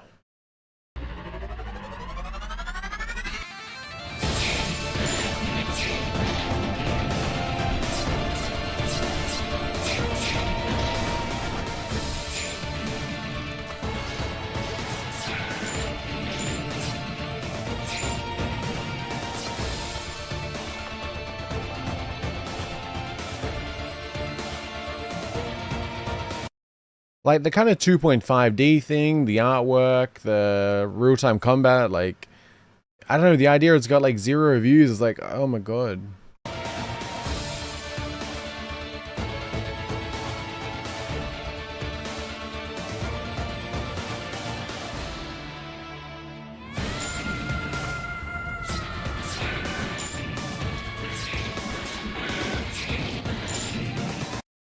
Like, it's one of the ones said, like, I don't know if it's an amazing game or anything, but it's clear there was, like, enough effort in that it makes me feel like it's sad to see it having no reviews.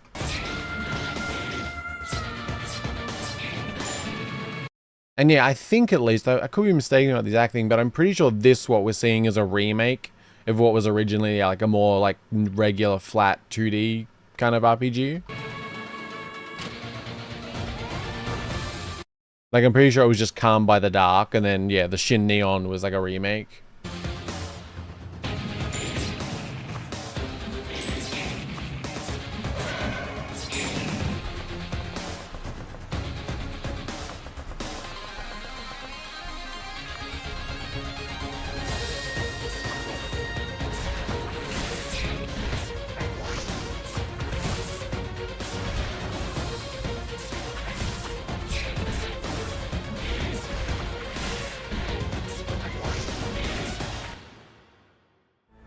Yeah, I don't know, like, I find it's, like, unique and interesting just seeing this, like,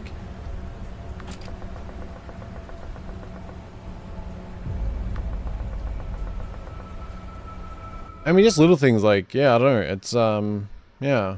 This has been out like 6 months. So you got a goal with streaming?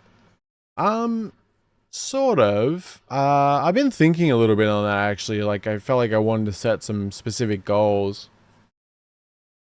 I think, like, I definitely need to, like, I kind of screwed myself a bit by not streaming for a month. And there was reasons for it, but I also recognize the damage it did. I don't know. I'd really like to sort of get to, like, 25 average live viewers. I feel like would be a really good goal. And I'd like to get, I don't know, either 2,500 or 5,000. I think 5,000. Yeah, I'd like to hit 5,000 subscribers on YouTube. I don't know how much those sync up, but yeah, 25 concurrent viewers being average and like 5,000 subscribers on YouTube would be really nice. If I continue doing restreams so that I'm also streaming on Twitch, then I don't know, I guess like 500 followers on Twitch would be really nice. But yeah, I need to actually, I'm going to have a bit more of a think on it. I want to like actually outline myself some specific goals that I can kind of work towards.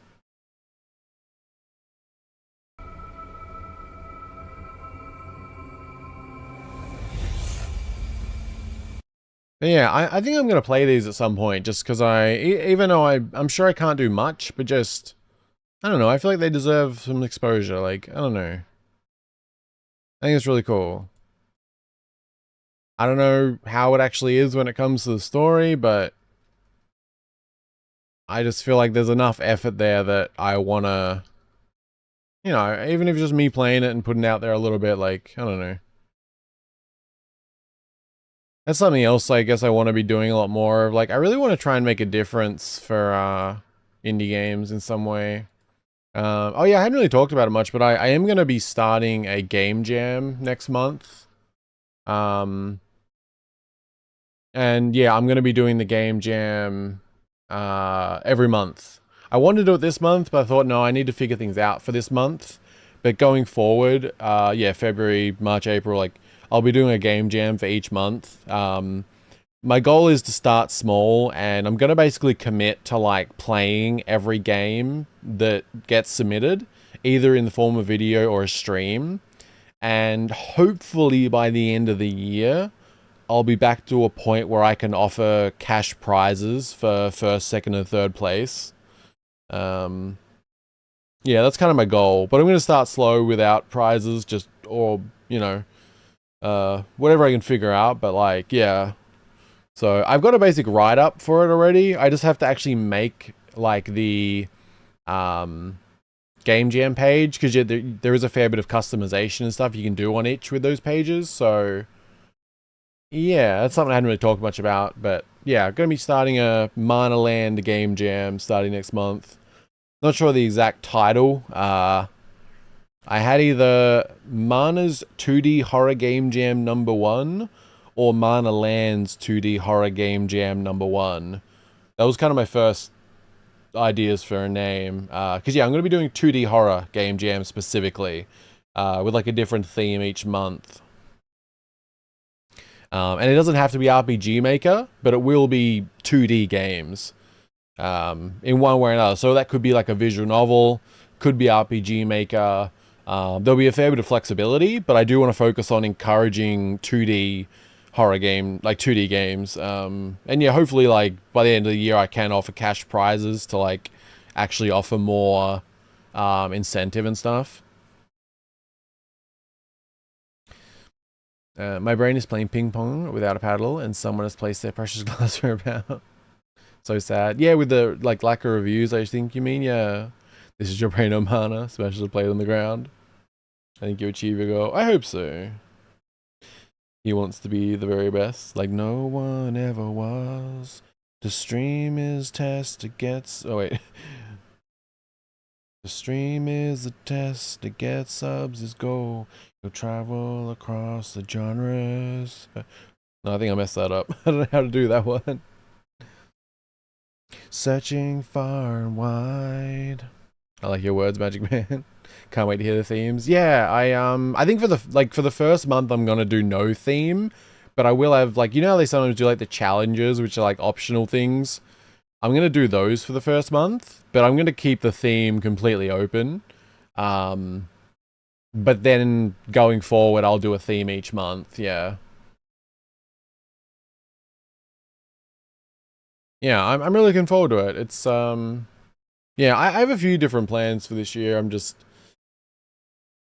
it's a process. Like I'm just kind of trying to take everything day by day. Like I've still got a lot going on in my personal life and dealing with other things, so but you know, I'm trying to be productive.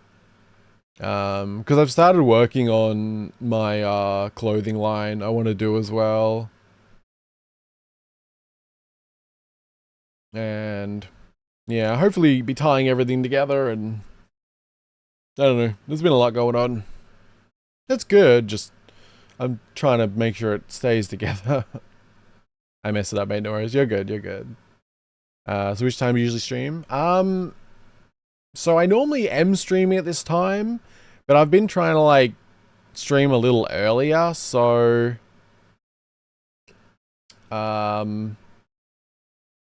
yeah, I'm not really sure. Going forward, it won't be tonight, but going forward, between now and like say half an hour from now is probably when my wrap-up time will be.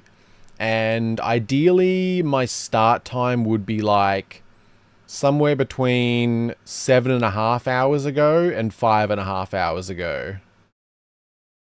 Yeah.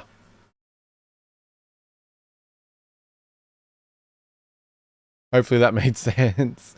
I think it's like what is my time? I don't even know my damn time zone.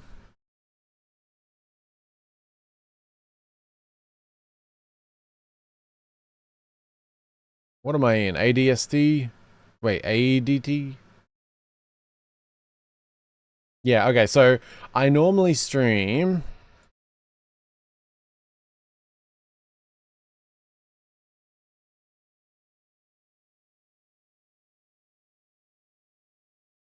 Okay, I'm right. Yeah, I used to start streaming around 12 a.m. AEDT, but I'm trying to get it more back to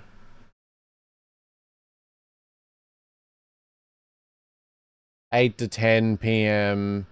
AEDT is my start time. I'm still kind of figuring it out, but yeah, I think between 8 and 10 is good. That way I can do longer streams, while still not going to bed like crazy late. Horror game by Jojo. Realized she forgot her bank card at home online at supermarket checkout. That's rough. I'll try to pop in your stream. I appreciate it. Yeah. No, I really appreciate it. Yeah, I'm gonna do my best to keep up the restream so I can keep streaming on YouTube and Twitch at the same time. I'd really like to get a restream plan again, honestly. But the cheapest one is 16 USD a month. Because if I can get a plan, they've opened up more streaming options with Restream now.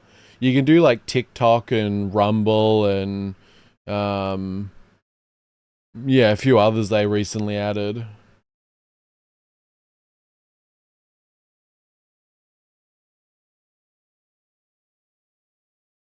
Sorry, I'm being very slow at getting to the next video again. But I appreciate you guys hanging out, listening to me ramble.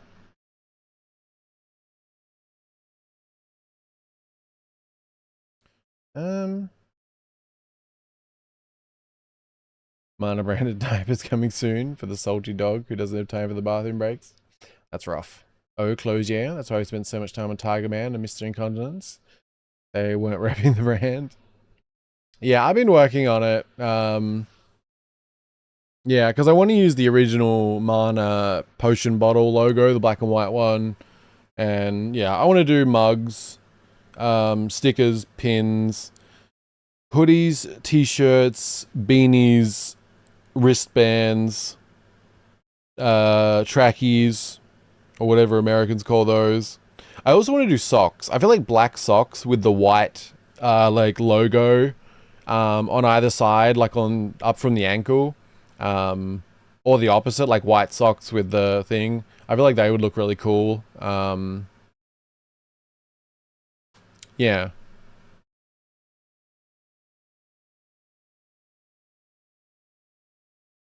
All right, really enjoy talking to you. I appreciate it. I really do. Cheap viewers on Go do go away. God damn it. I was behind, so I didn't see the spam. Where is my Twitch? My thing's been filled with too many games. Go away, you. Option 3, bad eyelashes. Option 1, manic episode, breaking down and panicking. Option 2, running out the door, cursing the whole day, hiding your face. Bad eyelashes, it's probably the easiest one. Potential for awkwardness if it doesn't work, but, you know, it's worth a shot. I'll share your stream to my friends. I really appreciate it. Thank you.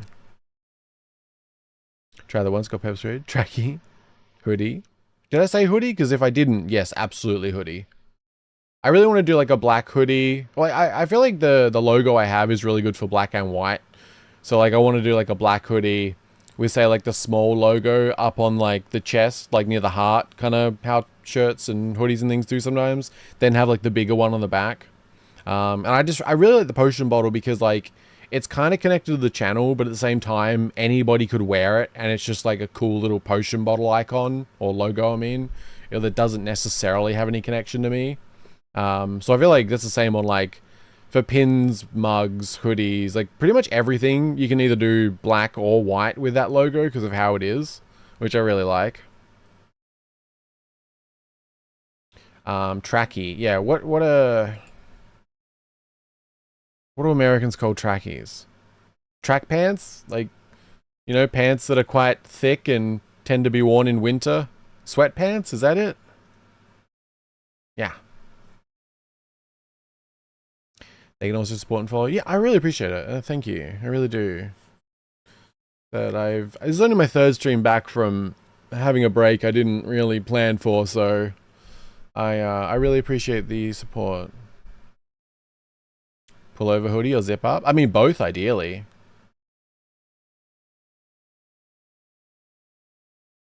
Sounds right. Sweatpants. Is that like the American term for it, I think? If so, yes. Australia tends to call them trackies. But, yeah, I just think that logo is really good for stuff, and I actually really like the idea of it. Like, it's not something I'm looking to do for, like, I'm not expecting it to be like a big income source or anything like ridiculous. I just want to actually genuinely make cool products that I would be like proud of existing in the world type of thing. Like that I could actually feel good about them existing. Yeah. So I'm not really thinking of it as like a, you know, big merch thing or anything. Like I'm not expecting anything from it. Like I'll just be doing it in a way where hopefully I can just make something cool that exists, and I'll be setting the profit margins like as low as possible so that the prices can be as low as possible. In my opinion, it won't take much time to become an affiliate. I don't even know what the requirements are. Honestly, like I've really been a primary like YouTube streamer for a long time. But I definitely want to keep up the restream, so yeah, and that's something I hadn't mentioned that much, but I do plan to continue that. Yeah, I definitely want to keep streaming Twitch and YouTube. I think it's like definitely worth it. Like, down the line, I would like to add 2 more on. Like, I think it'd be good to be able to stream to like Rumble and Twitter maybe, just for the sake of exposure, but that costs like $24 a month, which isn't a ton of money, but if it's money that's just like pure spending, would prefer to spend it on like a couple of indie games or something to play. So for now, Twitter, YouTube and Twitch is good. Yeah, but I'm not actually familiar with the requirements. Or is it for me? Covered in cat fur. Same. That's my preference. Hold the cat and a ton of dog hair. I do like zip, but I probably wear regular hoodies more. Okay, I'm getting very distracted, which is good. Just thinking, what am I watching next? I'll be spending tomorrow trying to make individual videos out of all these different ones. Yeah, I appreciate the support and the encouragement, Corinne. Hopefully I will become an affiliate quickly. That'd be pretty cool. I think like as long as I can keep up the consistency, it's going to help on Twitch. I think the biggest hurdle on Twitch is like obviously if you've only got 1 or 2 viewers, you're right at the bottom of the page, so it's very easy to be overlooked. And obviously like not everyone likes VTubers, that's another thing. Which I'm like part-time, I guess, VTuber, but still. Pools can close them dry. Wondering how they're already hairy again. Yeah.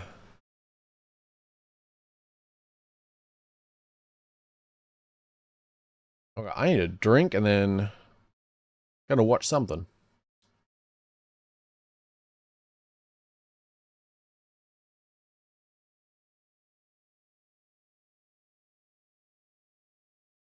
Oh, that's better. For me, your model was dope. I'm hoping that's dope as in good and not dupe as in derpy. I'm gonna take it the good way. Although sometimes it does go the other way when I walk away. So I'm gonna say thank you.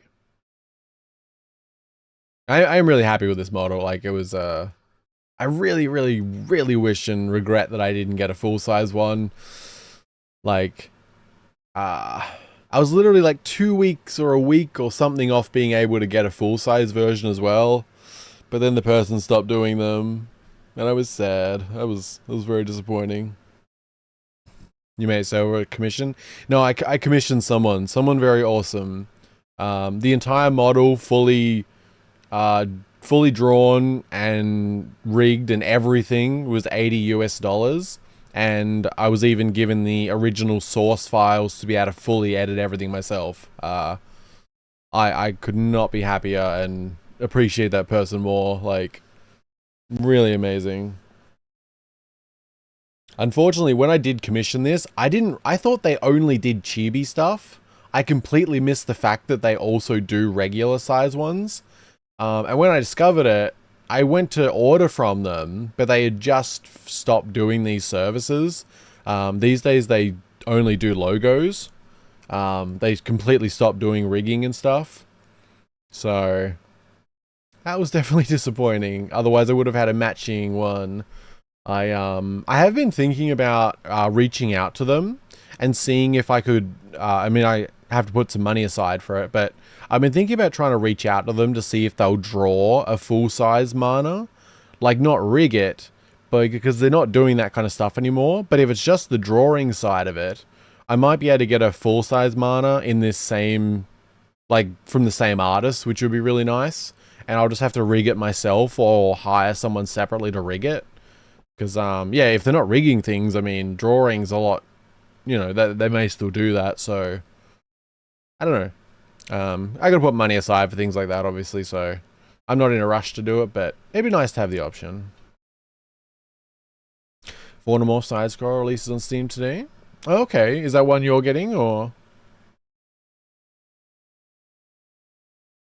Too late, Chibi's away now. I do really love Chibi. It just, it'd be nice to have that pairing, you know.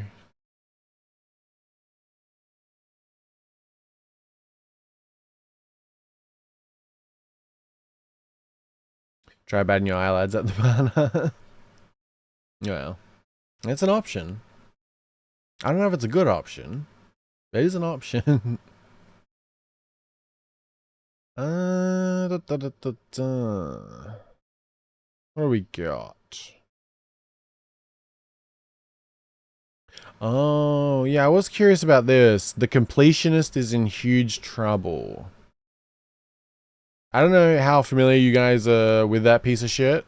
He was the one who people like really liked, and charity, charity, charity, except lies, lies, lies.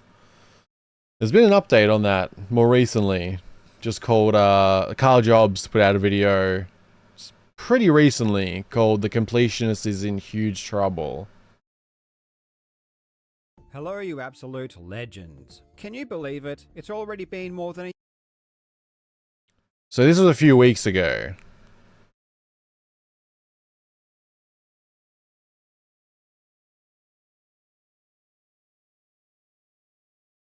Yeah, this guy, yeah.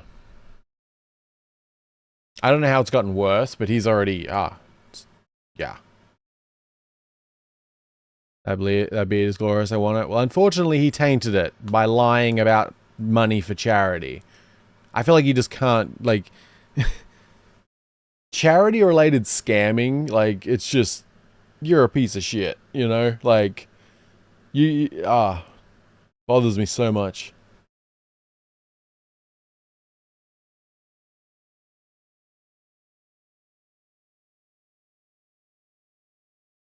Hi, Jojo, negotiate for you. Seems to know what she's doing. I haven't watched his stuff since like 2013 or something like that. Wait, The Completionist, or did you get a chance to look into Paladin Dream? Oh yeah, a little bit, yeah. Yeah, definitely gonna be playing it. I have my my refined list here. Yeah. I've kind of got like a refined list of stuff I want to play on stream. I'm not sure with those yet, if I'm going to do Let's Play or thing, but yeah. I've got Jacob's Quest, Heroes of Time, Paladin Quest here on my short list. Yeah, I have 3 Star Wars games on here now. I have Dark Forces Remaster, Bounty Hunter, and thanks to Cerberus, Republic Commando, which is going to be very fun. But I really want to play Luma Island soon. And we're definitely playing Croc 2. Oh, while some of you guys are about, I do have a poll up at the moment on YouTube for something I'm going to be streaming starting very soon. So if anyone wants to vote on that, Bayonetta 1 was leading last time I checked. I'll link in chat. If anyone wants to vote, that'll be kind of the next game we start on stream. And I'll be playing that and Croc 2 next, either way. And then we'll see from there. Not that bad, sorry. Faith, you know, he drops 3 points, yeah. Maybe he meant charity, 3, 4, 3, 4, 4. But yeah, if anyone wants to vote in the poll, it is new farming or life sim. Or, oh wait, sorry, option 1, new farming / life sim. Option 2, new open world survival crafting game. Option 3, Dark Messiah of Might and Magic. Or option 4, Bayonetta 1. Which is currently winning by quite a bit, actually. So if Bayonetta 1 wins, we'll be playing that in Croc next. Croc 2, sorry. Because I'm going to stream Croc 1 when the remake comes out. But yeah.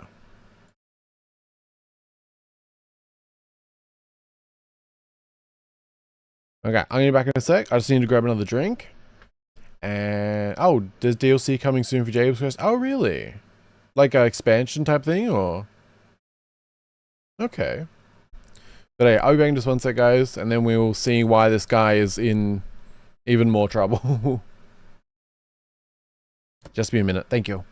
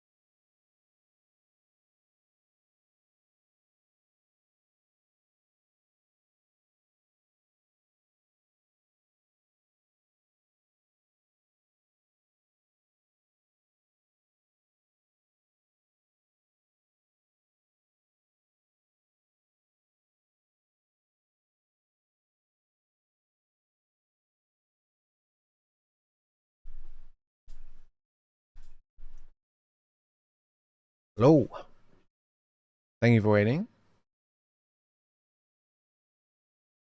Just got a very quick cold Milo. So, do you know anything about Bayonetta? Ah, yeah. I am pretty familiar, but I've never actually played it myself.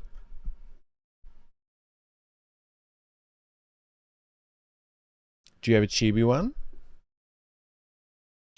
Wait, sorry. How do you... Chibi what? I mean, this is chibi, if you mean this. I mean, there is more chibi, but this is chibi. The full-size version of Mana... I never know where my stuff is.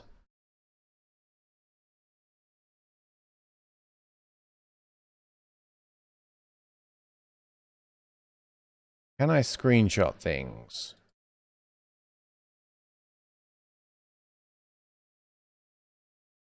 There's kind of two versions of chibi.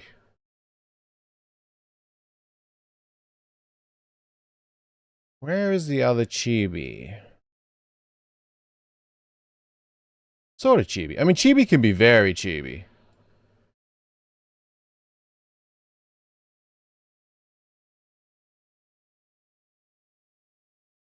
We'll go with that.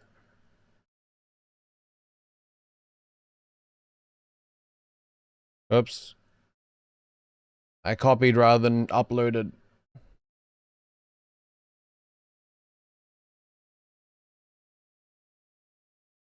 Okay, link in chat.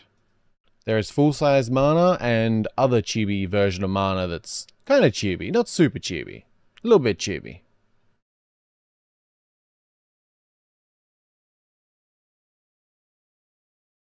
Wait, I can probably just, wait, let me see. See Bidoof. That seems safe. Right. Well, slightly cut off, but nonetheless. Big Mana? Other chibi Mana. They are both slightly cut off, so apologies, but it's the best way I can show.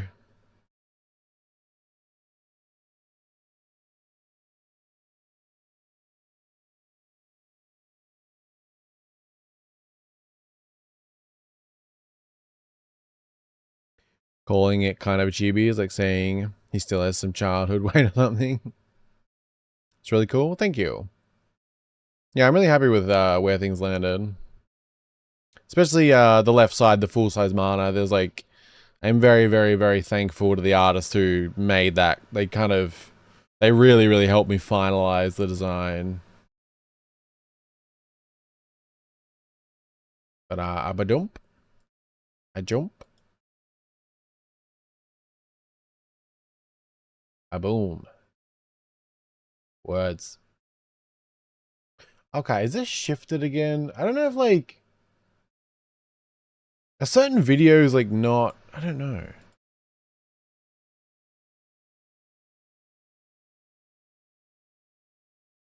Seemed like that other video was like in a weird spot. Oh my god, I got so many layers. I really need to clean up OBS. Oh, I'm clicking through so many.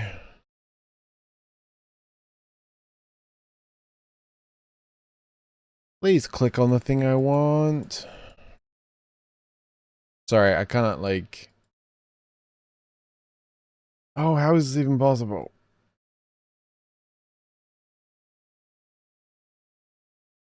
I just have to like, there's some things that about OBS layering that gets really annoying.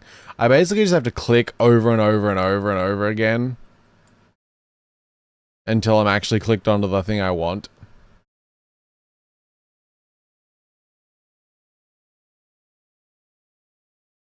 Do you have two type of chibi model? No, this is my only actual like model. The other ones are just yeah,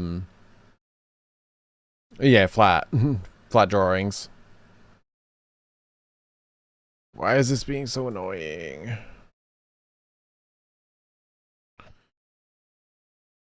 Sorry, I just really want to fix this and it's being frustrating. Why can I not click on it?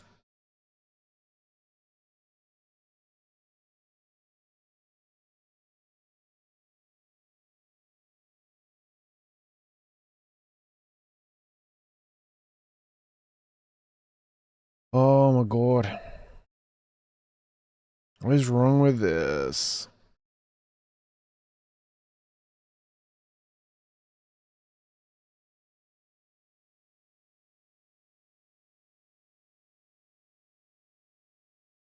I'll hopefully have this fixed in a second, otherwise it's gonna drive me crazy.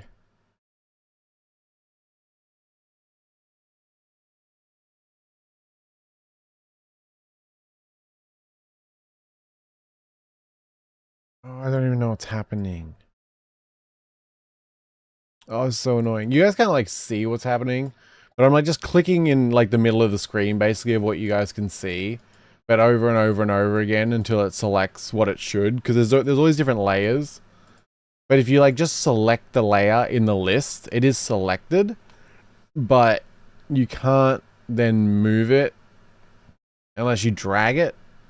But oh, I don't know, it's really dumb.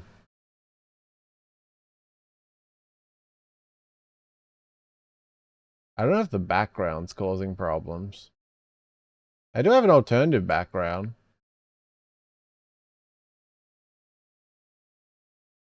A bit more awkward for chat.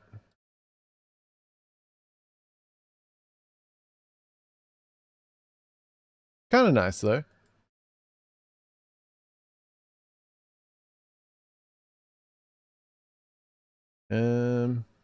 You know, Chibi's head looks as big as mine was his age, just like me. I call it anchorhead when it's a toddler, like it wants to give in to gravity and thunk to the ground, so they go ass over tea kettle.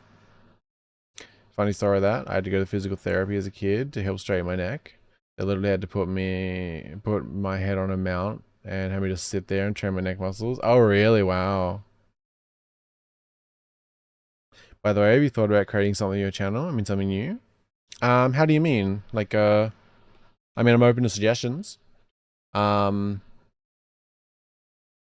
general, like I'll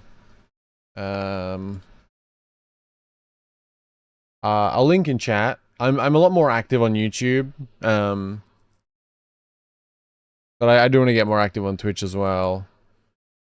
Also, I think I just found a solution to my problem, I think.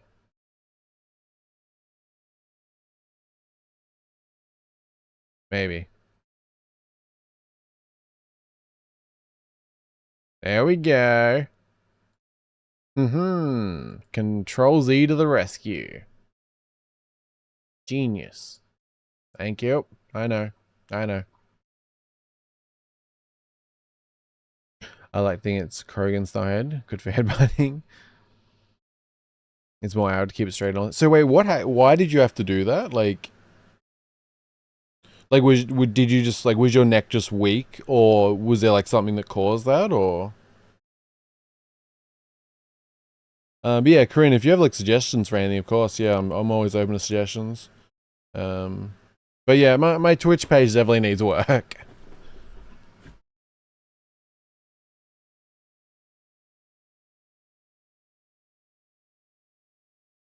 Oh yeah, I didn't shake my Milo.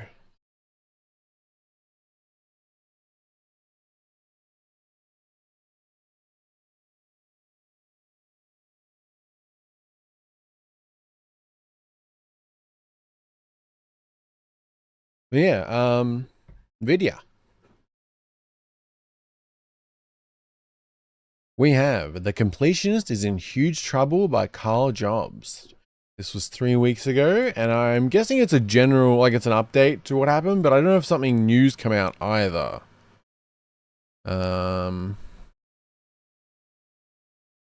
Yeah, I guess we will see on that. That video, yeah, I saw this comment here. Dude had it all. A good community, a good charity, friends, legacy, everything. All to throw that away for stealing money. That is so true. Oh, you guys can't see. Whoops. This comment. Like, that is so true. Like, I mean, this guy was like... He was making a living off doing, like, charity that was connected to, like, gaming and stuff. And he just threw that all away. What a poop. My head was so fat as a kid that I think I got used to letting it hang, so I wouldn't have to fight to keep it up. They thought that was part of the reason my handwriting was so bad, honestly. Oh, wow, okay.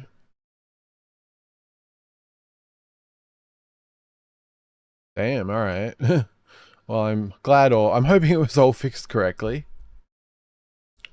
Very kind of thoughtful, being open to suggestions, you know? Oh, I don't know, I just, yeah. Suggestions are always good, you know? New perspectives and can bring ideas, and I don't know, I think it's very valuable. I mean, free suggestions from people is like I think it's a very valuable thing.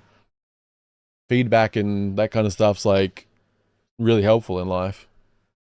Some people are arrogant, so don't take advice. Yeah, I guess so, yeah. To me, it's always something I've valued highly, like, because it's like, even if the suggestion isn't something I'll go with, it could lead me to thinking of something that I will go with, or like, yeah, so getting other people's perspectives and suggestions and things, I find that like highly valuable with everything in life, honestly. I mean, some people can be, yeah, it's not all equal, but it's I think it's always worth listening to, and yeah, I don't know.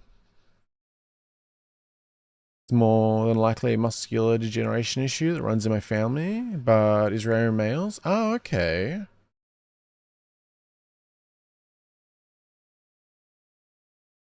Damn, I hope it's alright. But yeah, I guess some people are very arrogant when it comes to advice. I mean, I guess like, depending on how you hear it, can like... I mean, some people aren't good at giving advice too, I guess. But no, I mean, for me, like, I'll take any suggestions, advice, like... Because, I mean, I figure, like, I don't have to listen to any of it, but it could also be extremely helpful, like, make me think differently, or, like... Yeah, I don't know. Learn to live with it. It's just a weight I have to bear. Wait. Profit overall. Still think you should complete Sea of Stars with the version he's in. Oh, yeah. Oh, I forgot about that. That's so, like, crazy. You get put into a game, then people find out you're a piece of shit, so they patch you out of it. Man, that's crazy. Hello, Sway. It's good to see you. Hope you're doing well, man. Yeah, well, I don't know what this update is, but the completion is in huge trouble. I thought we were past that. So, I don't know if new stuff's happened or what, but... yeah. We shall see. But seriously, my wife gets upset when resting my head on her without warning her. Yeah, I hope you had a good New Year's, Sway. It's good to see you. Appreciate you being here. And good timing for this creature. Whereas I place hand on chest with a perfect child and everything's perfect. Yeah, and that's a hack for proceeding faster than people who doesn't take advice. Yeah, I agree. I mean, it's, yeah.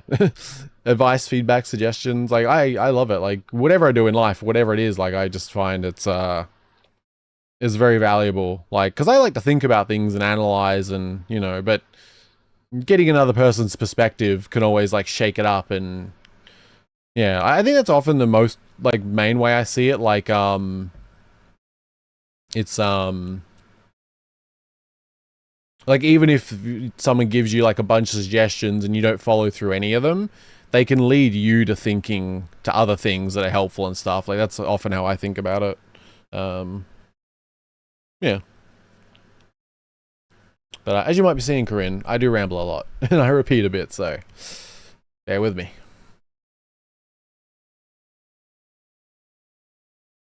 So yeah, I was thinking like, how about making some chibi panels for your channel? Like where your model will do different reactions according to the panel.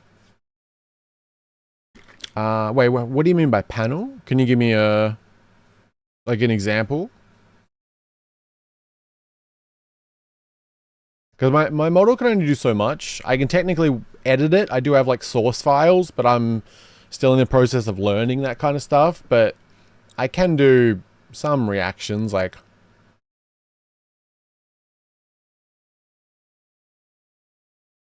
and weird faces, if you mean like that. Hey guys, just been in my head these past weeks. Hope you guys are well. Yeah, well, I can definitely feel you on that one. I am streaming to try and not be in my head and trying to keep busy, so I definitely feel that.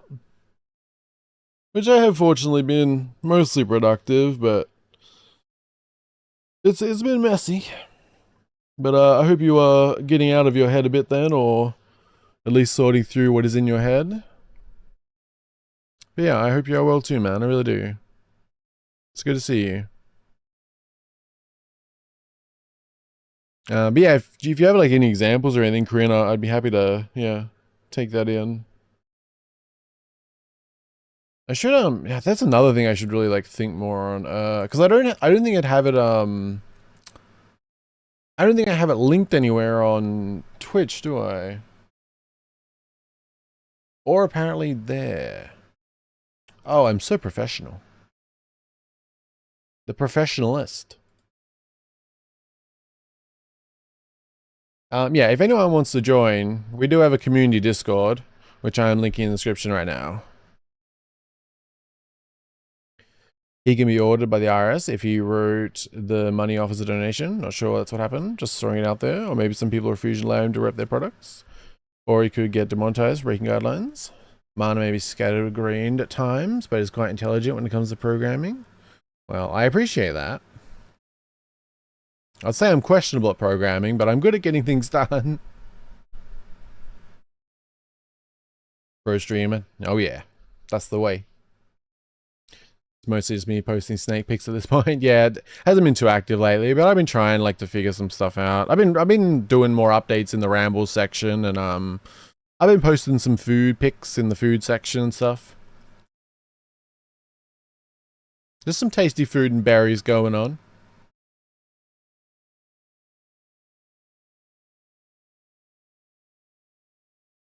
Oh, like, have you seen the little custom boxes of YouTubers have in the About Me section of their channel?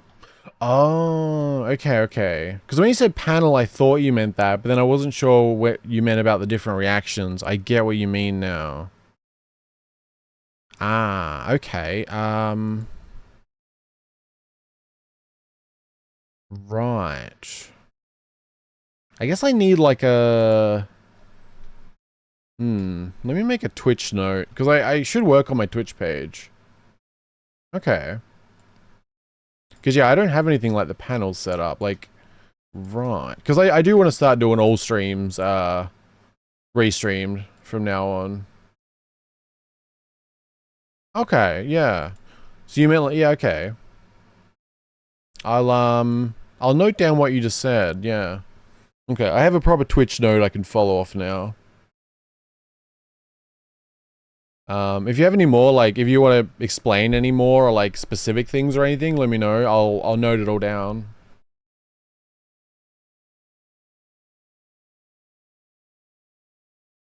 Yeah, how have you been doing, Sway? You been playing anything new or anything like that? I do draw stuff as well. Who knows if we might collab for that? Okay. I can also help you out with a proper concept for the panels, though. Yeah, it's something I should think on. I'm just, it's one of the most annoying things I think it's been in recent times is I'm quite budget stretched, which things are improving. But I haven't had a lot of funds to be getting graphics and stuff. So I've been very limited. But if I'm gonna start streaming like on Twitch regularly, it would be good to like set up my page properly for sure.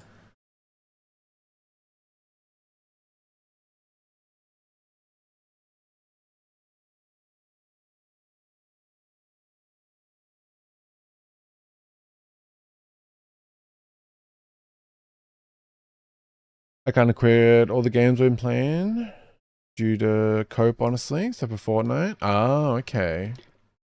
Still playing Fortnite, huh? Also, if you can hear shaking, I'm just shaking up my Milo. Well, whatever shaking sounds like. I'm more meaning if you hear questionable sounds, it's Milo.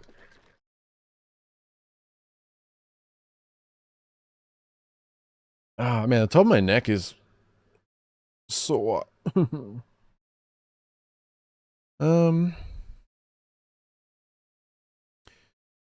They released Hatsune Miku on Fortnite. Wow, really? That's awesome. Miku's great. There's a really cool Hatsune Miku game on PS Vita I liked.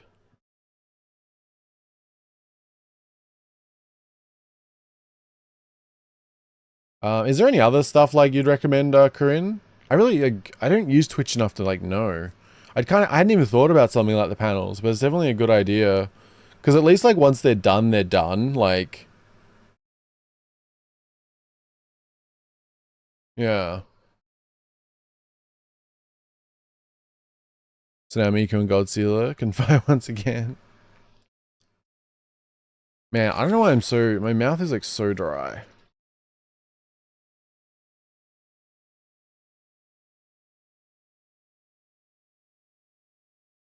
Also, I did say I wouldn't again, but one more. Likes are very much appreciated on the stream. Thank you, thank you. Now I can go down to 4. It's called Pro Strats. ModdedMana on Fortnite by 2030. Nice, nice. Goals.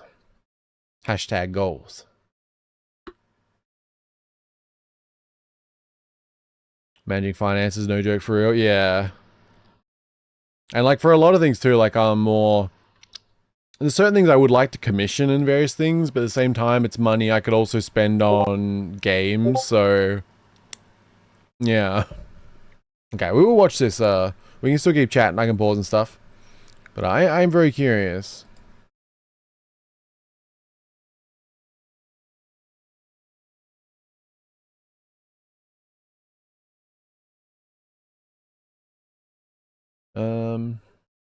Milo. Oh, that's good. Yeah. Career complete. The Completionist is in huge trouble by Carl Jobs 3 weeks ago. I really don't know what the update for this is because I thought it was already like... I thought it already crashed. So, I really don't know. Yeah. Also, I'm curious, completely unrelated to this. So, Hatsune Miku and Fortnite, like, do you have to, like, pay for individual characters? Or, like, how does it actually work on Fortnite? I have no idea. But also, let's see. Hello, you absolute legends. Can you believe it? It's already been...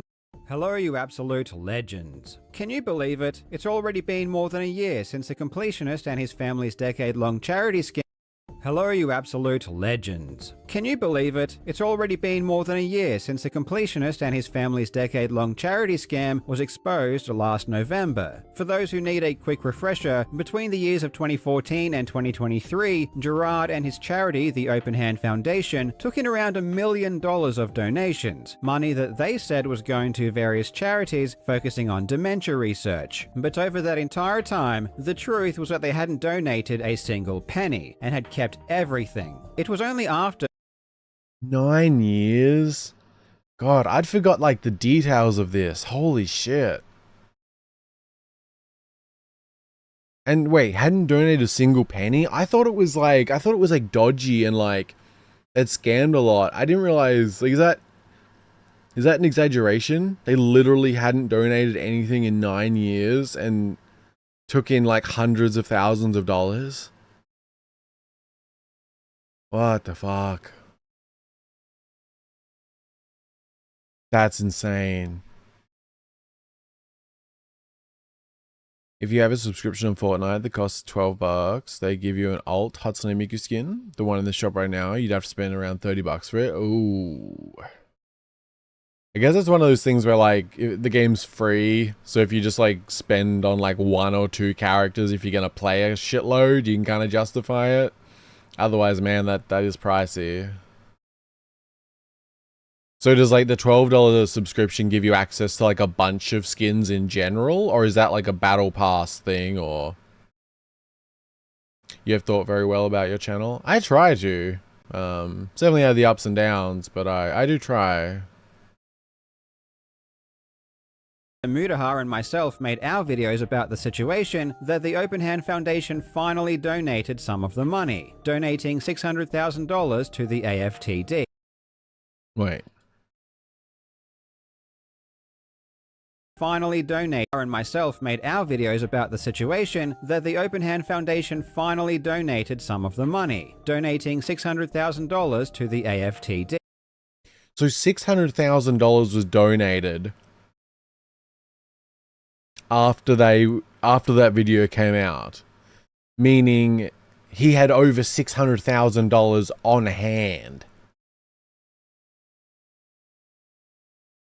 That's a lot of cash. You know how many cool commissions I could get for 600K? God damn. The Completionist public image was pretty much destroyed, and deservedly so. He had been lying for years, and after he was exposed, he took no accountability whatsoever. He made up excuses, made up lies, and more than anything was just angry at us for making the public. Oh yeah, I'd forgot how like defensive and everything he was. Like, didn't he like threaten to sue or something? Like or implied it? Like, yeah, I forgot how like his response was so bad. Yeah, the subscription gives you a bunch of Battle Pass skins. Ah, okay. Hello, Vicky. Good to see you. Hope you're doing well. I am not wrapping up this time. So good to see you. I really enjoy talking to you. Yeah, it's been good. I really appreciate you popping in. It's definitely tough on like, you know, like I've got somewhat of, well, my month off screwed me for certain on YouTube, but like, you know, there's some regular people popping in I really appreciate, which is very nice on YouTube, but it's definitely tough on Twitch where I'm kind of have no presence, so it's rare enough that you would find me. So I appreciate it. You can get that good kangaroo food. I'm going some imported work. Then we talk on Discord. Oh yeah, no worries, yeah. Anyone's free to add me on Discord. I am not great at replying sometimes, but just nudge me if needed. Have a great stream. Yeah, thank you for being here, Corinne. I hope you have a good rest of your day. Yeah, be well.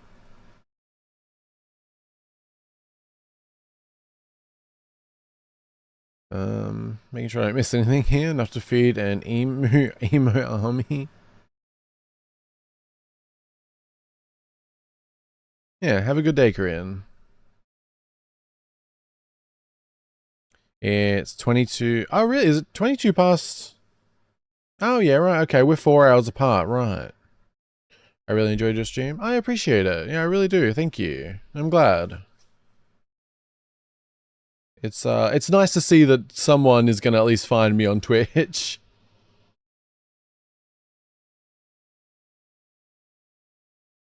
Yeah, I forgot you're only like 4 hours off from me, aren't you, Vicky? Yeah. Yeah, 3 or 4, I think, depending on time of the year. Because, yeah, daylight savings for me at the moment.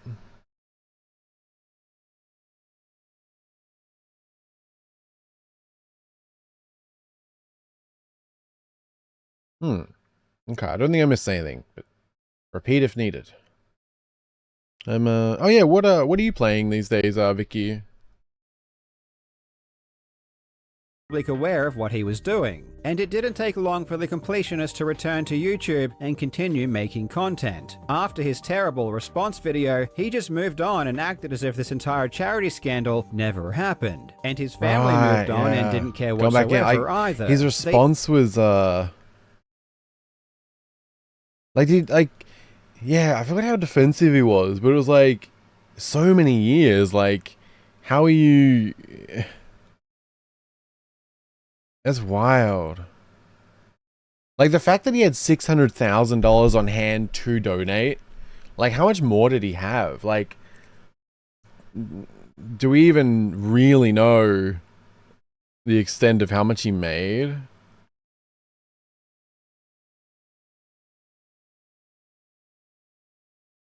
Yeah, that's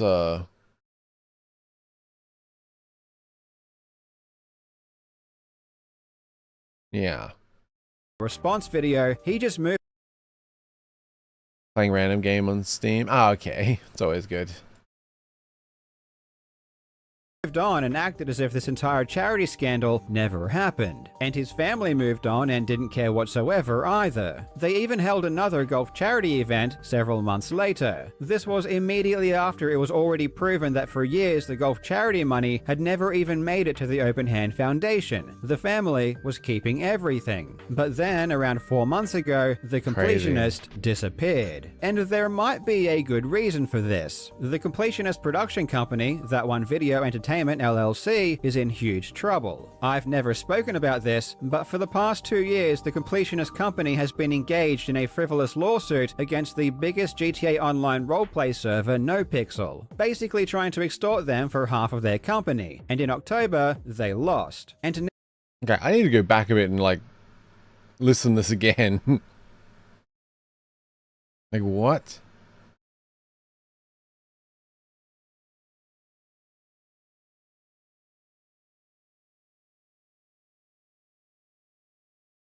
Like, okay.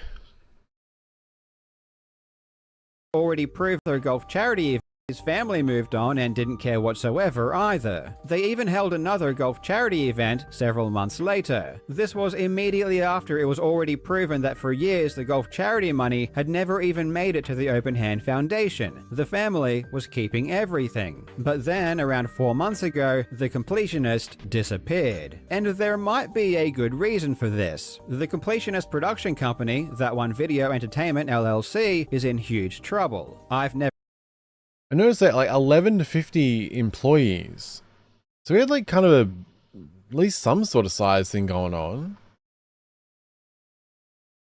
Production company that won Video Entertainment LLC is in huge trouble. I've never spoken about this, but for the past 2 years, the Completionist company has been engaged in a frivolous lawsuit against the biggest GTA Online roleplay server, NoPixel. Like where does that even come from? Like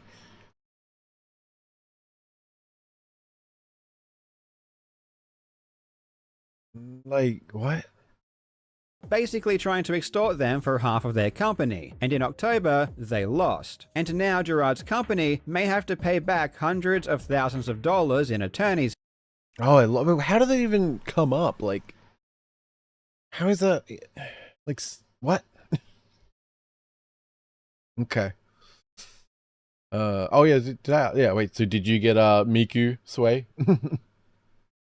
Fees. And the cherry on top of all of this is that it appears as though the Open Hand Foundation might now be under investigation by the IRS. A lot's been happening, and in today's video, we will take a quick look. I really hope you enjoy. Now Legends, a huge shout out to today's sponsor, Watcher of Realms. Watcher of Realms is a really fun fantasy RPG that I've played a ton of. Dimana? Ah. I assume that means you really want to do, but didn't. I understand. It's tough. Miku was pretty great. I feel that pain. I get you. Over the past year. It combines classic fantasy RPG elements with tower defense, which are two of my favorite genres. I love the real-time strategic element that tower defense brings. It makes the gameplay so much more interesting. The graphics are incredible, and there are over 200 unique heroes to collect and develop. And Watcher of Realms... Feeling like a bit of deja vu on what I just saw here from another video. Another Carl Jobs video. Graphics are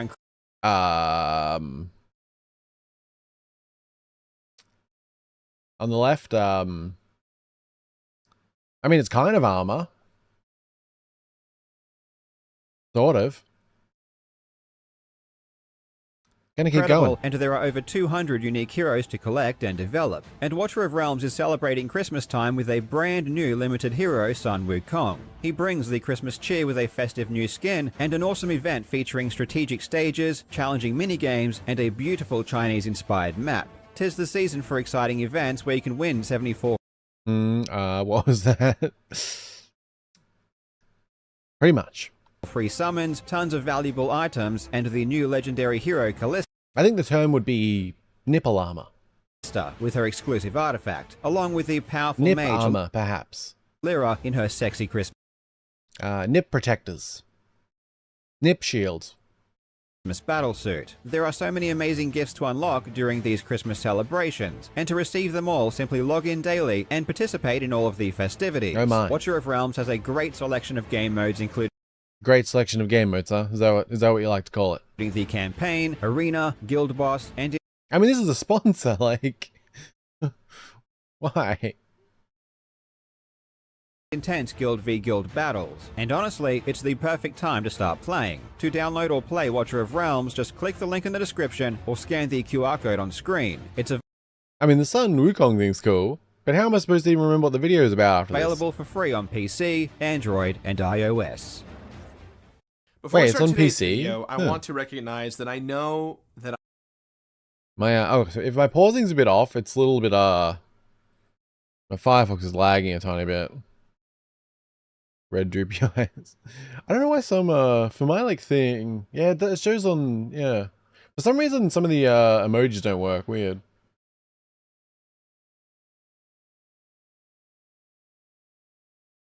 Mana, don't let the brain roll win. Nip slip ends a battle faster in my experience. I mean, I didn't even know how they're being held up. I was describing things accurately. What do you call, like, what? It's a sponsor. Blame him. It's available for free on PC, Android, and iOS. before we start today's video, Also, I don't think the Fortnite player gets the judge. I'm just saying. You know? I'm just saying.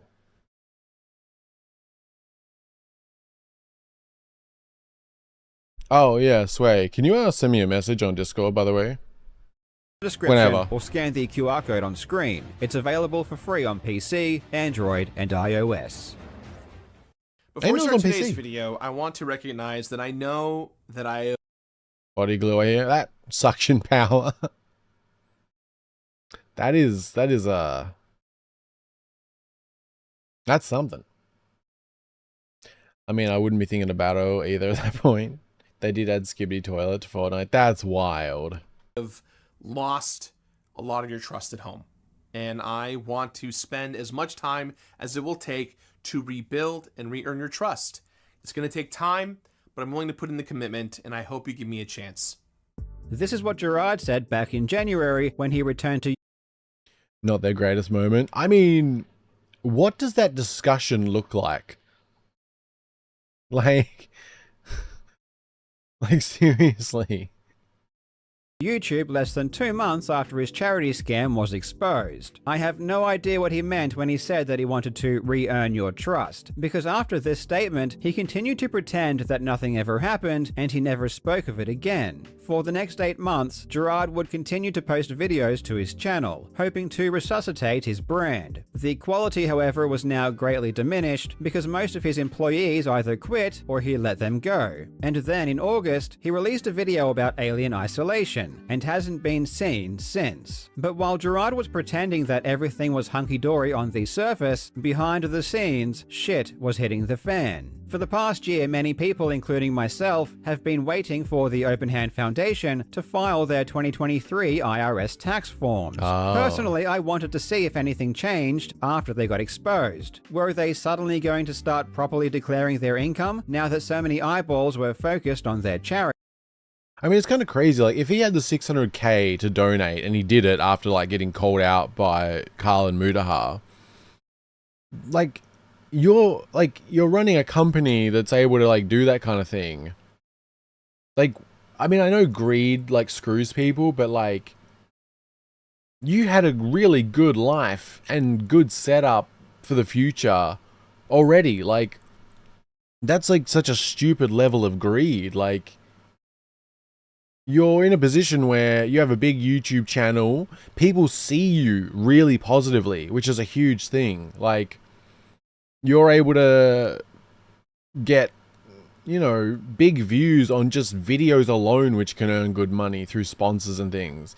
But you also have this charity and like a really good reputation, which is going to make people want to support you more, like to the point where people are adding you into a video game. Like, you're getting to go to events and like you have a good life that is not just a good life, that you've got a life where you can build wealth while being involved with a charity and having respect and care and love from people. Like, how do you screw that up? That's crazy. Well, what's interesting is that the Open Hand Foundation hasn't filed their 2023 IRS tax form, despite it being long past the deadline. Oh. If you search the charity through the Office of the Attorney General, it says their reporting is incomplete and the IRS form is required. This hasn't happened in any other year. The Open Hand Foundation have always filed their forms on time. I just got flashback to Colossus from Deadpool. I wonder what they say. My listening in English still bad. Oh, okay. Well, I hope you can understand me well enough. That's good. But is this like, is it because like, is it him in particular, or like, am I easier to understand than him? Like, Frost got to him. Oh my god, I'd forgot about her. Oh, that was a time. That was a sequence of events that happened. Oh yeah. Yeah. I forgot about that.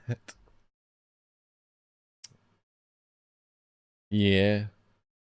Then there was Frost 2.0 later. Ugh. Oh, did I say? Send me a message if you're when you're on Discord next, Sway. I don't know, because I feel you, so yeah, so, haha, okay. Well, hopefully you can understand the majority of things. I do try to be clear. I don't know if I always am. So it's very peculiar that at a time where it's more important than ever to be transparent, they aren't reporting. Of course, there are multiple possible reasons why they aren't submitting their forms. The most obvious would be they haven't yet done their 2023 accounting, but it could also mean they are currently being audited. Like, with all the things, like... Also, damn, there's a wild beard. Like, holy crap. Like, I thought my beard was long at one point. But damn. I can't believe how long mine actually got at one point. My beard's, like, quite short at the moment. I've been, like, shaping it. It started to get a bit too messy. It bothered me, so I've been shaping it. But that, holy crap. Audited by the IRS. Personally, I think it's the latter, given how many people reported the charity after the scandal broke. Another piece of evidence to support the fact they are being audited is that it does appear they have already done their 2023 accounting. So there doesn't seem to be any other legitimate reason not to file. We know they've done their 2023 accounting because as part of their 2024 annual charity registration to the Office of the Attorney General, they needed to state their revenue and expenses for the previous year, which they did. And this is where things get very interesting. This form doesn't give us any breakdown like the IRS tax forms would, but it does give us a few basic figures. It says that in 2023, the Open Hand Foundation raised $155,000. This is significant because it's by far the most revenue the organization has ever reported in a single year. The previous highest total was back in 2021 when they raised $136,000, but that was under very different circumstances, so let's compare. In 2021, Gerard's fundraiser Indieland received $113,000 in donations just through Tiltify. Yeah, man, like, oh, how do you screw up that? Like, oh, just insane to me. I shaved mine. I've been taking care to use more conditioner to keep it soft. Okay. Can't grow when it's in the genes. Oh, really? Okay. I can grow like a pretty big full beard, but I've been shaping it recently. It's looking pretty good at the moment. I'm actually pretty happy with it. I still need to grow out part of it that I shaved too far. So I'm kind of like growing part of it again at the moment to shape it a bit more cleanly. But I'm pretty happy with it at the moment. It definitely looks better. He's gonna whip a sandwich out of that beard. Better have ham. You can't either, Jojo? Ah, it's too bad. No beard for you either, Kelly? Ah. No good, no good. Jojo with a beard would be the best Santa. I only have one for the tactical advantage it has in fist fighting. Well, that's one way to go. Alone. The charity also received a $25,000 grant from Jamie Lee Curtis's charity, Syzygy. Just these two income. I'm sorry, Syzygy? What? Why? Why? I still don't know why my beard is red when my head hair was a dirty blonde color. Okay. I don't know, my beard's just like a very dark brown.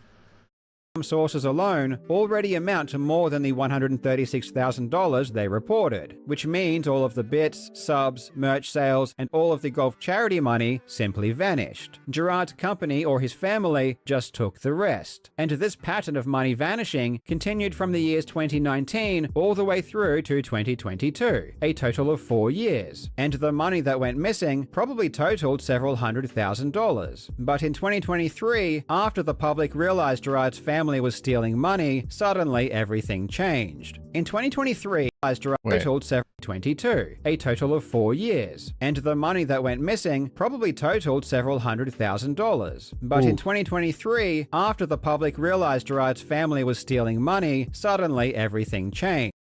That's the thing, like, so it wasn't just him, like, his whole family knew what was going on?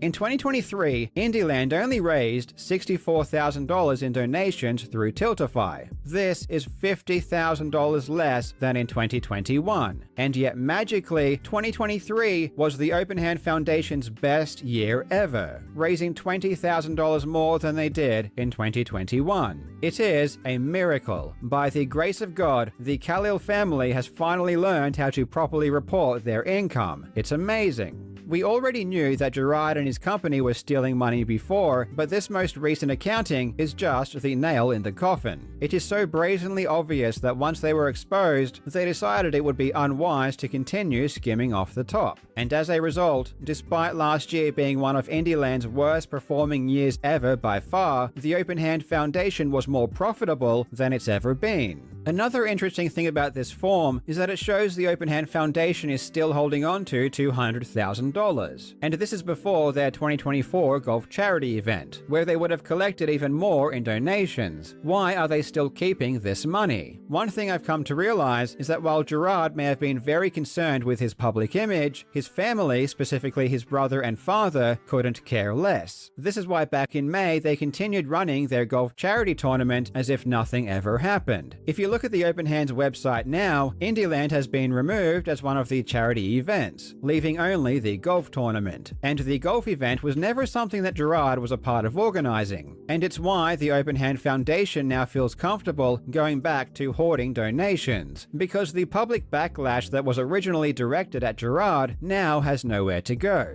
When the Open Hand Foundation made their $600,000 donation after the story initially broke, they still had $200,000 sitting in the bank. So they had like $800,000 sitting there. Oi. Actually does have with fifth fights, interestingly enough. Cerebrus should tell your opponent, not the face, this is money. Well, it might work. And this is only from the reported income. As I said before, I suspect Gerard's family has siphoned hundreds of thousands of dollars out of the charity over the years. But I can't think of a single good reason why they still need to keep $200,000 in the bank, when their expenses average around $10,000 to $15,000 per year. And literally the only purpose of the charity is to be a middleman between Good Samaritans and charities that actually do dementia research. As I said before, the lack of filing to the IRS is a pretty good indication the charity is now under investigation. And I really do hope this is the case. But the IRS isn't the only thing Gerard now has to worry about, because Gerard's company, That One Video Entertainment, has just lost a huge lawsuit. That One Video Entertainment. I did want to know more about this because this is just so weird. Why would they, like, I mean, I assume it's going to go into it. I'm just baffled at the idea of this guy's company was suing a GTA server? Or the company behind, like, what?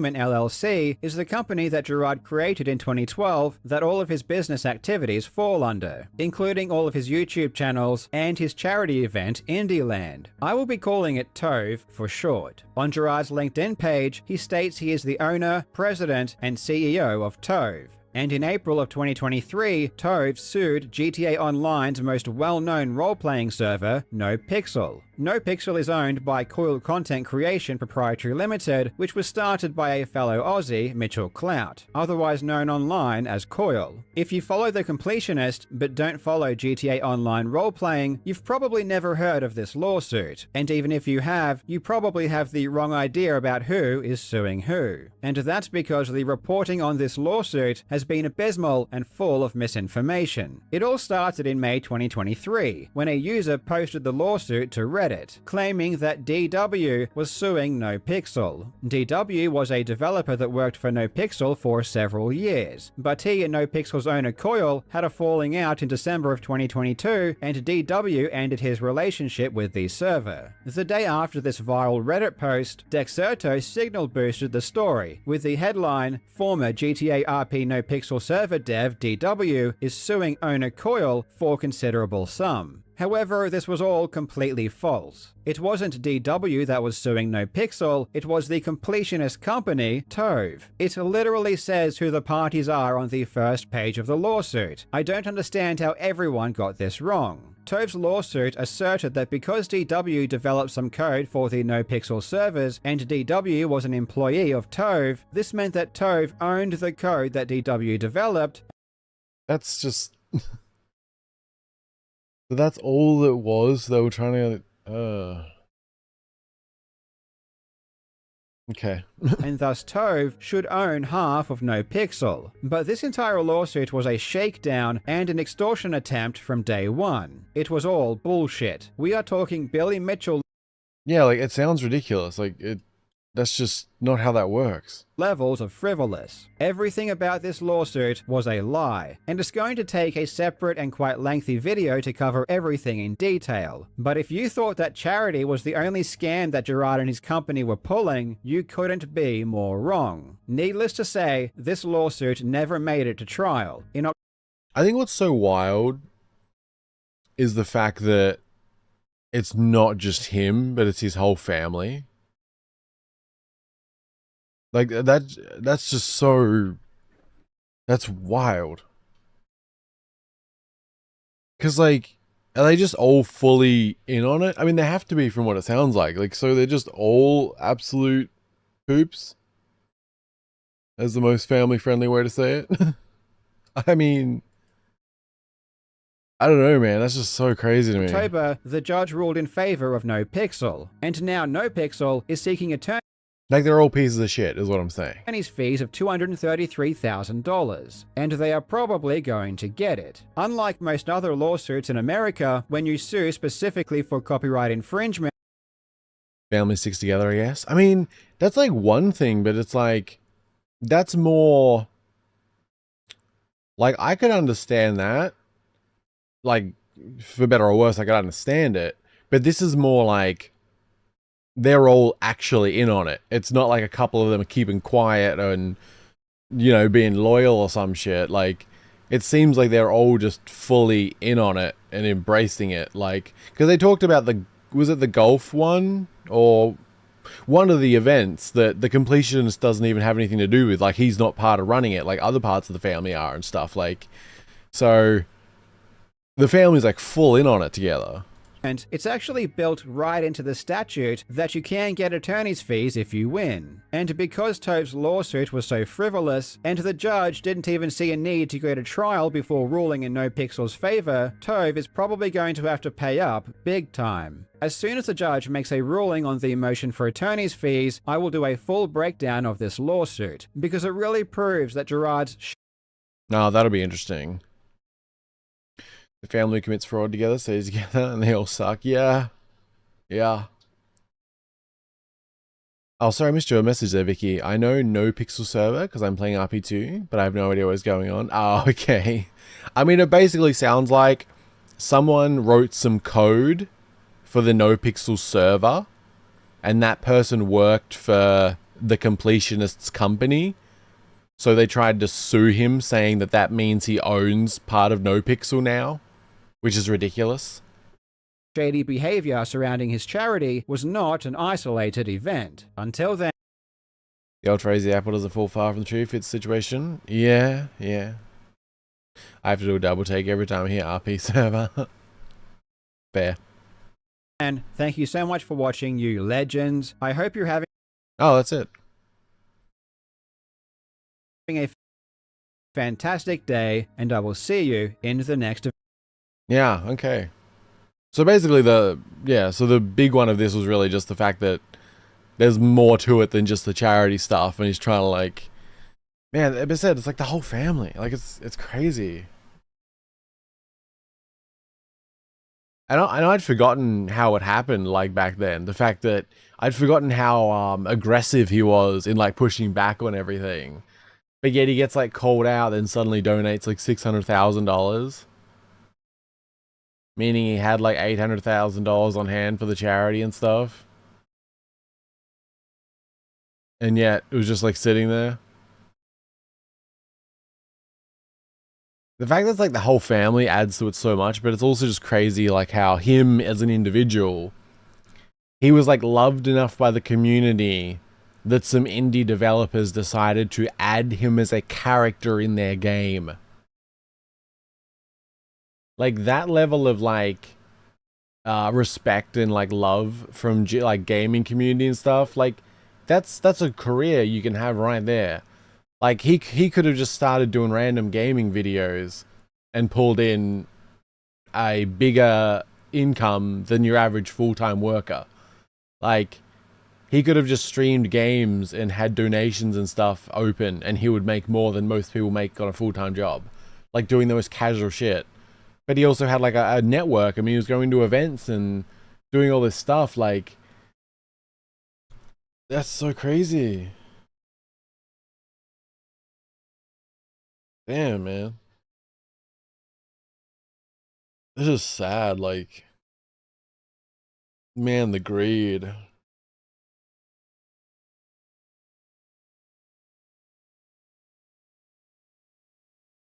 They should add the jolly good beard many Fortnite. I spent too much time on Tumblr as a team, apparently. Oh, that's rough. Gotta protect your reputation. Yeah, well, didn't do a very good job. Yeah, I'd forgotten about parts of it, so it was interesting, like, to get that refresher, and then, yeah. Man. I'd add you to my game mana. Full speed on normal. Now I just have to learn game development. I see. I'll be waiting.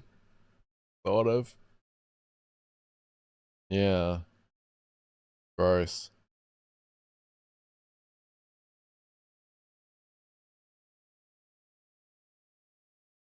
Alright, let us jump over to a 1-minute trailer. Released by Schmidt Workshops.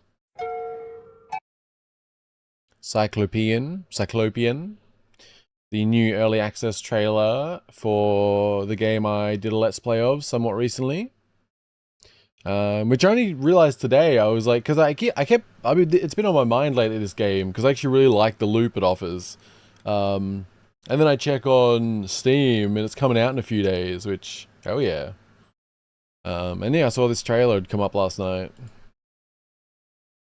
So I wanted to check it out. Because I'm really looking forward to this. I really, really want to play it. I really like them as a developer. So that they did Star Explorers. They made Islands of the Caliph, which some of you may remember me playing the demo on stream. That what do you call it? Middle Eastern setting? I don't know what you call it. I don't know the right way to phrase it. Is it Middle Eastern? Islands of the Caliph is an old school inspired action RPG based on Middle Eastern folklore and Islamic spiritual tradition. Yeah, that one. But yeah, I did a regular let's play of like Star Explorers way back. Which was how Jake originally found the channel. So going back a long way when I'm talking about that. Puts away fox ears. Kitsune potato confirmed. The dreamer has awakened. In the Great Abyss.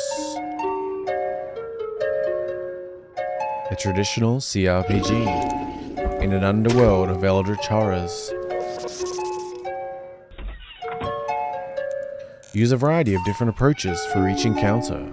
Form alliances with the denizens of the underworld, and manage your sanity as you explore the dark, hidden world of dreams. Hell yeah. I'm really looking forward to it. I really like the loop. I'm gonna very much enjoy it. I'm gonna break it. It's gonna be great. I think Islands of Cleve was my second stream maybe. Dan Club. Oh wow, is it really? Oh wow, damn. I thought it was a lot later than that. Okay. I guess it was a while back. Damn.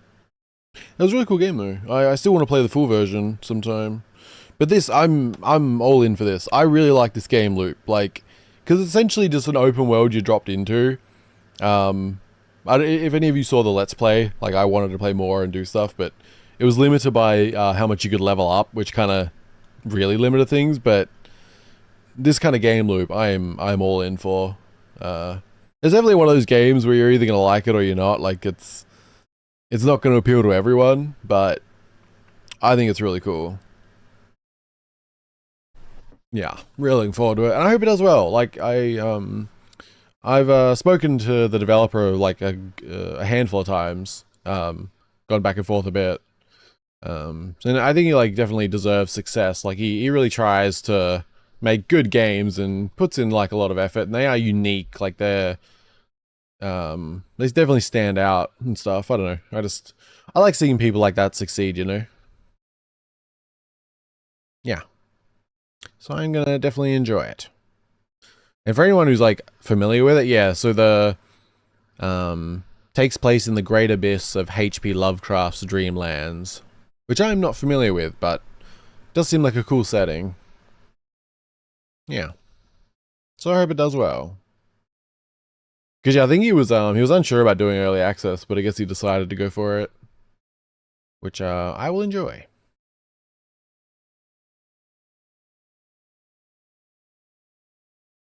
Are there any of you guys waiting for any games coming up soon, like in the next month or two?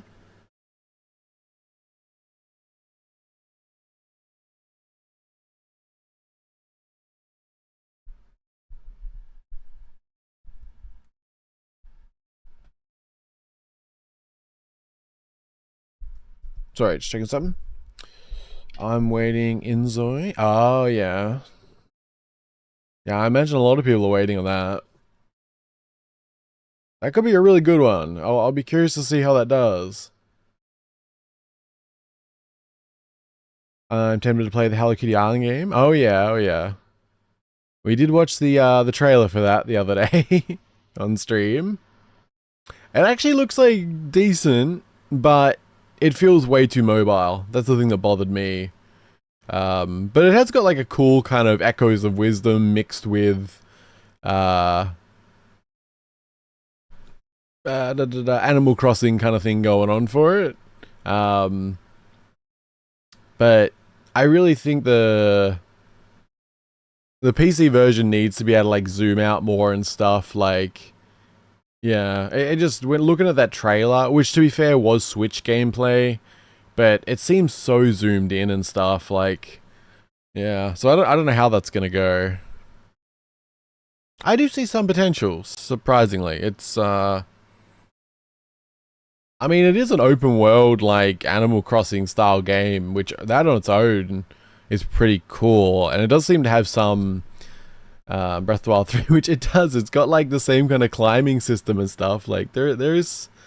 I feel like there is some inspiration taken from that. But because of the recent, yeah, it's got kind of a echoes of wisdom mixed with Animal Crossing kind of feel going on. I think, like, yeah, I think the main thing that stood out for me as maybe negatives was just the fact that it seems so zoomed in and had that real mobile feel to it. While also, it felt like and maybe it's just because I'm not familiar with them, but I felt like every single character except for Hello Kitty was like super generic and just like really forgettable. But yeah. I don't know, hopefully it's good if anyone is interested in it, yeah. Yes, especially you might be waiting a while for the true Breath of the Wild 3.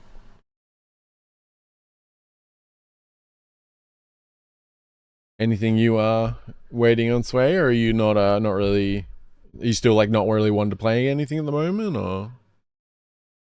Joke, nothing on the mind. Well, I guess you've still got Nier to finish. Replicant? I forget which one you were playing. I think it was Replicant, right?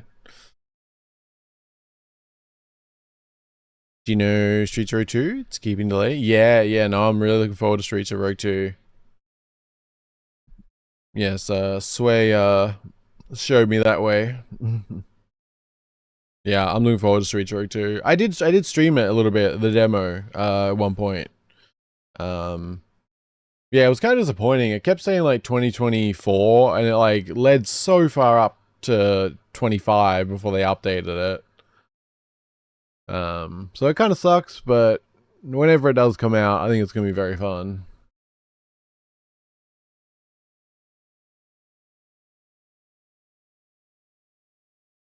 Is that when you're going to get Vicky? Karapi? Yes. Favorite is the frog? Yeah, I guess I'm not that familiar with the characters. Not very funny games at the moment. Okay. Are you still like, are you genuinely like you enjoying Fortnite still though?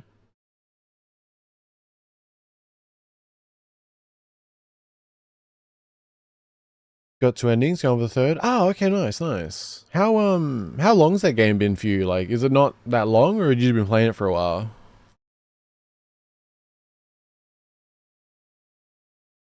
I really love the art design on these. I saw the demo it updated, but yeah, it was also just called Cyclopean or Cyclopean. But yeah, it looks like it added the Great Abyss on. Which, link in chat if anyone wants to check this game out. Said it's only 2 or 3 days away from early access, and so it's one of them games when it's not for everybody, but for me, like I love it. Like being able to like because it is an open world. I mean, you can sail around, fight, level up, loot. I don't know, just I really like the loop of like building up a character and having different ways to build up that character, and being able to have like alliances, and you can recruit on party members, and I don't know, I like it.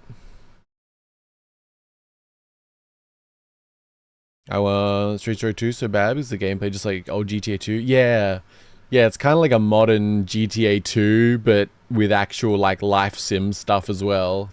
I think it'd be really cool. I actually have a stack of clips for the second channel I need to post of when I played Streets of Rogue 2. there was some shenanigans. We didn't play for that long in the demo, but there was some shenanigans. That was good stuff. Did most of the side quests, like 70 hours for me now. Oh, okay, wow, yeah, nice. Damn. Yeah, I hope there's a good amount of content for the early access. I really want to dive into it.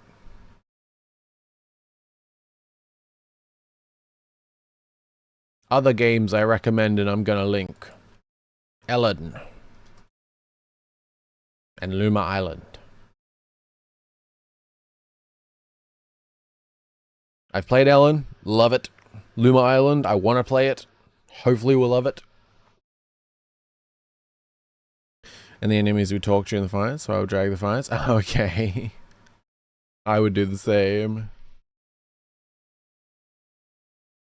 Yeah, has anyone here actually played Luma Island? Odin's Ring.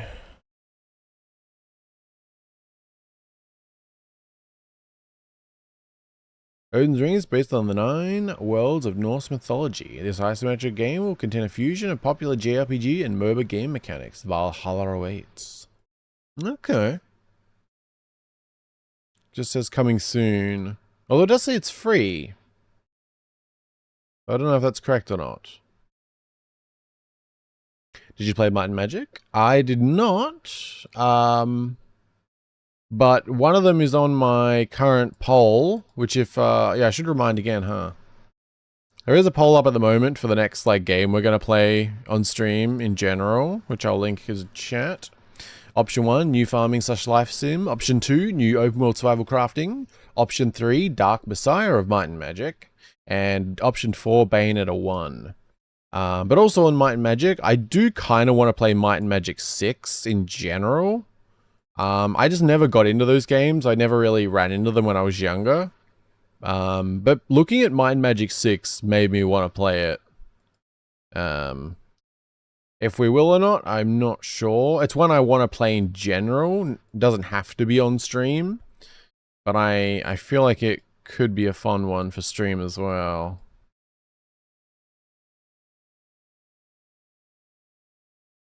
Where are we at?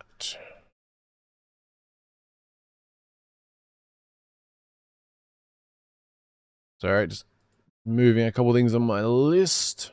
Yeah, I've got a few RPGs I want to play. I want to play Ark's Fatalis. I want to play the original Deus Ex. I want to play Dark Messiah of Might and Magic. And I want to play Arkaland, which I'm still unsure if that's how you say that, and I'm pretty sure it's not. So I'm gonna link it.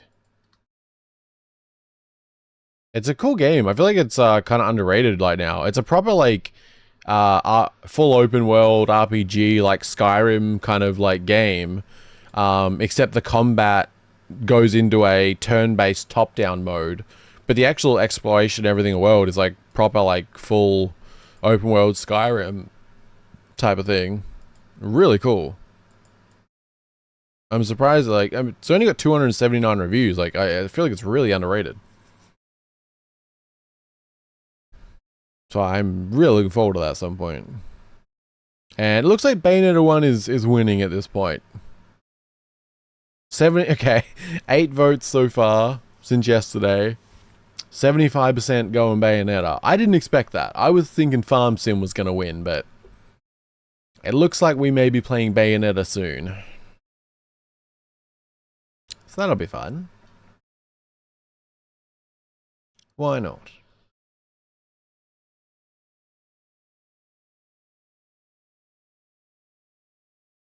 I'm sure it'll be a very educational game. Why did Restream chat just die? Oh, you bitch. You know what I hate? You know what I hate so much? With all the hatred I have to give, is when you click something on a program and it opens your goddamn web browser. Oh my god, I hate it so much. So much. It's the worst. Let's see how many tabs just got opened. I have to wait for it to load out just so I can close it, otherwise it won't close properly because it takes that long to load. And for anyone who thinks like I exaggerate, I will screenshot right now.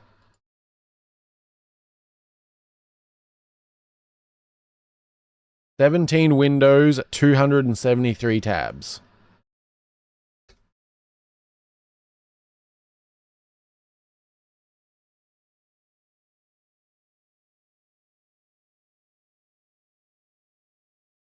Ay, ay, ay.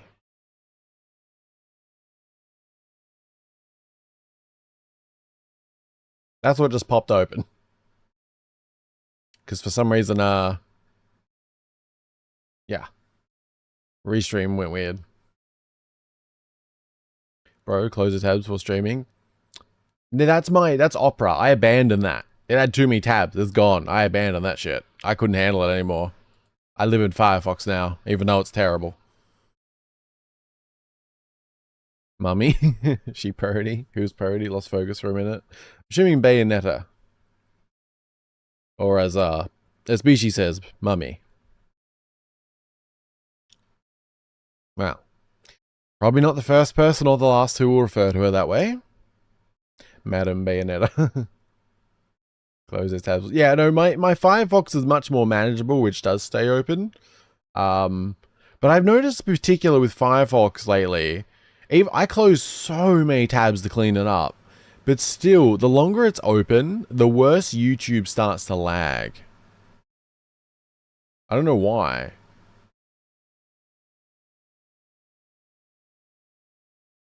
But like my restream chat just had like, click here to connect channels because for some reason it wasn't showing as connected. And yeah, then clicking that opened that for some reason. Ay, ay, ay. Ooh. I just remembered. Tales of Grace's F Remastered comes out in a day. Oh my god.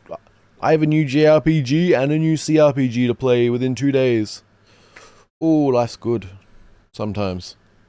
But not much. But right now, not bad. I'll take it. I'm honestly really looking forward to diving into Tales of Grace's F. Like the new features for it is so good. Like I love being able to turn off random encounters. That's so good. That way you can just like story, grind, story. I love that. That was like one of the best features of Bravely Default. So good. Oof, my mum at one point had over 100 taps on the Chrome app. Yeah. My Firefox has probably got... Well, we got 1, 2, 3, 4, 5, 6, 7, 8, 9, 10, 11, 12, 13. I have 13 windows open. But there's probably less than 100 tabs. It's much more manageable. I closed a lot of them. I did have a lot more open. Suikoden remaster in March. Oh. Oh, I'd forgot about that. Oh, right you are. God damn, that title is long though. Suikoden 1 and 2 HD Remaster, Gate Rune, and Junan Unification Wars. That is quite the title. Yeah. Oh, that's gonna be so good. Tales of Grace's F remasters. What I'm happy for right now though. I really want to dive into that. I think I'm gonna try and take a day. I was tempted to try and stream it. But it's one of those games like I really want to kind of play to myself, but at the same time, if I stream it release day, that's potentially good. So I don't know.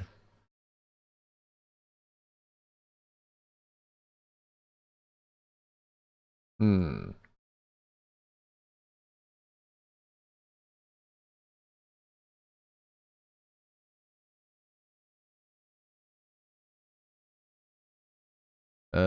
Yeah, you'll be getting that then, Vicky.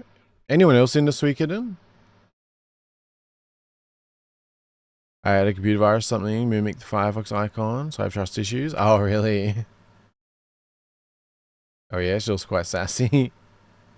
Yes, the Madam Bayonetta, as it were, seems to have quite a few fans, we'll say. My Firefox has become less stable recently as well. Yeah, it's been really annoying. I mostly noticed with YouTube it starts to slow down. Like it's even like it was fine when I started stream. Now it's like I press space or something to pause, and it'll be like 4 or 5 seconds before it actually pauses. So I don't know what's up with that.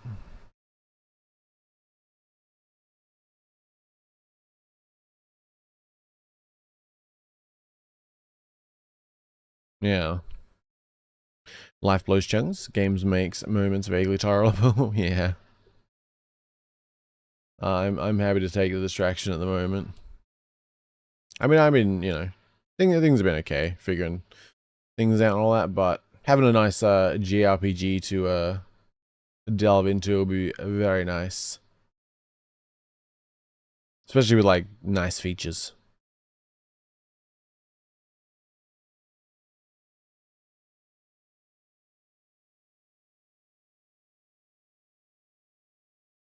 Yeah, it's gonna be really good.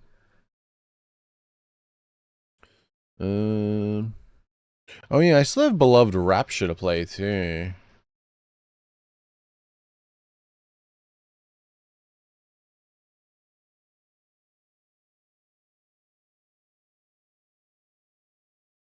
Yeah.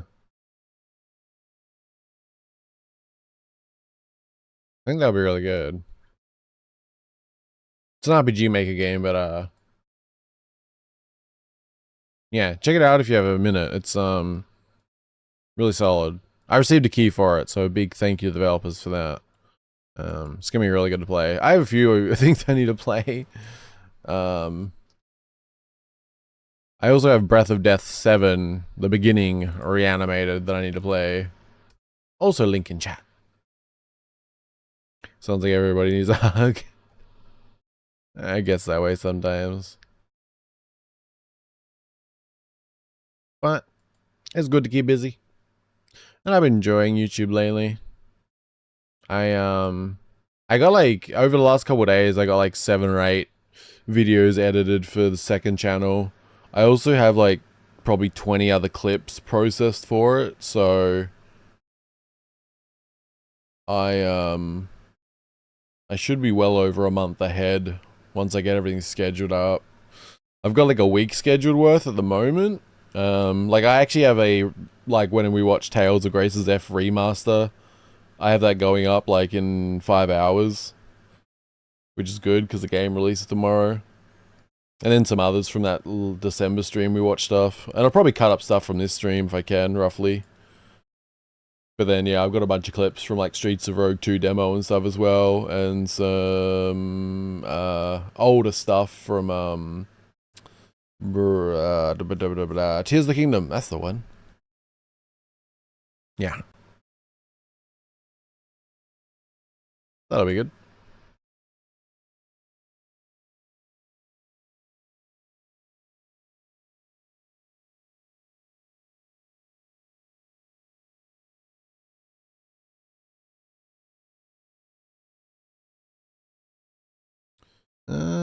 What are we doing? A lot of rambling, not a lot of watching. But I appreciate you guys hanging out.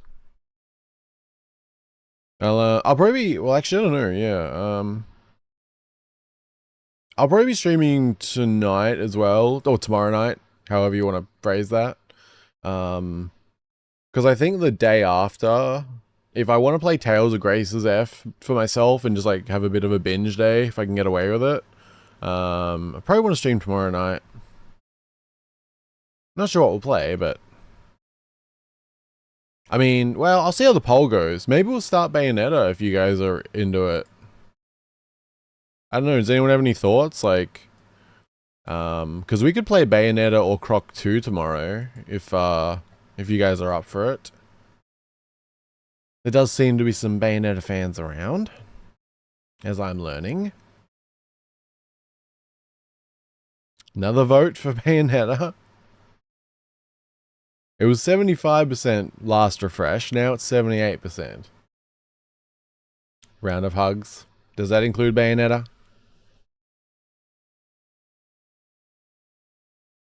Destiny Spire.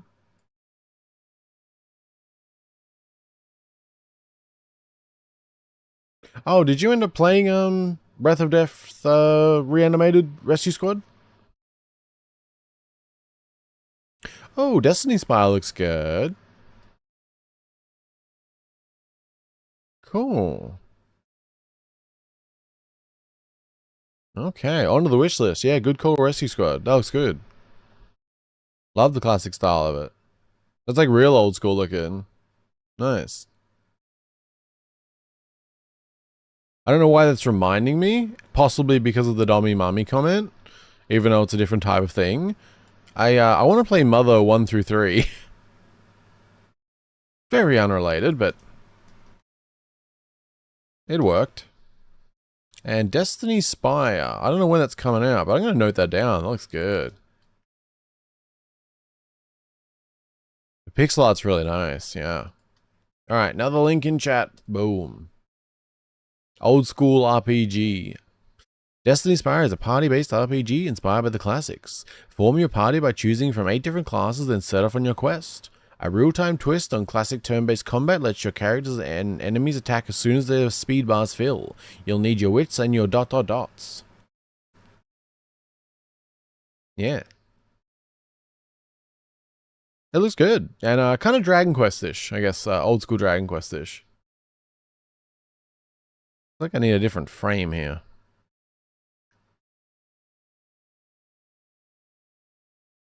Yeah, that works. Sway wants a Dommy Mummy, says Cerberus. Round of hugs, a little bit more friendly. Will Bayo be included? We shall see.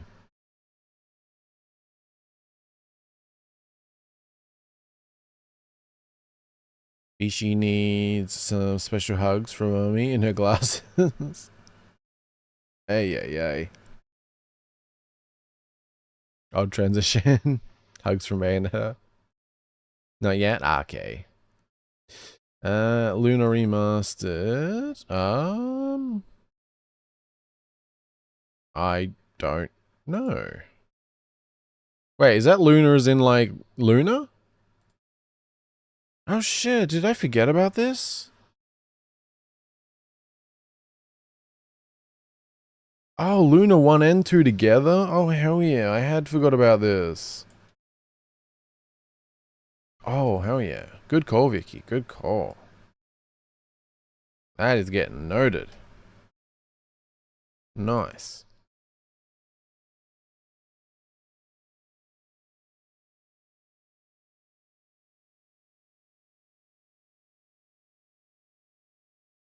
April 25.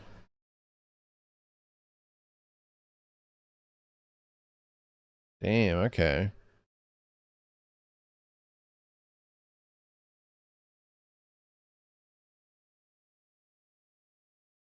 Because that was PlayStation, right? Yeah. Ah, cool. I love seeing some of these like games that do like a 1 and 2 remaster, like how Soul Reaver did. Like I love that. Although I guess biggest respect kind of has to go to Crash Bandicoot and Spyro, who are doing like 3 games in one. Like they could have totally cash grabbed that doing 1 by 1.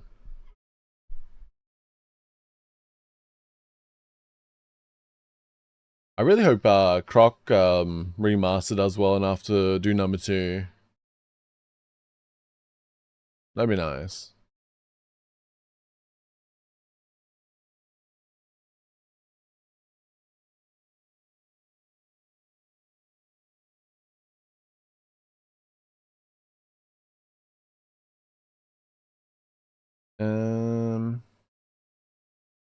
Ninja 5 also.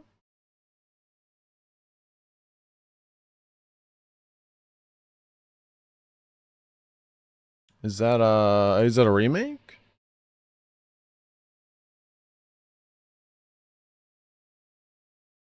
Oh, yeah. That's cool to see.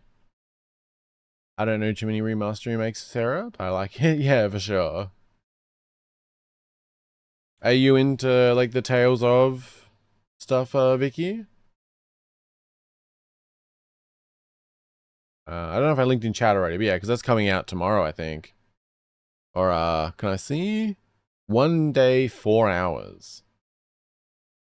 That's gonna be so good. It's like such a simple thing, but being able to like turn off random encounters, I love that so much. Because like I don't mind grinding in those type of games. That's why I loved it in Bravely Default. Because I'm happy to like sit down and watch YouTube for an hour and grind, and then that means I can then just spend like multiple hours just all in for the story, without any worry. Love it.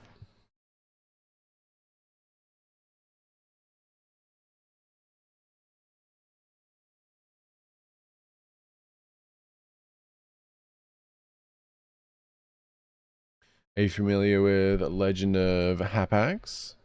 I am not.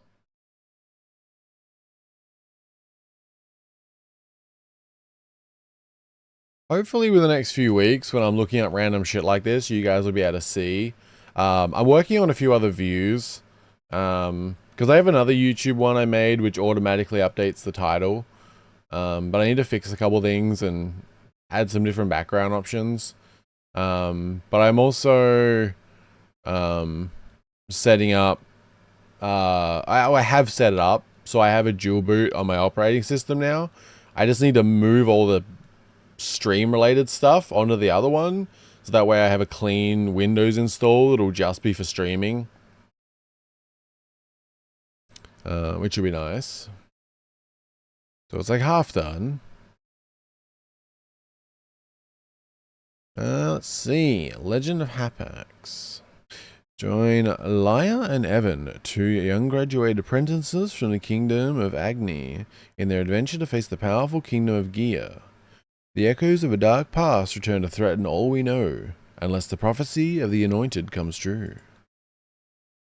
Okay.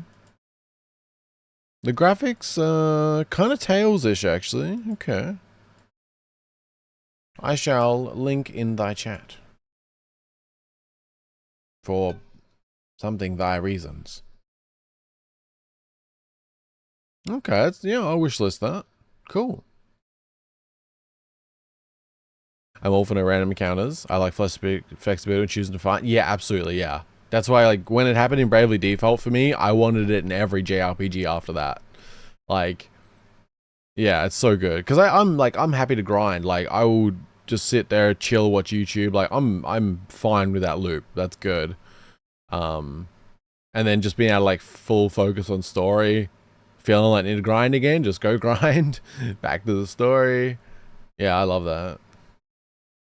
I finished Tales of Rebirth recently because fan translation already finished. I play all the Tales series. Oh, awesome, awesome. Yeah, I love Tales of. It's definitely one of my favorites. Yeah, Dragon Quest, Tales of, and The Legend of Heroes are like my 3 favorite game series, I would say. Still a few Tales of games for me to enjoy, fortunately, which Tales of Grace's F is one of them. I've never played it, so getting to play the remaster with like the new options and stuff, I'm really happy about. Tearscape.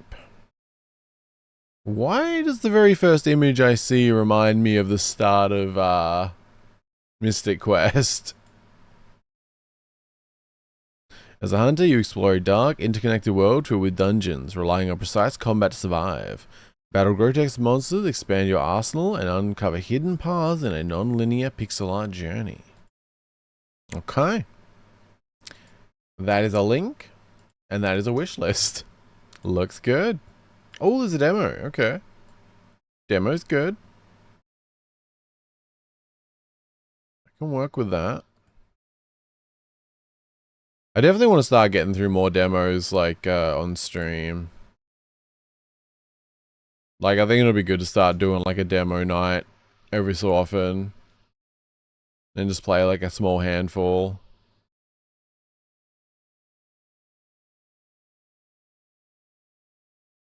I forgot. Have you played Monster Sanctuary? I have not, actually.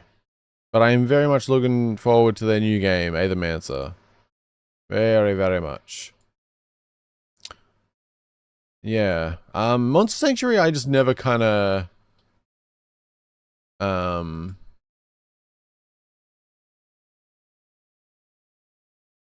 Sorry, getting distracted. I completely forgot I never played Meg's Monster. Damn. That is needed to be on a list. Damn, wow. Yeah, I have to play that shit. Damn. Can't believe I didn't play that. Loved the demo.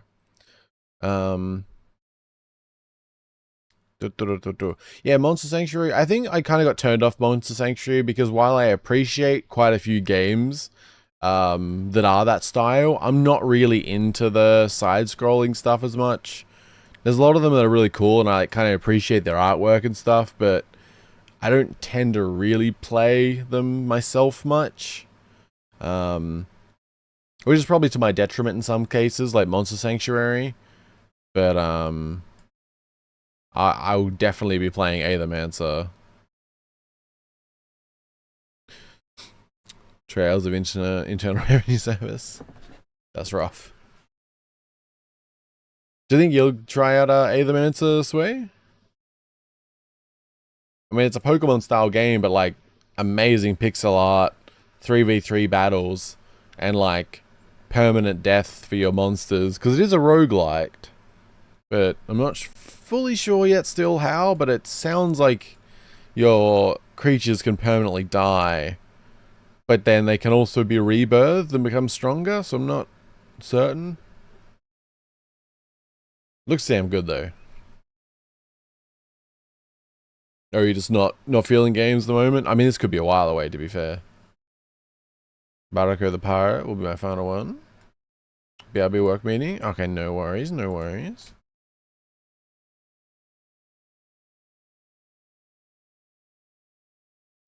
Barako the Pirate. A pirate-themed RPG adventure.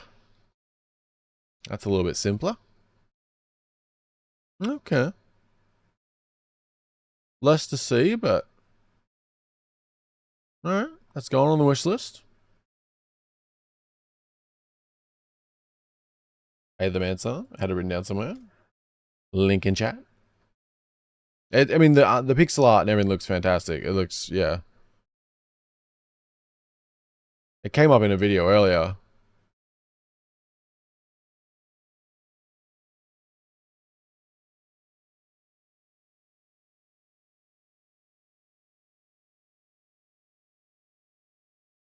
What am I looking for?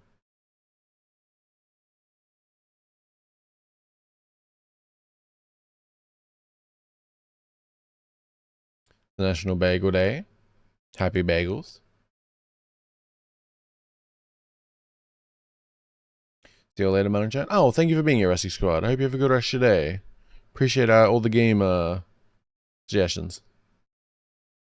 Hey, the Mancer is Monster 2, but not side-scrolling. No, it's far more like a bit more traditional looking. I think it's gonna be really good. Yeah, have a good day, Rusty Squad. Be well. Where am I at? Oh yeah, I was gonna look at one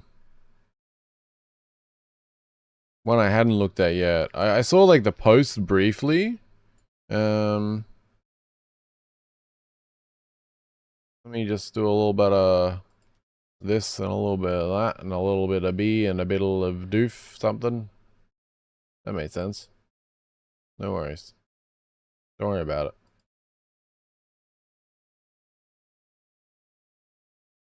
Yeah. Streets of Rogue devlog number 4 from 3 weeks ago. I hadn't actually looked at this. I was kind of curious about it.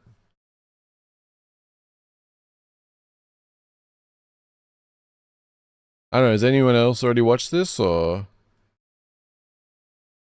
Because man, I was disappointed. I was really hoping for it. Like, because they were originally going to release in like October or something. Or was it earlier than that? Yeah, it got bumped a few times, I think. Which sucks, because, man, I feel like it's going to be so good.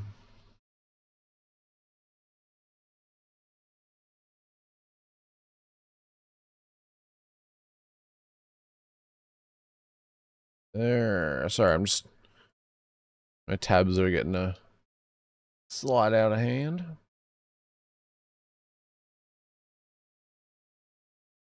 Damn, the average view time on today's stream is really high. Thank you all very much. I appreciate it.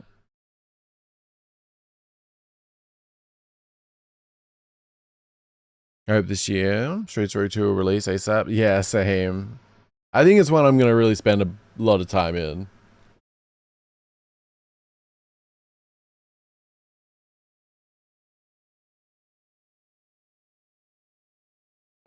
Have you played Ellen, Vicky, or checked it out? Great game. I just linked it again, just in case.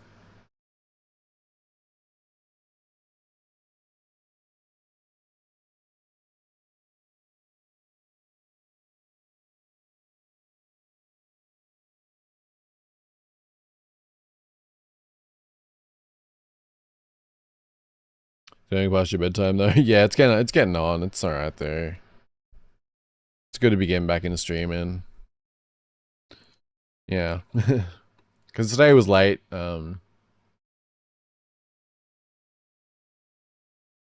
It's been good though. So it's alright for a minute.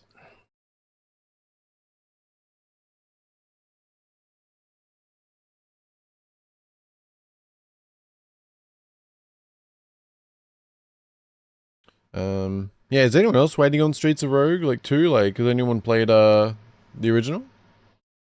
Played Ellen a few weeks ago, it's a good game. Ah, okay, cool. Yeah, I love it. It is a top candidate for being streamed.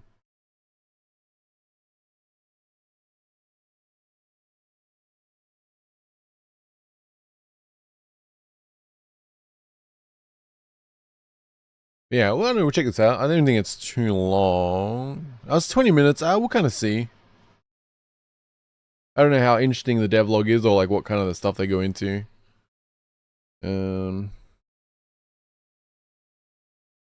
What else did I have open though?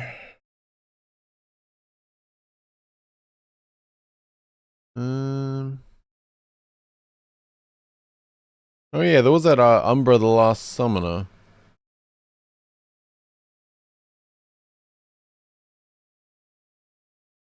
I think, yeah, Rescue Squad mentioned this, yes. I thought I would check the trailer.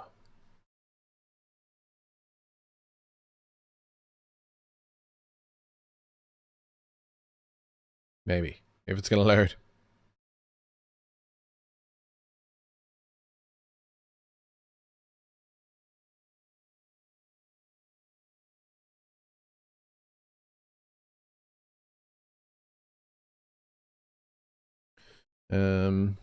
Go watch, okay? I play the popcorn. There's a horror game called Home Safety Hotline. Don't know if there's a trailer though. Okay. I shall take a look.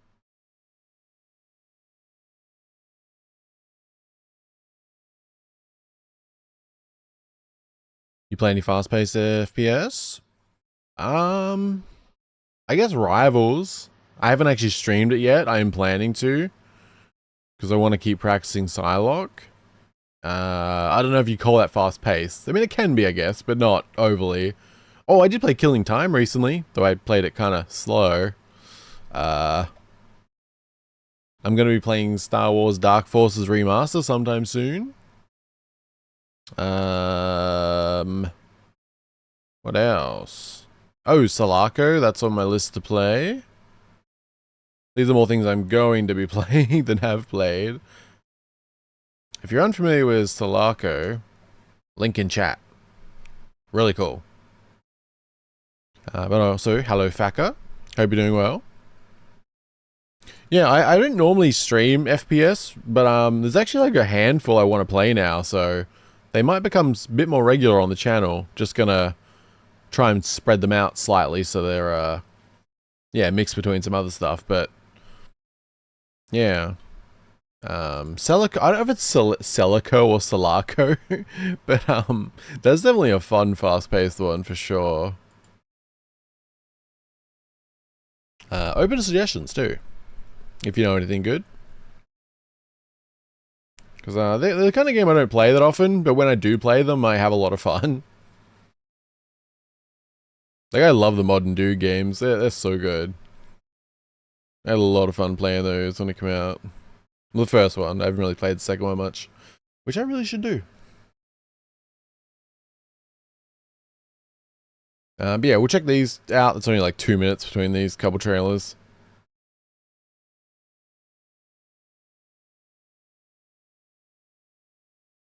I just finished 6 levels of my proto game. Oh, okay.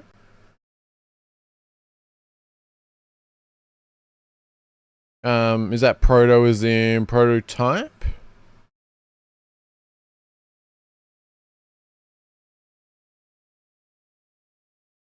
Always up for checking things out if you want to make a suggestion.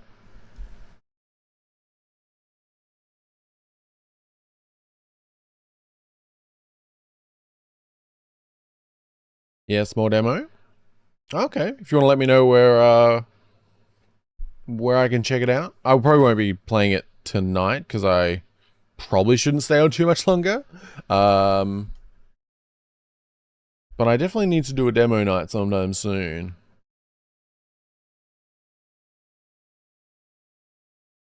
Then we can play a whole bunch. I think in particular the precinct's going to be a fun one. And have any of you checked out the Grimshire demo, by the way? I didn't realize there was a demo. That's that, like, the farm sim with the rabbits and things that kind of grim.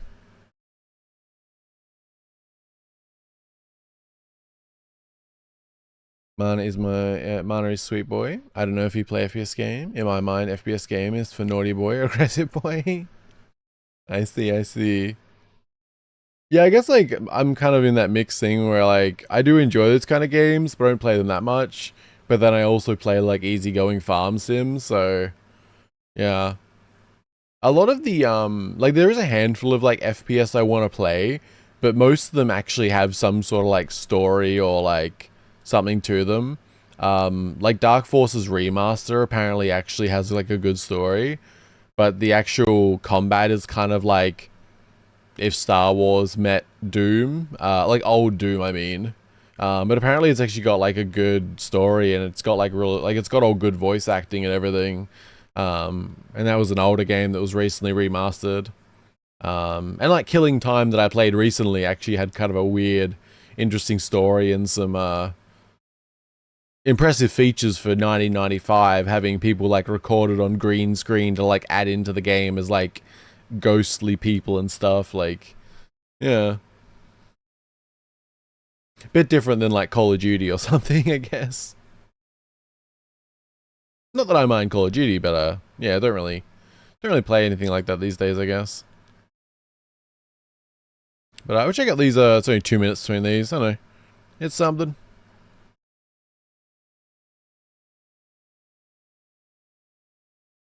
But yeah, this is Umbra, The Last Summoner, early access short trailer.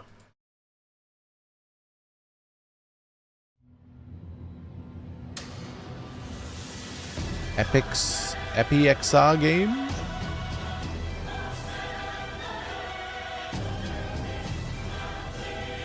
In Morrowind feels. This is cool.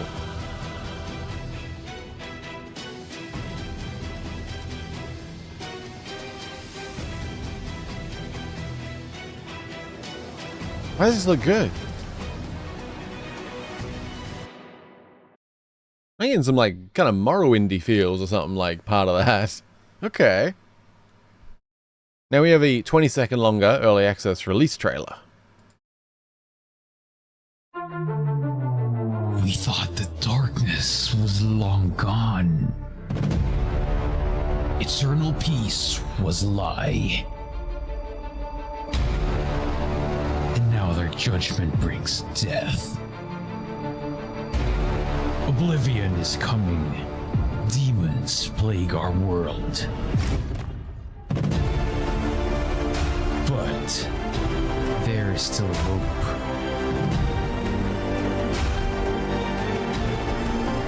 One who will bring forth an army of heroes.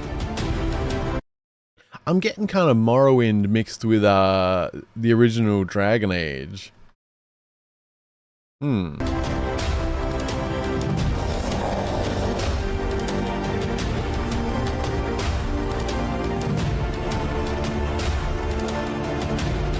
Are you? I mean, I'm liking what looks like, you know, 3v3 turn-based combat. I'm all for that. This actually looks cool. I'm way more intrigued now.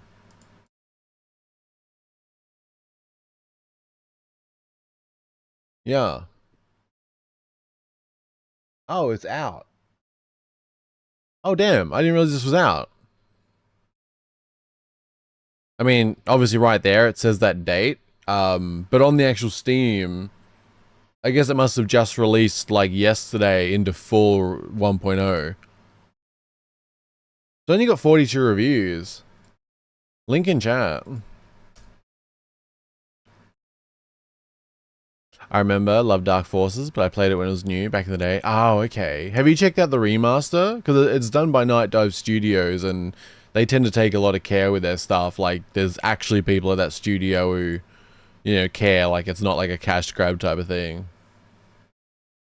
But damn, man, anyone like impressed by this? I don't know. Like, it's yeah, a little bit of Morrowind, a little bit of the original Dragon Age, but mixed in with like more traditional like 3v3 turn-based combat. Like, I'm sure it's probably not at the level of like Dragon Age or whatever. But that looked good.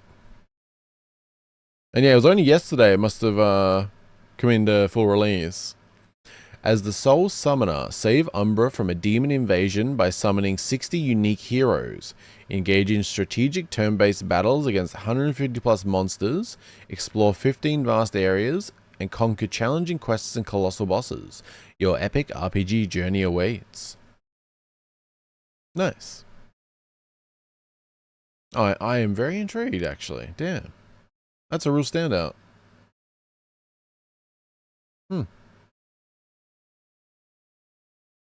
Nice. Very nice.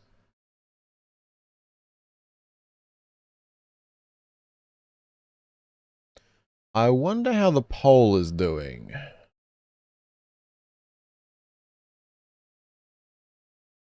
See what kind of audience I have.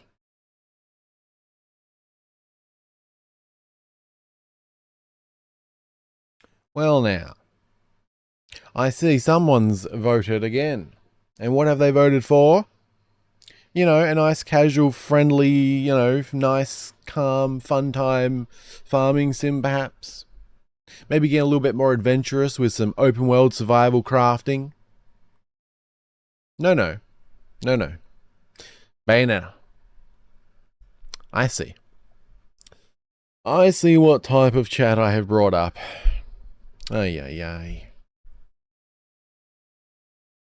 It is currently 8 votes to Bayonetta, 0 to Dark Messiah of Mice and Magic, 1 to Open World Survival Crafting, 1 to New Farm Sim. Again, 8 to Bayonetta. God damn it. I mean, I want to play it, but... Ay. Not a fan of Bayonetta? Oh, really? Okay. I have no idea. Like, I've heard that 1 and 2 are quite good, and there is actually some story and stuff. Like, it is actually good. And then 3 was a big disappointment.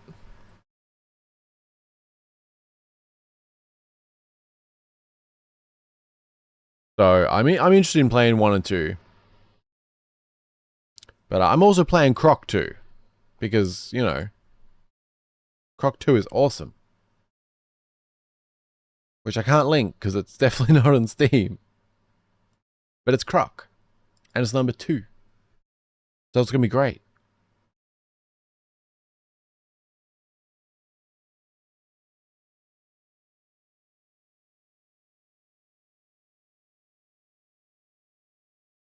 I guess I shouldn't stay on too much longer. I'm not wrapping up like right this second, but it is getting close to 6 a.m. so I shouldn't probably stay on too much longer.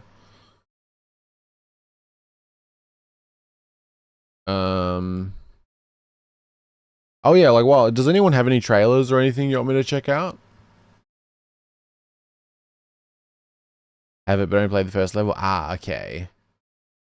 Didn't get into it, or like just Sama, you did this? I don't think I did. I offered a nice cozy farm sim, and everyone else said Dommy Mummy. And I said, well, I guess that's how it is. But you are a fan of peaches? I mean, fruit's good. Very healthy, you know. That's true. I want to play the cozy Bayonetta game. 3, just the ending for me. Yeah, I've heard the ending's bad. I have no idea. Feel like I missed something. Oh, I was just saying how the poll is currently 8 votes for Bayonetta, 0 votes for Dark Messiah of Might and Magic, 1 vote for a new farm sim, and 1 vote for open world survival crafting. Bubblegum gun. I guess I'll be finding out. I haven't played it. I've just heard it's pretty good, actually. Like, 1 and 2 seem to be highly rated. Like, I've heard it from multiple people. Yeah. I came back to the emoji of a peach and new things went off the rails. I get distracted easily, jump around with games. Oh, yeah, that's fair enough. Yeah, I have that problem. For sure. Inzoi trailer? Sure. Why not?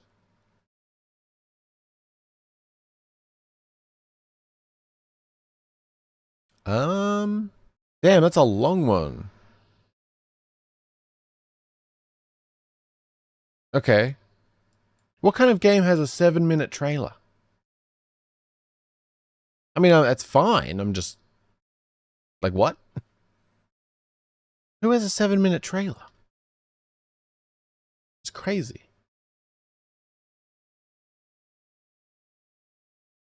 Like, for real. Who does that?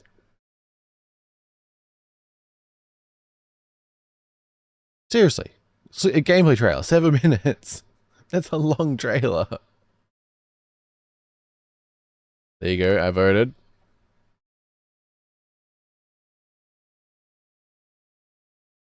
I don't even know where I'm at. Also, I need to watch more careful on the chats. Because Cerberus just said, there you go, I voted, but it didn't show up on in the restream chat.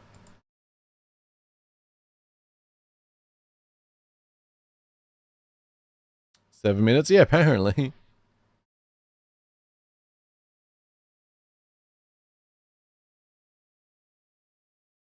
Ah, I see. Cerberus. The only wholesome one here, it would seem. This looks like an adult game on Steam. If you're not familiar, Inzoi is what could be like the future of Sims, basically. Like open world, extremely detailed, absurd character creation, really pushing things. And I believe, if I'm not mistaken, which was a big surprise to me, is that Inzoi is developed by the same team, or the same developers as PUBG. Yeah. Which was a surprise. I did not realize that. But yeah, like, I think they are pretty much going for a Sims game, but like way more detailed. Some of the screenshots look crazy on Steam, but yeah, PUBG developers, which was a surprise to me. Wholesome, maybe. I am a pillar of integrity and purity. It would seem so. I mean, you voted for the farm sim according to this, but yeah, as you said, there's not really... You ain't denting that lead at the moment. Yeah. Still 73% on Bayonetta, it would seem.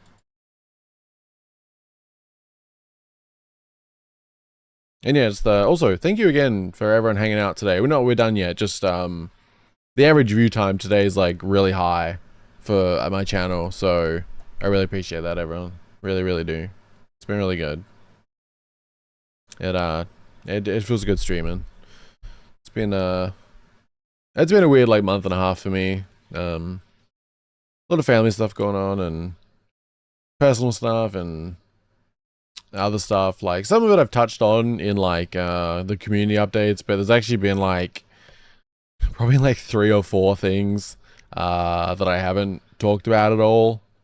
Because I don't know, sometimes it's hard to like draw the line of when to share things or not. Because like I ultimately don't care, but then it's also like, should I share 2 minutes? I don't know. So there's been just a lot going on for me. So yeah, it just was good to be streaming and hanging out, and I appreciate you all very much. 10-cent games. Oh,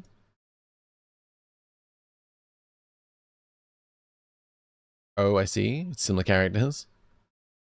Well, it's Inzoi's studio, but I'm not sure. I don't know if I'm mixing things up. I don't think I am. I don't remember. It was a while ago when I looked at it.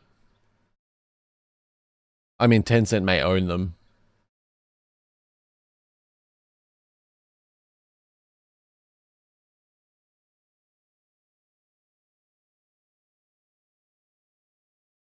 Oh, before I get, I was gonna send you something on Discord after Sway if you're gonna be on.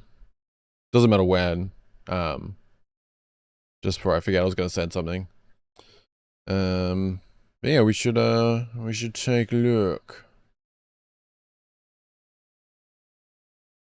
Because yeah, I haven't actually seen that much of this. Like I'm familiar with what it is, but I haven't actually watched like a trailer.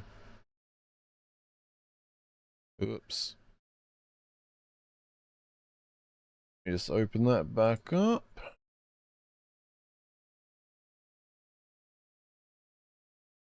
In before they ban League of Legends. Wow. Oh yeah, I forgot like the TikTok ban stuff going on, huh? That's a slippery slope.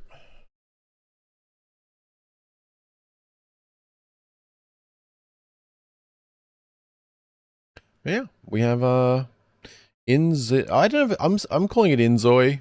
I don't know if it's meant to be like Inzoi. But yeah, we have the Inzoi official trailer, 7 minutes, which is a really long trailer. Yeah, hopefully it looks good.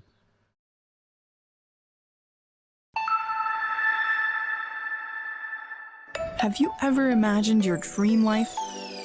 We all have, but living that desired life in reality is a different story. If you could become a god and do anything I mean, look at the graphics, man. you wanted, what choices would you make?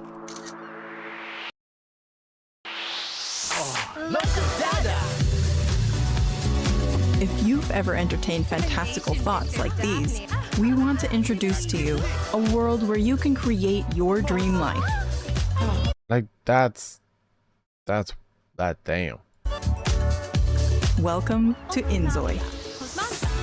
Okay, it is Inzoi. I'm not crazy. Well, it is Inzoi at least. Everyone has a different dream life, and Inzoi offers a variety of creative tools to help you build yours. Yeah, the character creator is wild. I don't know if any of you guys played around with it. They did release this as like its own standalone thing for a while. But unless they brought it back, they had closed it off, but yeah. First, let's look at creating characters, known as Zois. You can create realistic appearances with detailed controls over facial and body features. You can also customize hair and outfits to create a unique look.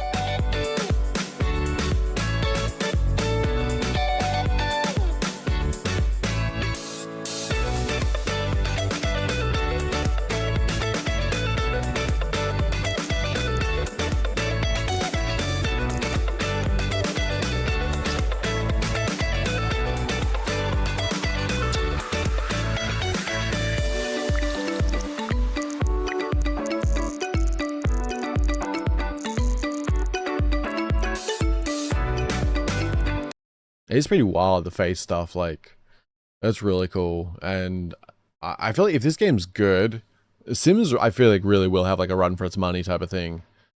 Because I don't know what they're doing with Sims Next, but if they do this where it's like absurd character creation where you can create like almost anything you want, you have just amazing graphics, you have like an open world to essentially play in the same way as Sims. I mean, they're going up against EA, but at the same time, yeah.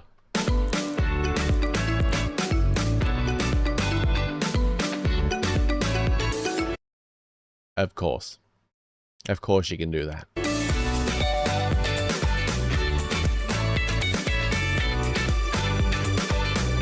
Damn, like some of those, like the muscles, like there, like that's crazy. Damn. One of them in particular, holy shit. Hey, look at that. That's crazy.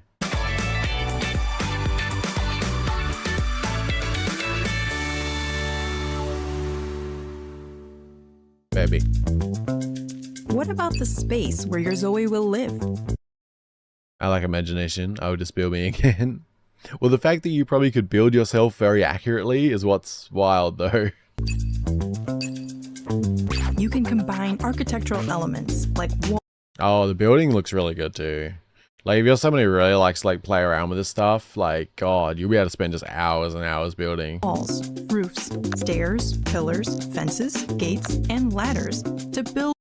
Like it seems wild. You look at this building, like this is the type of thing like people could actually use as like a tool, I imagine.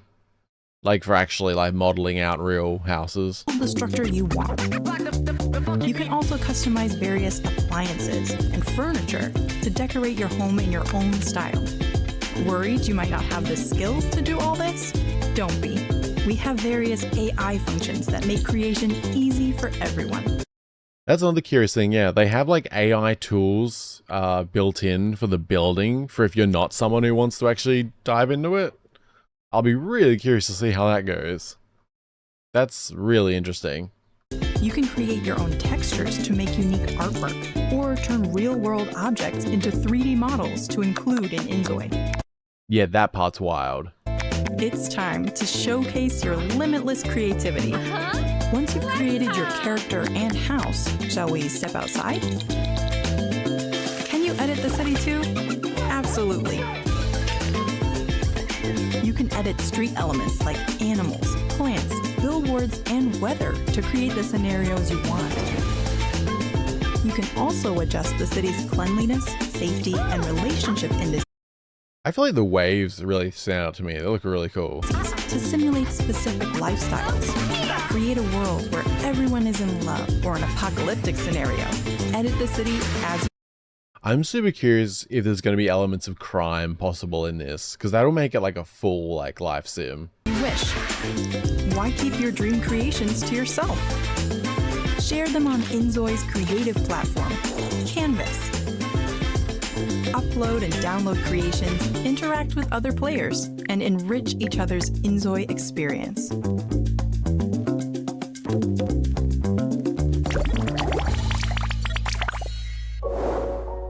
It has even a social media platform within the game.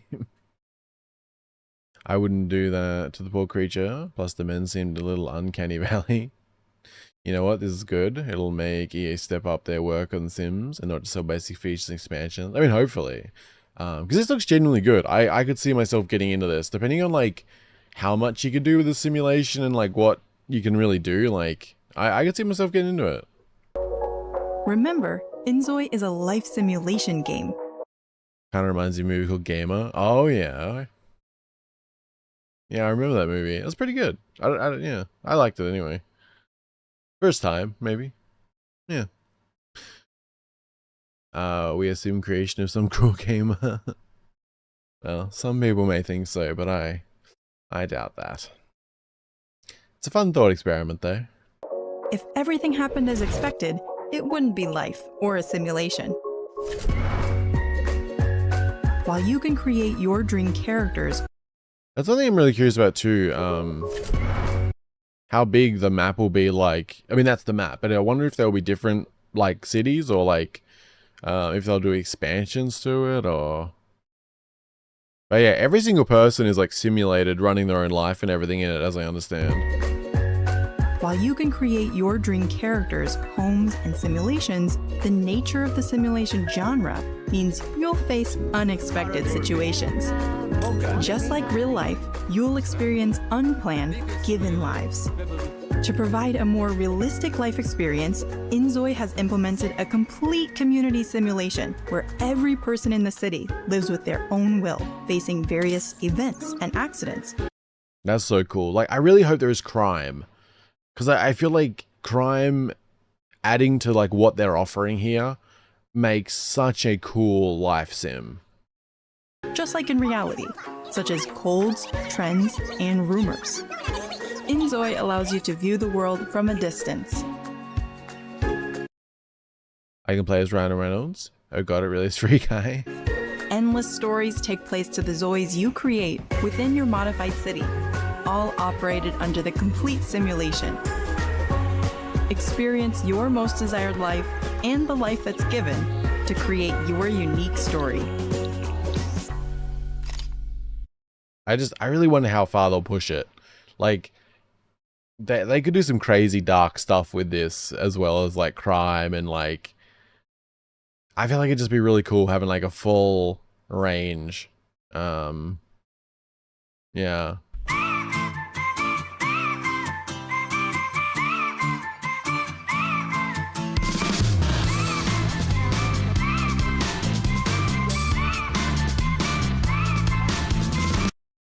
Evil Chibi is taking over. Basically GD6 prologue. Can I be not trademarked bad guy? Can you commit murder? I'm curious about that. I really want to. I feel like they're not going to do that kind of stuff. But like as a simulation that's actually like well done and like, it could be so cool. To have like full like, you know, people committing crime and I don't know, like fencing their goods and selling things and like and have like, you know, like white collar like crime, like stealing art and I don't know, like fraud cases and stuff, but also like lower level like street stuff mixed in with everyone else just living their like normal lives. Like it'd be so cool seeing like the full scope. Oh, the shit could get real dark. Oh.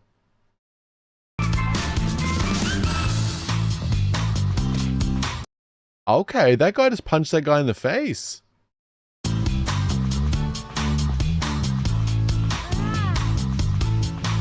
And he farted.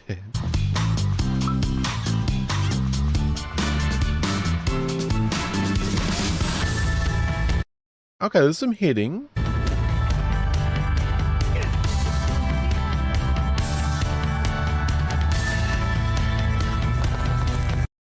The thing is too, if this is moddable, that's gonna bring up a whole other thing if people can mod this to do stuff.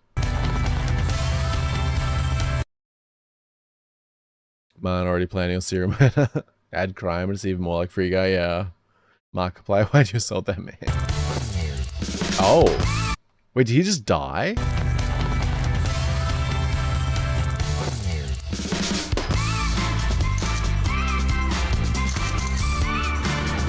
And I assume with stuff like that, you can make small humans.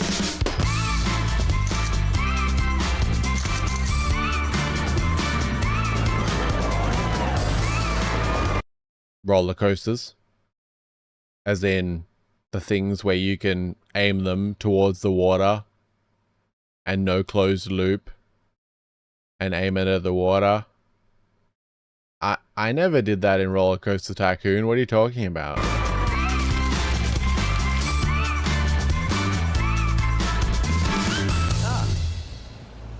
Suamba. Randy Norby. Inzoi gives you the opportunity to experience not just one life, but the collective shared stories, events, accidents, joys, and sorrows of everyone in your city that make up the human experience. In Inzoi, you can create the reality you desire, and in the process, maybe even find that the true gift of life is the journey we all share. We hope these realistic experiences in Inzoi can enhance your enjoyment of life in the real world. Enjoy your life with Inzoi. Thank you.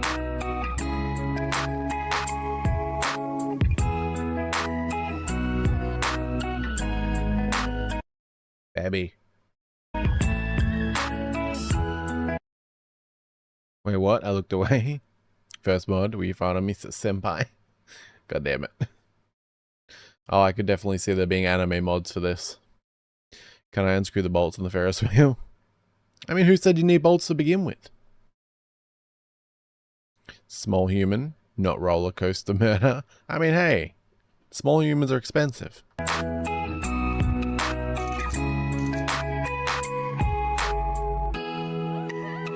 And multiple? I didn't commit to multiple here. Hey kids, let's go down to the pier tomorrow. I hear there's a new roller coaster.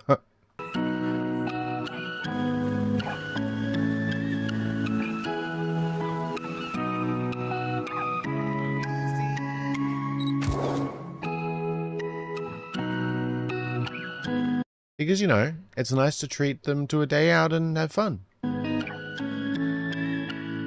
Yeah.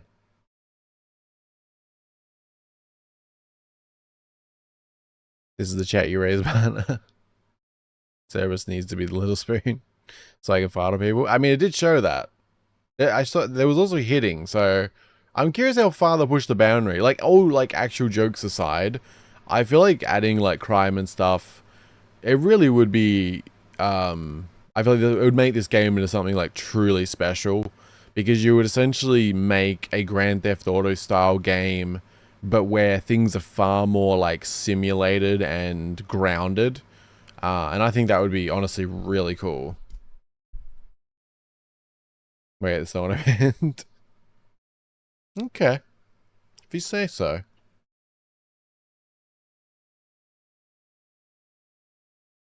Mana, with all due respect, no. Wait, what part?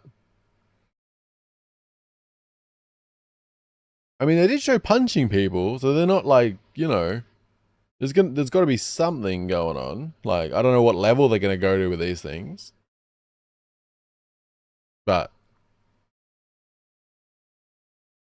that was the trailer for Inzoi. 7-minute gameplay trailer. That's I mean, it showed a lot. Like, I don't know. I think it would be cool either way.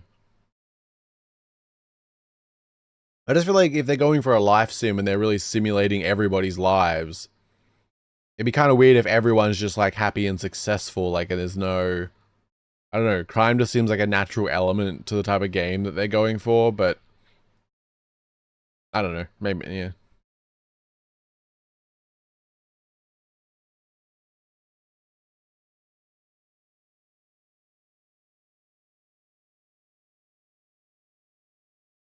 I don't know. That's cool though. How are we doing on the poll? It is me, Crime Man. Still 11. If anyone wants to vote, link in chat. And depending on the votes, we might play whatever is voted onto tomorrow. I can't say for certain, but I think so actually. Because well, actually, yeah, Tales of Graces is the main thing I am concerned about, which is, so that'll come out tomorrow morning at 9. Okay, yeah. So I wouldn't mind, maybe you could do like a long stream tonight, and then I'll take like a day or two off and just play Tales of Graces like all day. I'll definitely have to get like a let's play or something out, but like if I can kind of like get a couple let's plays recorded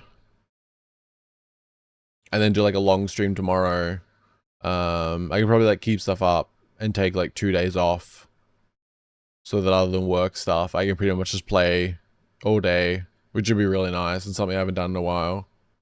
So if I do that for like 2 days after doing 2 longer streams, and then come back and play, continue Bayonetta or Croc, depending on what we play.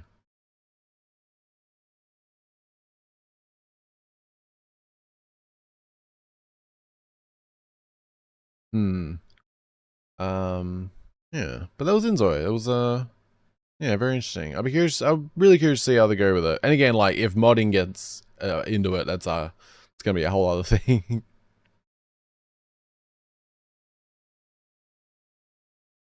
Shadow, it's me, the devil. 7 Eye Tracker by Tomorrow is your homework. Should work with VTube Studio or something. I honestly have no idea how that works.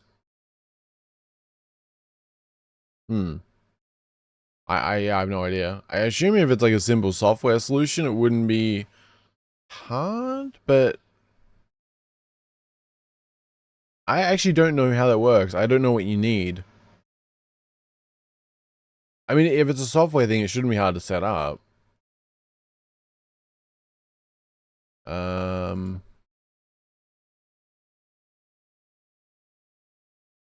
That should be a simple solution, right?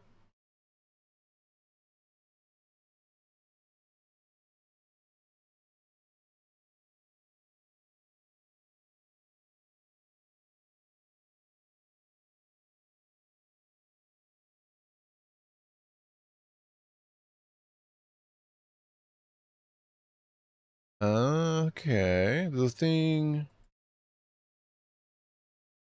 called Beam Eye Tracker.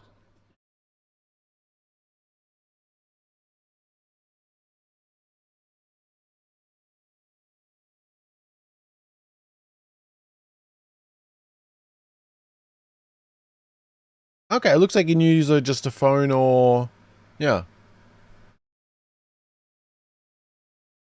Link in chat. That looks like can be done. I don't know if you guys have an interest in that for real, but I can set up that kind of thing if you guys want me to. I mean, you know exactly where I'm going to be looking, but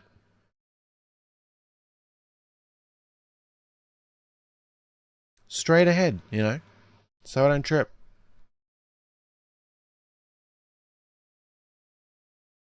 Ishi mentioned safe home hotline or whatever, and there's a trailer, but not sure if you're cleared, so next time.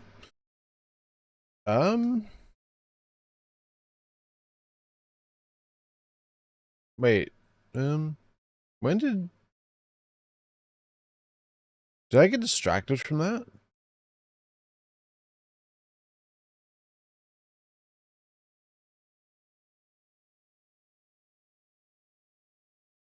Maybe, oh, you play any fast pace? Did I get distracted by that question? Thank you, Jojo.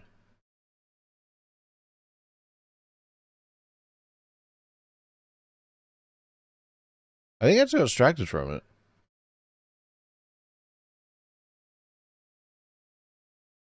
Home Safety Hotline official trailer, the Indie Horror Showcase 2024. Thank you. Yeah, I think I just got distracted and forgot. My bad. Always feel free to remind me, anyone, if I do stuff like that. Step 1, grow eyes. Step 2, eat pies. Step 3, thick. Nani? Step 4, save lives.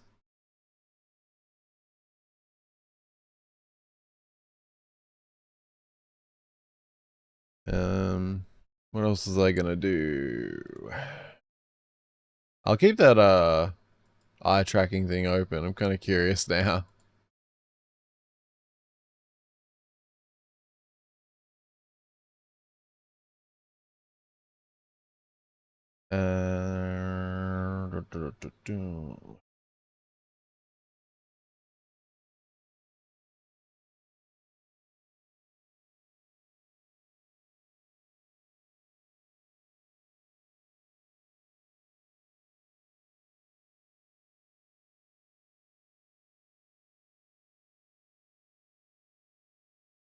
Sorry. I've ended up with a lot of tabs open from the stream. Alright. Here we have the official trailer for Home Safety Hotline. The Indie Horror, from the Indie Horror Showcase 2024. Hearing noises, seeing things. Call Home Safety Hotline. Our operators are standing by, waiting to give you the answers you need to protect your home from all manners of pests and household hazards. Watch the Home Safety Hotline trailer for this point-and-click horror game. Available now on PC, Nintendo Switch, PlayStation, and Xbox. I hear something crawling in the walls. Please say you can help. I can't see your face. Welcome to the Home Safety Hotline team. Here, we provide solutions to all types of home safety concerns. As an operator, you'll take calls from residents facing household hazards and provide instructions to help them out. Oh, we're getting a call now. Let's take a look. I've been hearing this weird sound coming from the walls. Not exactly sure what it is, but I've been having a hard time sleeping at night because of this sound. Looks like our caller needs help. Based on behaviors, sounds, and other information, your task is to identify the correct hazard being described. Alright. Looking through our list of hazards, we can see that the whistling fungi is the best fit for this caller's situation. Oh, of they course. should evacuate immediately. Let's listen to another one. Someone's breaking into my house and going through all my stuff at night. I know it's Bob from accounting. Going through my papers, taunting me with your organization skills. Please hold. This looks like the work of a desk hob. Better let them know before something bad happens. Now that you've been properly trained at Home Safety Hotline, you're prepared to face all types of dangerous household hazards.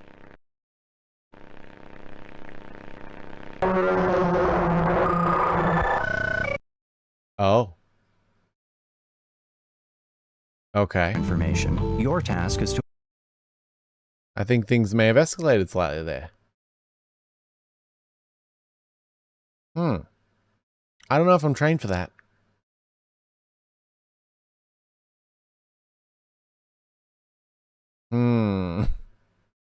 Slightly suspicious door.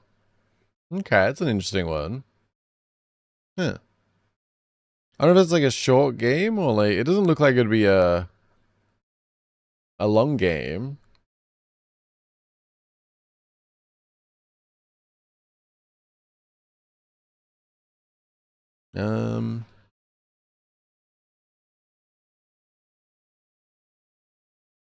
Yeah, it looks like the video's a couple hours. Yeah. Seeing like kind of 2-3 hours. Okay. Interesting. Dang it, Bob. God damn it, Bob. Dystopian AU, love it.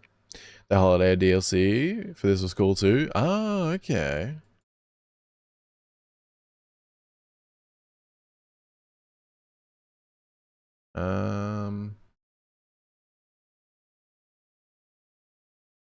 Oops.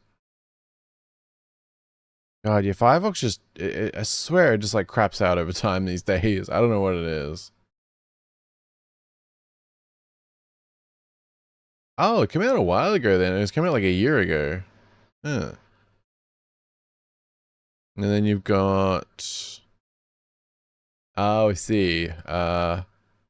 Which came out in September. Home Safety Hotline Seasonal Worker. Ah, okay. So have you finished it, like, Kelly? Or have you, like, watched a Let's Play or something? Or... I feel like it's one of the ones where, like, I would probably lean towards, like, watching a Let's Play more than playing myself. Like, it does look cool. But it is, like, it is one of the ones where, like, I'd run into it and end up watching, like, a Let's Play or something. But, it's an interesting one. And, like, with the real footage and stuff, yeah. Yes, very interesting. Good stuff. You watch a Let's Play? Ah, okay. Yeah. It's one of the ones where, like, I would tend to lean that way. Like, I definitely, like, have more and more, like, found myself just, I really do like, 2D horror games. Be that visual novel, be that like a side scrollish point and click, be that typical RPG maker, like yeah, they're definitely my favorite to play.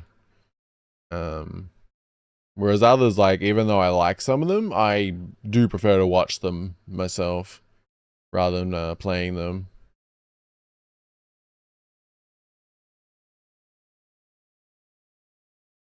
Yeah, it was good. Is there any other random trailers or anything anyone wants me to check out?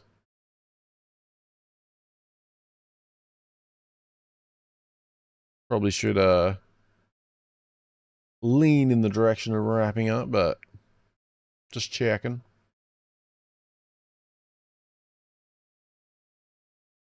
Anything interesting? Oh, interesting. 8-Bit Adventures 2 official free DLC trailer. Huh. I'm intrigued.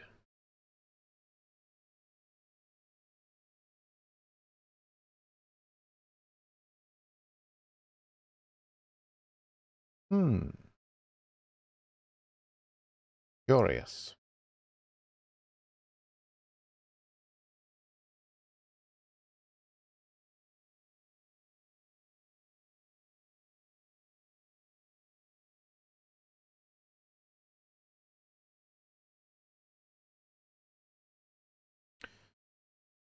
I'm intrigued. I'm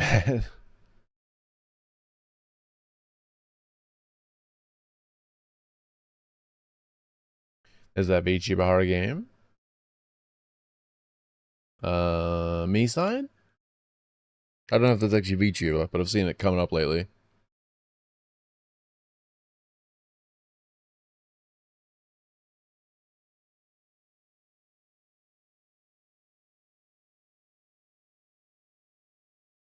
Me something? Okay, it is me side, yeah. I've seen that around, but because I think it's the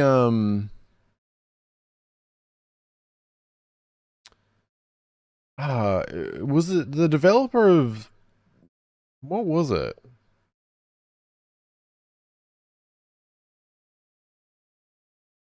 It wasn't Doki Doki, was it?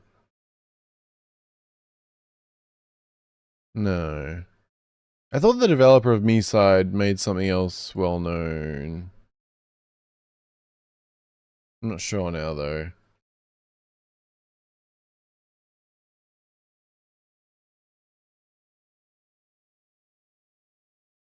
Because Me Side kind of blew up a bit, but on the trailer side, not okay. There is a month ago.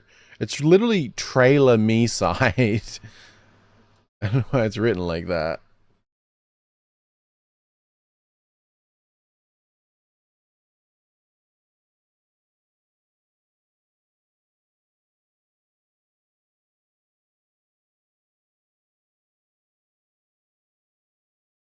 Okay. Well, we have here the official free DLC trailer for 8-Bit Adventures 2.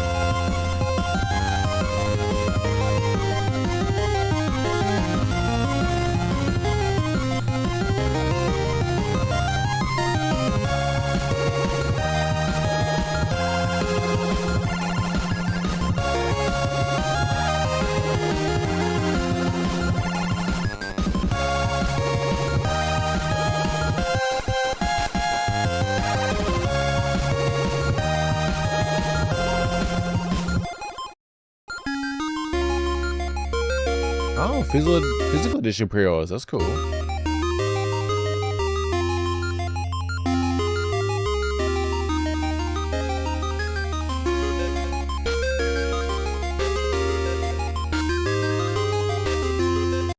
Oh, it's really cool seeing get a physical Switch release. And yeah, it's cool. New story content, new town. Some boss monsters, post-game dungeon. That's very cool. Yeah, good stuff. It's really cool seeing it get a physical release, because it is solo developed, I believe. I've spoken to the developer once or twice. It's been a long time now. But I did play the demo for 8-Bit Adventures 2 at one point, and I played 8-Bit Adventures, the original, but I never actually end up finishing it. It was a much simpler game than this one. They definitely like jumped up a lot with number 2.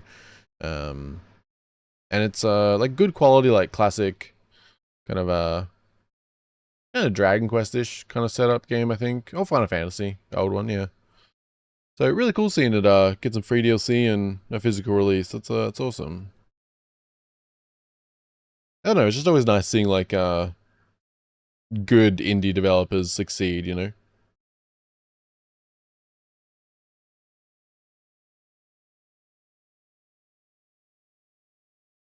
And we have the trailer me side, which I think it's the first time I've seen it be that way around, but either way. This was before release, so, but I assume it's kind of like still like the official trailer, so we'll take a look.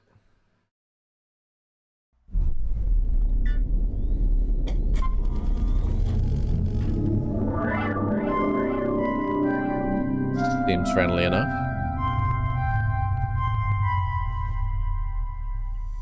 What could go wrong?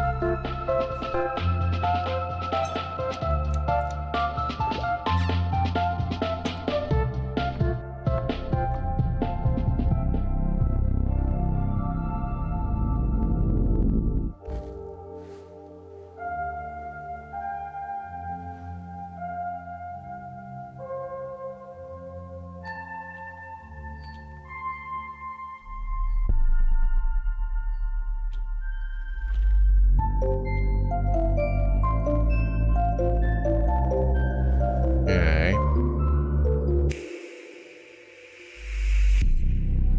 Oh. Oh. Oh.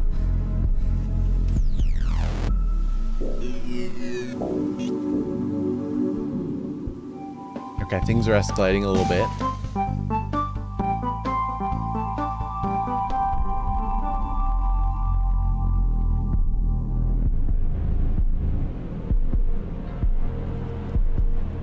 Oh, okay. This okay.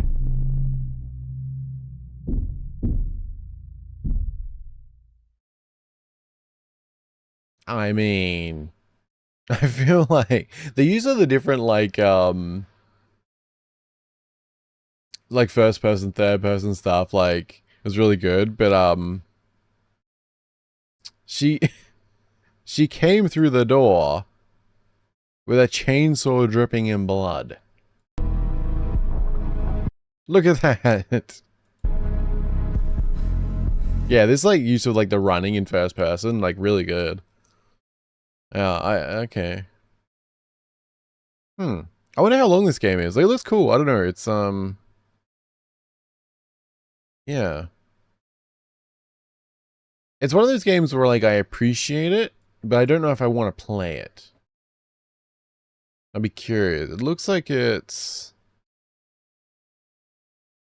looks like it's not too short. Hey everyone, this is what do we got? Yeah, it looks like it's like about a 5-hour game to get all endings. Okay. Could be worth trying out though. I mean, well, if it's like 5 hours to do all endings, you don't have to get all endings, and that would be a good sized game to stream if you guys had any interest. Anyone have any thoughts? 0.8 gram adventure, more like, can't tell what that emoji is. But I would love 0.8 grams of something. It's an isekai. I mean, I guess so. Hey, I don't kink shame you. Maybe I just need chains around my life. I mean, you want to get a bit of a thrill, okay? When the blood gets involved, I may have some judgments.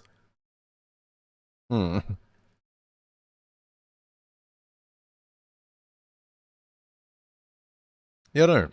I do like the idea of like 3 to 5 hour game that I can play like in one stream. I'm definitely liking the idea of doing more stuff like that. So maybe.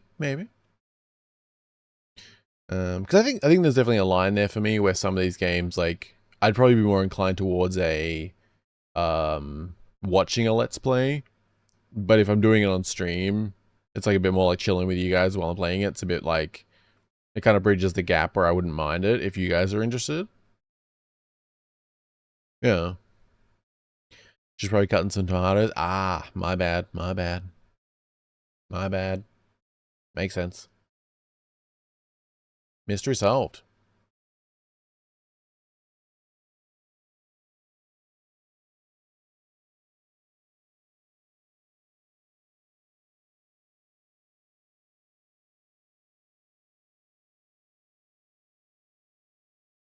Well.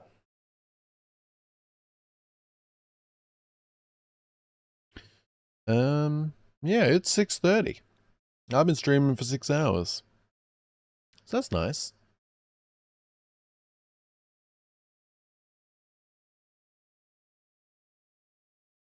How many videos did we end up watching? Looks like 1, 2, 3, 4, 5, 6, 7, 8, 9, 10, 11, 12, 13, 14, maybe? I don't know if these cuts are all correct. That's not bad.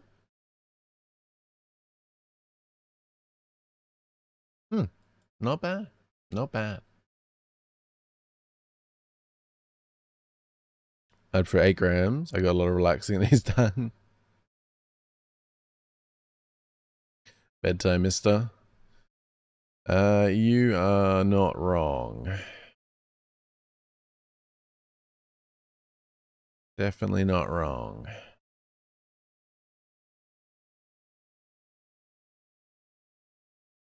Well, it doesn't look like we have any more votes at the moment. So Bayonetta is currently sitting with a 73%.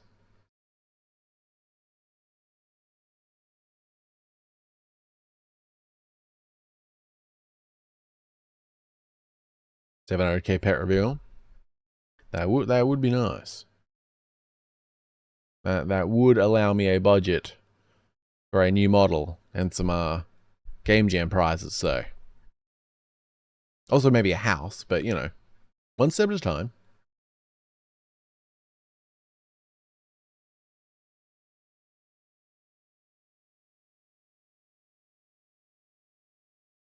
Yeah, so I suppose I should start winding down, huh? But it's been good. You know, it was a pretty comfortable like 6 hours for me. Voice feels fine. Where am I at? Lost where my tracking is. Where the hell is my tracking?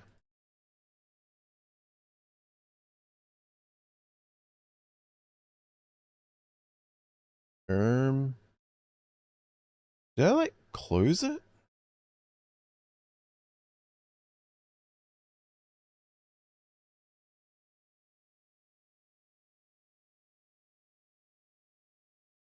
Where are all the games I opened today? I'm so confused.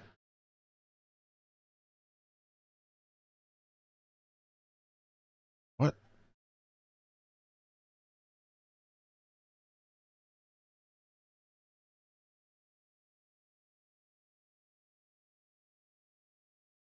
Sorry, I'm trying to like find where I don't.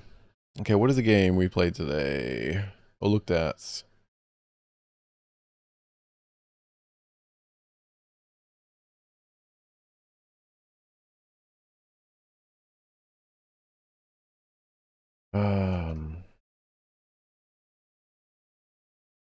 I don't know. I can't find my. Somehow I cannot find the Firefox window with all the games. Oh, there it is. How? I don't even. It's fine. But yeah.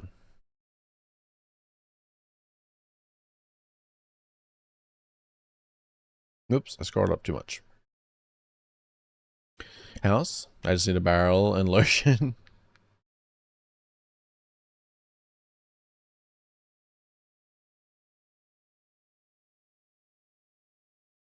Yeah, it has been good, guys.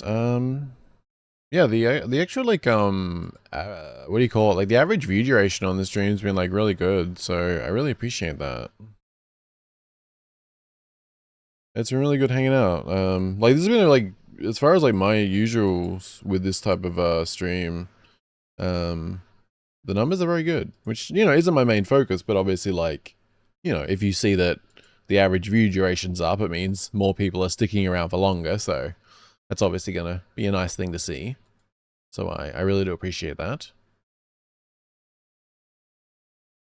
I am I'm still in the negative for subscribers in the last month, but you know, one step at a time. And it's been good hanging out. So no worries. No, it's been really good.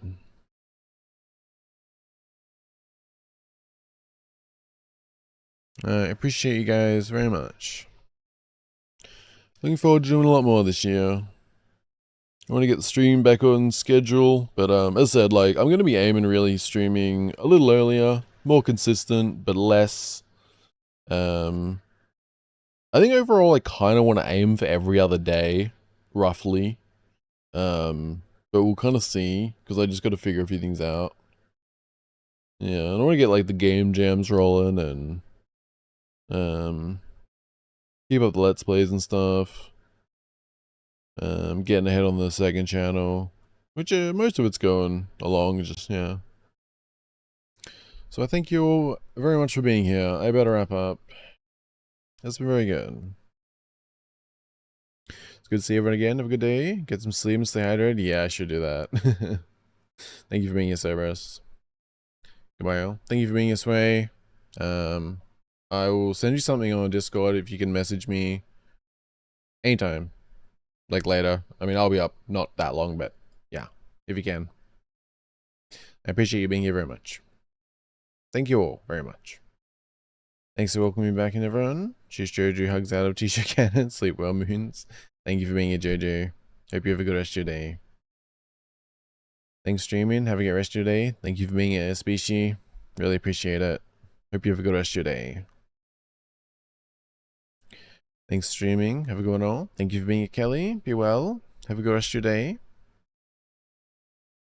Thank you to anyone who's been lurking. I really appreciate it. And yeah, I'll kind of see on the poll.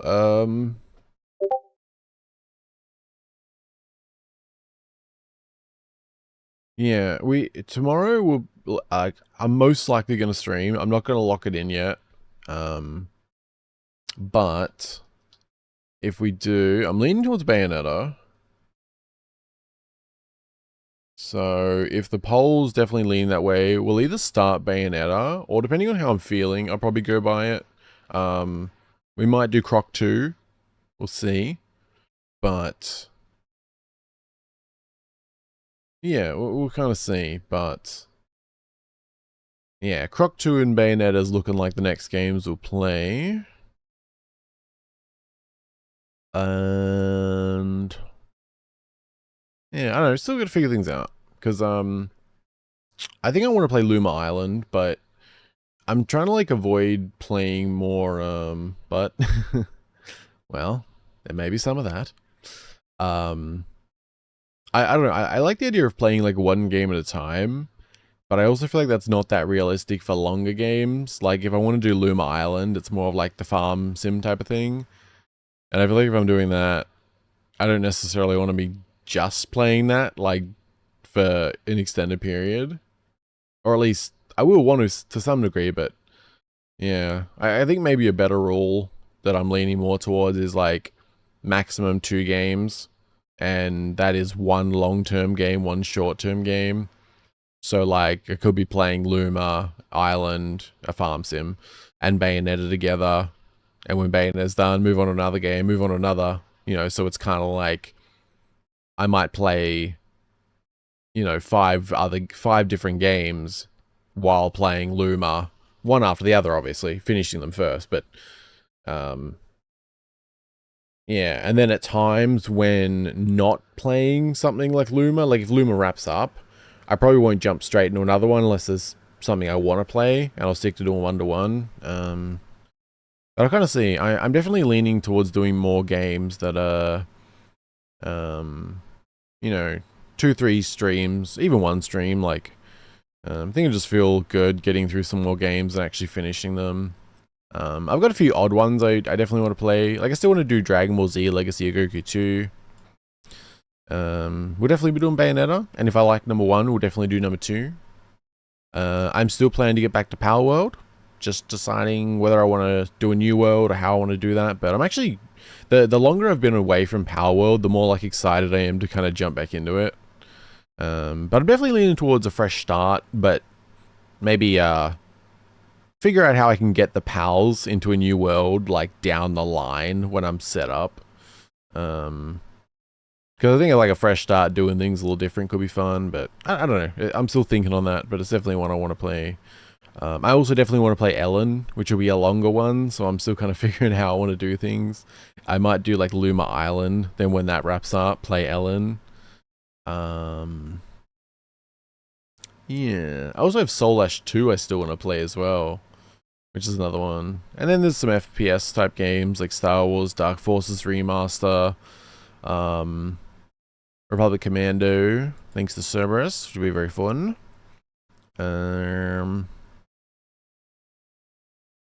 Oh yeah, there's a few. There's a couple other platformers. Said Plane Croc 2.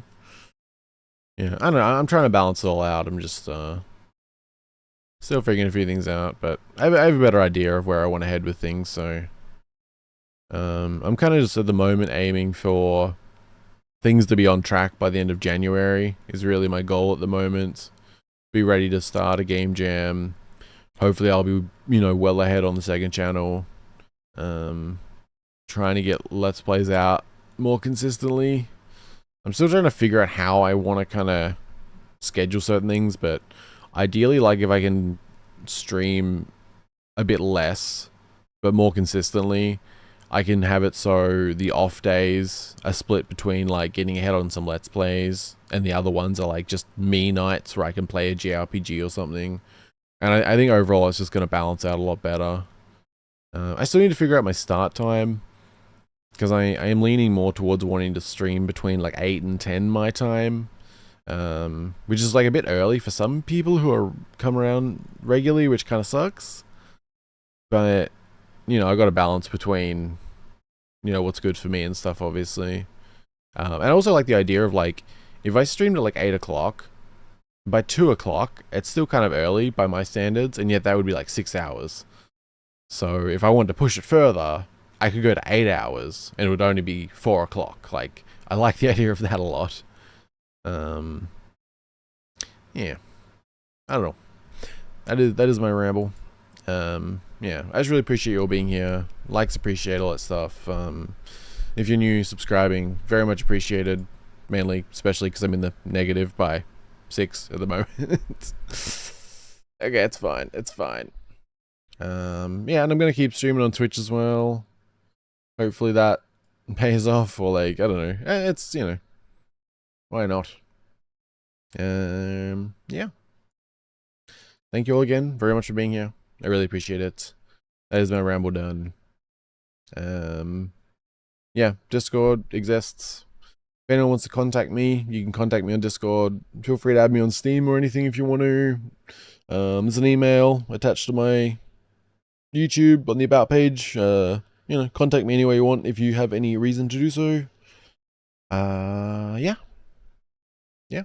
Be well, everyone. Have a great show day. I appreciate you all very much. Thank you.